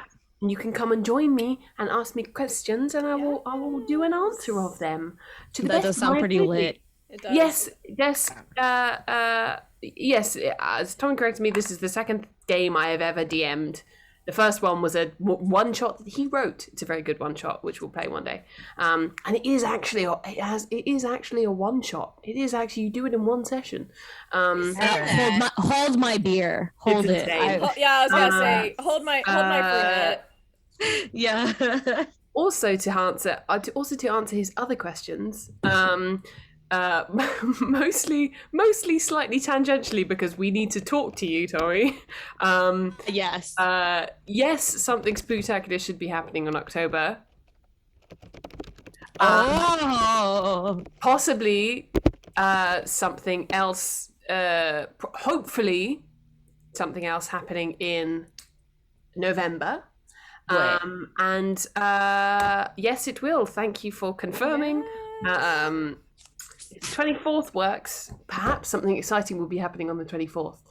In between that, we will pick up lots of other little things, and then fill you in on what our next kind of big plans are in starting kind of in November time. But yeah. Other than that, we have Arcana check always. The Goyles are out Tuesdays. on Tuesdays at math 6 p.m. 6 p.m. Eastern, which is 11 British time. Until we switch. I was gonna say until daylight savings happens, and then it all gets funky. But it's always gonna be at 6 Eastern time, 6 Freedom time. Yes. And then eventually we also like have our daylight savings. So like for 2 weeks we'll be a little off, but then it will be fine. We'll go back to like 6:11. It always goes back to 6:11. Yes. Yes. So, yes. Yes. That's just maths. Yeah. That's the maths. Yeah. And I was going to say, I was like, Andrea, what do we plan on talking about? But I was like, that's not how our format works. Our format is that's not how we do. We find the spooky game while it's happening. We often, I find that I will come with ideas for Arcana check where I'll be like, this is the spooky thing I want to talk about, but it is never the spooky thing I end up talking about. Indeed. I Ever. just stopped now. I'm just like, you know what? We'll see where this goes. And it goes somewhere entertaining at some point. Yeah. What more could you want? So Yeah, I guess we can tell a bit more. Yeah, a few things. So, yes. One is we have decided that we want to donate the proceeds, or like the portion of our proceeds. Thank you to all your generous subs and cheers and everything else, because we don't really know why you support us, but you continue to insist on doing so. And we can't really stop you because we did that whole affiliate thing. So we deeply appreciate it, and we're going to use it for good, and take a portion of it and give it to the World Builders organization started by Patrick Rothfuss, because we like the work that they're doing. And then the rest kind of does get split up a little bit between us to invest in better equipment. Like some of us need microphones, some of us need better webcams, and hopefully make this a better experience for you all, even though we're all getting scattered all over the world and theater things and crazy things. True. We will probably at some point get a command going for the World Builders website so people know when we know. We have not done anything just yet because, And then the other thing is looking forward to October, as Han was already saying, some like exciting things happening. But with the questing time shows happening on the 10th and the 31st, I believe. Yes. We've all got another like a mishmash of folks being out, so we're not starting another campaign just yet. So look out for us doing more of Sarah's brilliant idea, the Guild of Lost Travelers. Adventurers? They travel wrong, but yes. It was almost like last week when we played, you were wasted. Almost. A little bit. It's just a little bit like that. Really was. I mean, that was a fun time, though. I have to say, I was far more adventurous. So that's good for an adventure, right? I was just like, let's fucking go. Let's make up some weird shit. Yeah. And so there's that. And we're hoping to get some guests on, since random folks will be out random days. For example, we have a confirmation for October 10th. If we want to reveal that now. I mean, we can. He's right there anyway. He's so right there. Nacho, Andre's Nacho! brother, has agreed to come play with us. Nacho! So if one of Andrea wasn't enough, we've added. We got literally. sibling. It's the same. It's the same. This is like two of the same. It's really bad. We're gonna have to. It's perfect. We're gonna have It's to. gonna be great. Turning them down. Emily's just gonna have to be like, He's the gay sassy Andrea, as if I wasn't sassy enough. He's sassier. Putting the and in Andrea, exactly. But Perfect. Yes, and we're hopefully going to be doing all 5 of us are going to be playing in an adventure, hopefully, in somewhat of an event at the end of October, because I have played it before, and boy oh boy, it is an event. So I look forward to y'all strapping in and getting ready for what we have planned for the end of October. Yes. And, which is going to be very exciting and fun. I'm very excited for that. And in between, we will just do a bunch of little bits and bobs, more of Sarah's wonderful thing, more of whatever we fancy, depending on who's around. But we will obviously keep you all abreast of that on the Twitters and in the Discord, if you would like to join that, where you can see the beautiful Finette jacket that Emily could have owned. I saw her. She rode by on a bicycle, and I was like, it calls to me. It speaks to my soul. That's beautiful. I mean, I'm not saying I know exactly what you're getting for Christmas, but Well, she has a good idea now. I mean,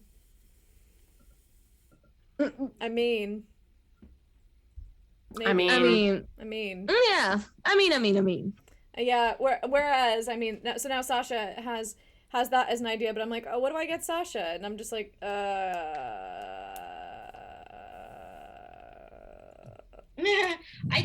still haven't gotten anything for your birthday, so that was in April. I forgot. Actually, you know what's funny? My mom literally gave me a birthday present yesterday, and she was like, because I didn't get you anything for your birthday, and I was like, you didn't get me anything for my birthday? That is how little I pay attention to my birthday. We got Dork Tales rating us with a party of 31, which is 31! Holy shit, incredible! Thank you!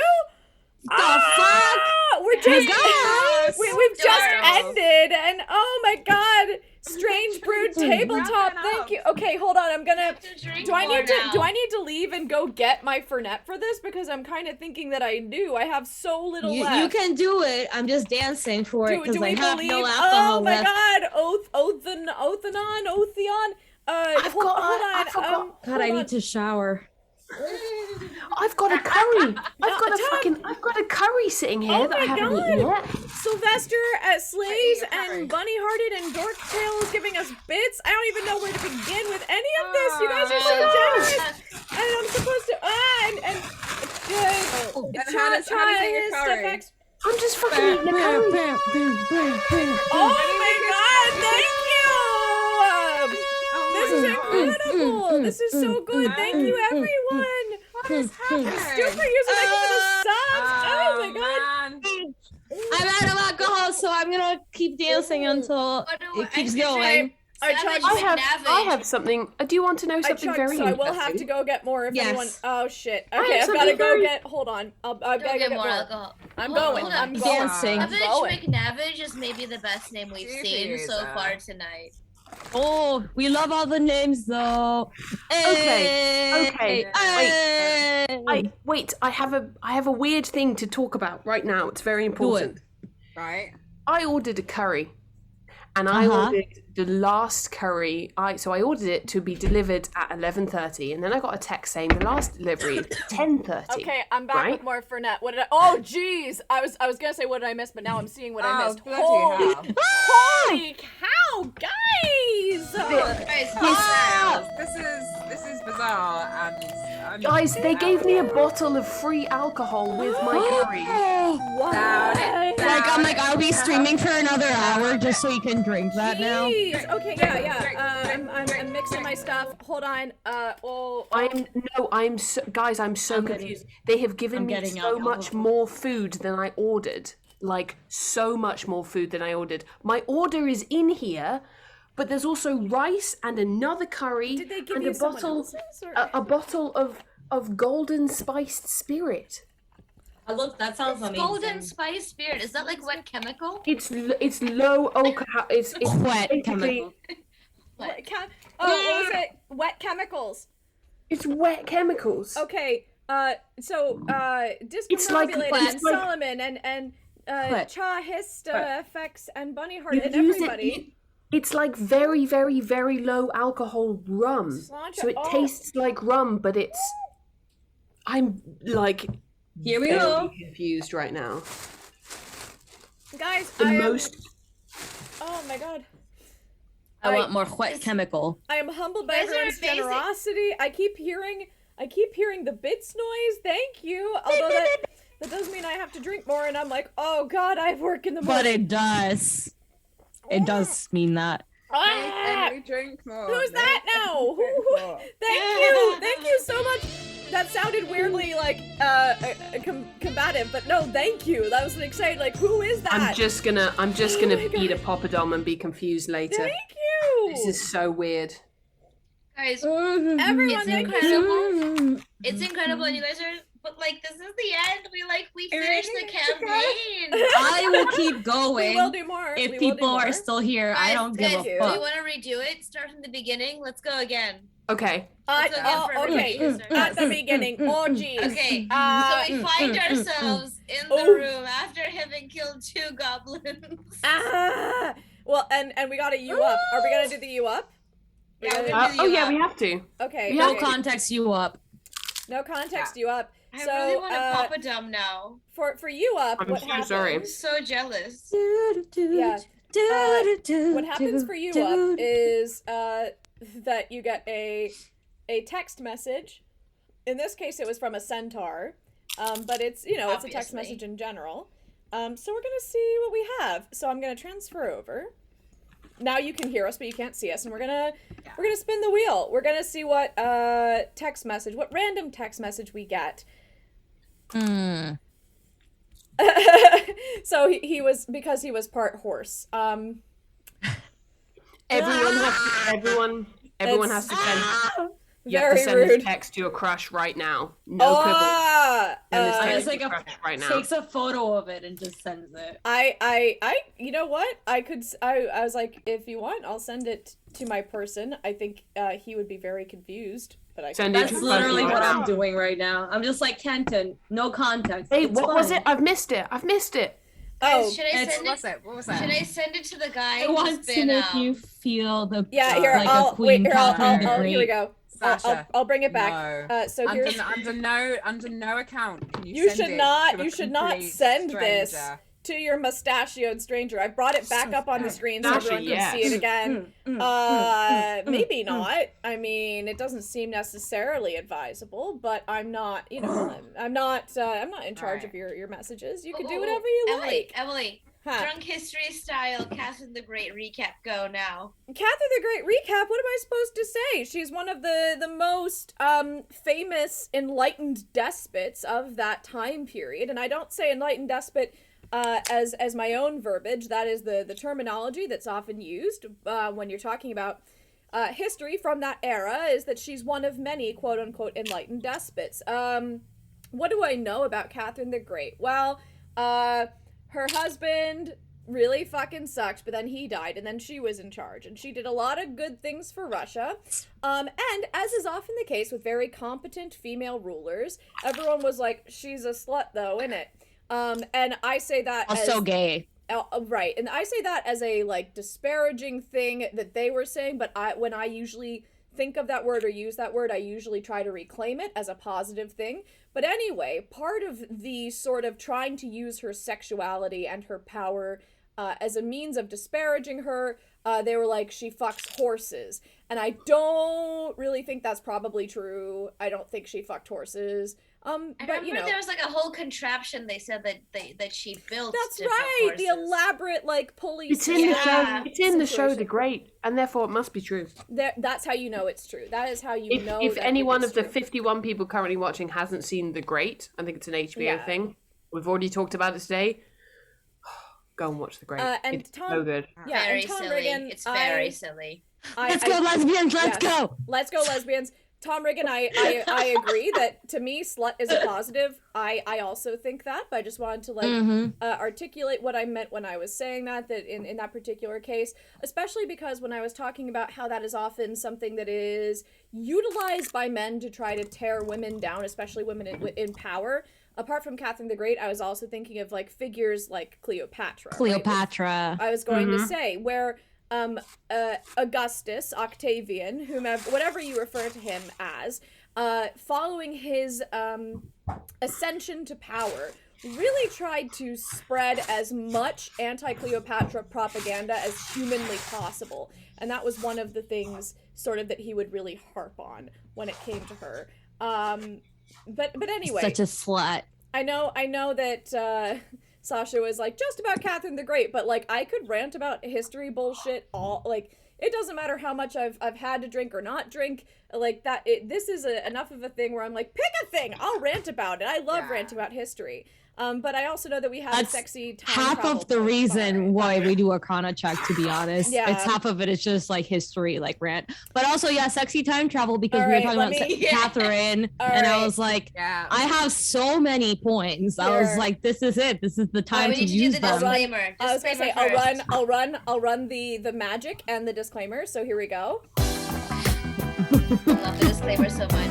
Me too. It's perfect. Oh yeah. Yeah. It's beautiful. Right. So yeah, we ran the whole thing and the disclaimer. So now everyone's on the same page. Now we all know. Now we all know. So yeah. Smang. Yeah, we just want to smang. We just want to smang it. Same. Kelly has never seen it. Smang, smash it and bang is smang. Yeah. I'm still. We just want to smash and bang. This is lovingly stolen from Turquoise Jeep. If you've never listened to the song stylings of Turquoise Jeep, I highly recommend it. So they have a song, where they are asking that a girl allow them to smang it, smash it and bang, and there's an accompanying dance. It's perfect. Smash. Smash, smash, and bang, bang, smash, bang. Guys, I genuinely was like, all right, we need to find some like new fodder for this section that isn't just like old Stalin, like young Stalin. So I literally disagree. old timey hotties and the Pinterest it's just Stalin.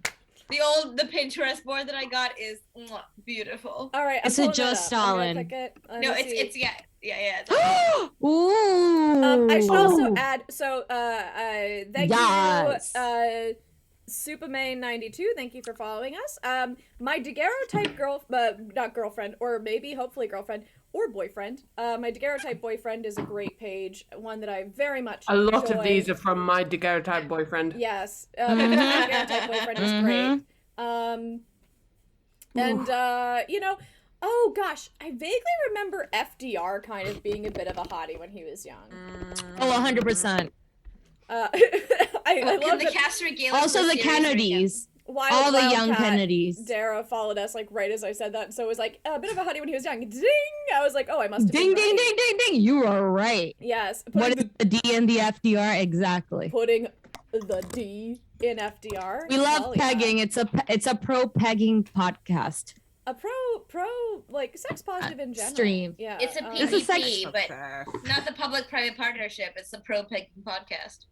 Pro pegging podcast. Tom your way. has rightfully pointed out, like, can we regale us with a series recap? And I was like, oh, that's true. This is meant to be the Dungeons and Dragons show, and we have taken a hard left.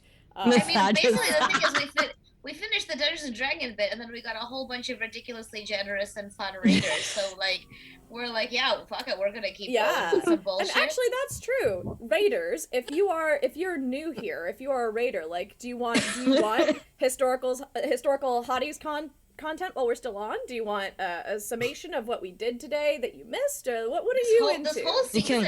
We can go back to pegging. Yeah, I can give you a rundown of the whole season. As has been mentioned, it was a very short arc gone slightly awry. Supposed to be 3 sessions, took us 3 months, as is the way. If you've ever played D&D, that's just how it happened. And yeah, it was our first proper big arc as Critical Drinking. We're quite a new stream. And my second arc, DMing, I wrote it as well. And these wonderful ladies, this is our first time kind of like playing together over the last 3 months, and it has been an absolute delight. And I'm so to get very soft and gentle and soppy. I'm very, very grateful that these ladies were the ones that I got to, do this first with, because they are all so lovely and giving and funny and enthusiastic about the game and about I thought you were working up to a sex joke. I'm not gonna lie, but I love it. I love that it was sweet. Yeah, Really for sweet, yeah. anyone out there single, male, female, non-binary, trans, whoever, I'm definitely giving. Well, exactly. Giving in multiple ways. Things can be All the too ways. Yeah. But Love you. It has been an absolute delight, and it's been very, very, very good. And I have learned a lot about. Yeah, and if you want to go back to the start, in the immortal words of Coldplay, you can do that on our hilariously very low episode YouTube.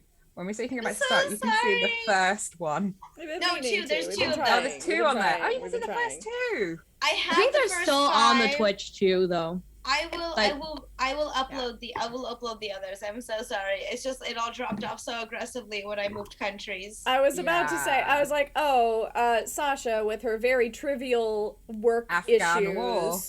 With her, right. Dealing with the Afghan war. In case you guys didn't know, Sasha's literally single-handedly helping the world by reselling refugees right now. Guys, it's She's a in hot mess. Albania. It is, but as far as we're concerned, I'm just here getting drunk. You're there getting drunk because you've been helping refugees be resettled. Literally during the stream while we were wrapping up in the final fight, I get a message that one of the guys missed the connecting flights and now he's trying to Istanbul. So now I'm dealing with that on the side of this. What? Tell him to get some pilas. Wait, no, just tell him to go buy pilas and take a nap or something. It's fine. I have coworkers. Andrea, Someone's gonna figure it out. So fucking delicious. Inside voice, because when you're shouting, the quality of your mic. I know. So I heard that she was reselling refugees, which that's not what Sasha is doing at all. To be very clear, Sasha is wholesale only. Wholesale only. Reselling. I'm and sorry. Then it also sounded like you were asking her to tell him to go and get some penis while he was in Istanbul, which is also, but mostly pide, which is just like a food thing. I'm just get some amazing, reselling refugees. Yeah, that's not what we're about. I don't think Sasha knows him well enough to tell him to go and get some penis while he's in Istanbul. That's you don't do that until you've been friends for a month or so. Yeah. Or if you don't care about preserving the friendship, you're like, it's like, I don't know, you go get some penis. XOXO Gossip Girl. XOXO. I'm not over this historical hotties thing because I found another link that I posted from grunge.com. But the reason I'm even bringing it up, rather than letting us keep talking about the campaign and all the D&D and TTRPG work that we do, because it is by far the most fun. The second thing is Lord Byron was overweight and irresistible, and can I just say that is goals. Byron. Well, and what's funny about that though, in terms of that descriptor is, I know that I find that problematic, knowing his relationship to food as well, because he had a number of was he hot though? I think it was. I mean, look at the link I sent. Oh, I was just looking at the. Oh no! So many of his pictures were a lie. He basically kept vogging off to bits of Europe and paying people a lot of money to make him look attractive in pictures. Absolutely, yeah. Fair enough. I don't know. My bar is Stalin, and it's a really high bar. That's a very not attractive. Old-timey Photoshop. Yeah, I mean, we talk about old-timey Photoshop, that's the whole Anne of Cleves story, right? Although Anne of Cleves, it worked out really well for her because, Did it? No, it did. Are you kidding? Are you kidding? No, here's the thing about Anne of Cleves. So, fucking Anne of Cleves, right? This guy paints her and he brings it back to Henry VIII. Henry VIII is like, yes, that, I want to tap that. She gets there, he marries her, and he's like, ooh, you do not look like your painting. And she's like, sorry. And he's like, But, so he divorces her relatively quickly. But the thing is, she gets like her own estate, her own castle. She just gets to do like and like an allowance. Like she gets to do whatever the fuck she wants without having to deal with any of Henry VIII's bullshit, which is a really solid deal, man. Like compared to everybody else. I mean, I'm trying to think. I'm like, who else had a good deal that was married to Henry VIII? And I was like, not even Catherine Parr. I was like, Catherine Parr, like, is his final wife. But yeah, everybody else. I totally, like, forgot that anyone outside of Catherine Parr got out of there alive, to be honest. Catherine of Aragon did very well out of it. That's true. Catherine of Aragon also did pretty well. You think that made her arrogant? And in 6, Catherine of Aragon is like the song is kind of like meant to sound kind of like Beyonce-ish, so you know there's that too. Catherine of Aragon gets to be Beyonce. But yeah, Anne of Cleves, Catherine of Aragon, Catherine Parr all did relatively well, and then you know the other 3 didn't do as well, because they died in various ways. Yeah, all we ever hear about is, you know, the Bolin. Which is funny, too, because Catherine Howard, I feel like there's a much more, at least for me, maybe because it's less commonly talked about, Catherine Howard's situation is far more interesting. I'm sorry, this is not Emily Rants about Henry VIII stream. This is meant to be a Dungeons & Dragons stream. No, it's beautiful. No, we are on sexy history. Yeah, we're sexy his time travel. I was also on the chat just talking about BuzzFeed with like nachos, so yeah, so like it's fine. It's fine. Yeah, and okay, at least Tom was like 6 is amazing. Thank you, Tom. I feel validated. It is. Oh, 6 sex. Six. Yeah. I was like, oh, yeah. 6. I mean both. Yeah, I was like, okay. You know no, what? I'm kidding. You know no, what? it's not as it depends 6 on your taste. 6 is the word sex in a couple of languages. Kiwi. German. Kiwi. The Kiwi language. 6. Kiwi. 6. 6. When you get on some 6. I think it's sex in Welsh, isn't it? Because 6. That's not how Welsh sounds, baby. Tommy can probably inform us on what 6 is in Welsh. Yeah. Sex, isn't it? It is sex, Welsh? yeah? It's sex. It's sex in Bostonian. 6. Sex. I hate it here. The stream is just now shouting the word sex in various like accents. Welcome to the saying the word sex in a lot of ways stream. That's what we're gonna rename that right now. That's the name of the stream. Yeah. Oh my god. So anyway, that's all the thing. I do think we should maybe wrap this up as much as it was delightful. You know when people are trying to kick you out the pub and you're at that stage of drunkenness. Yeah, like, that's us right now. No, you guys have to stay. Definitely stay. That's one more drink. We just one more. Just one more. Yes. Stay forever. I was really the bartender loves me. I think we were really hitting it off. The numbers are let's we should wrap also up. Super User, I've genuinely been telling that Emily needs a one-woman drunk histories show. In general, and I've been trying to have a drunk histories party where everyone gets a topic they have to read up on, and then we all get trashed and then give the why don't maybe I was part of me's let's do it next week. Fuck it, let's do it next week. Drunk history stream. Might as well. Yeah, we can honestly. We can do screen share so everyone has to make presentations. I can't do that. That's my God. Really shitty PowerPoint. Really bad. Way too close to my day job. I want terrible. Okay, well, if you want to make a presentation, you can. Yes, it is an open thing. All right, we have to assign topics. Okay, before we go, chat, assign us topics, specific topics. Yeah, for specific people. I really have to use the restroom though. I'm not gonna lie to you guys. Go pee. Okay. Pee on your pants. Okay. Bye. All right. That didn't help. I can still see purple. There are ostensibly 35 of you. Admittedly, 5 of those people are us. 30 of you. Give us specific 5 topics. Wait. Sexy history is the theme. Okay. I mean, it doesn't have to be, but let's be honest. That is our niche. If it's not 60, I don't want it. What happened? Is the psychedelic cat? Is that the follow or the sub? It is some bots following us. Brilliant. We drink for follows too. So like we do. We do. I mean, when you're working for partner, it could be as many bots as you like. Yeah, until bad things happen to your. That's true.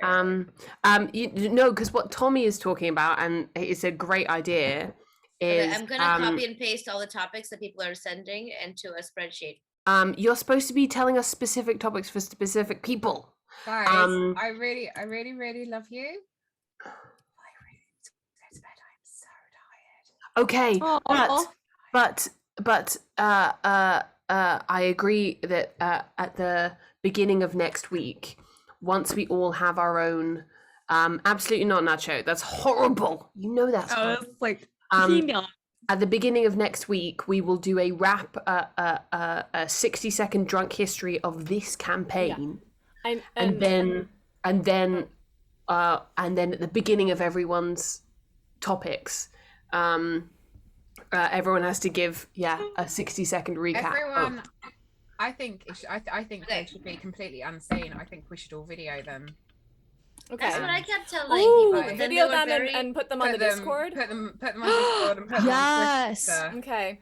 I love that because I'm not gonna be here next week, but I will record myself drunkenly talking about something. Yes. I have one that I'm really invested in doing. I don't know why, but like when I heard the like psychedelic cat, and I was like, oh, the psychedelic cat for subscriptions, yay!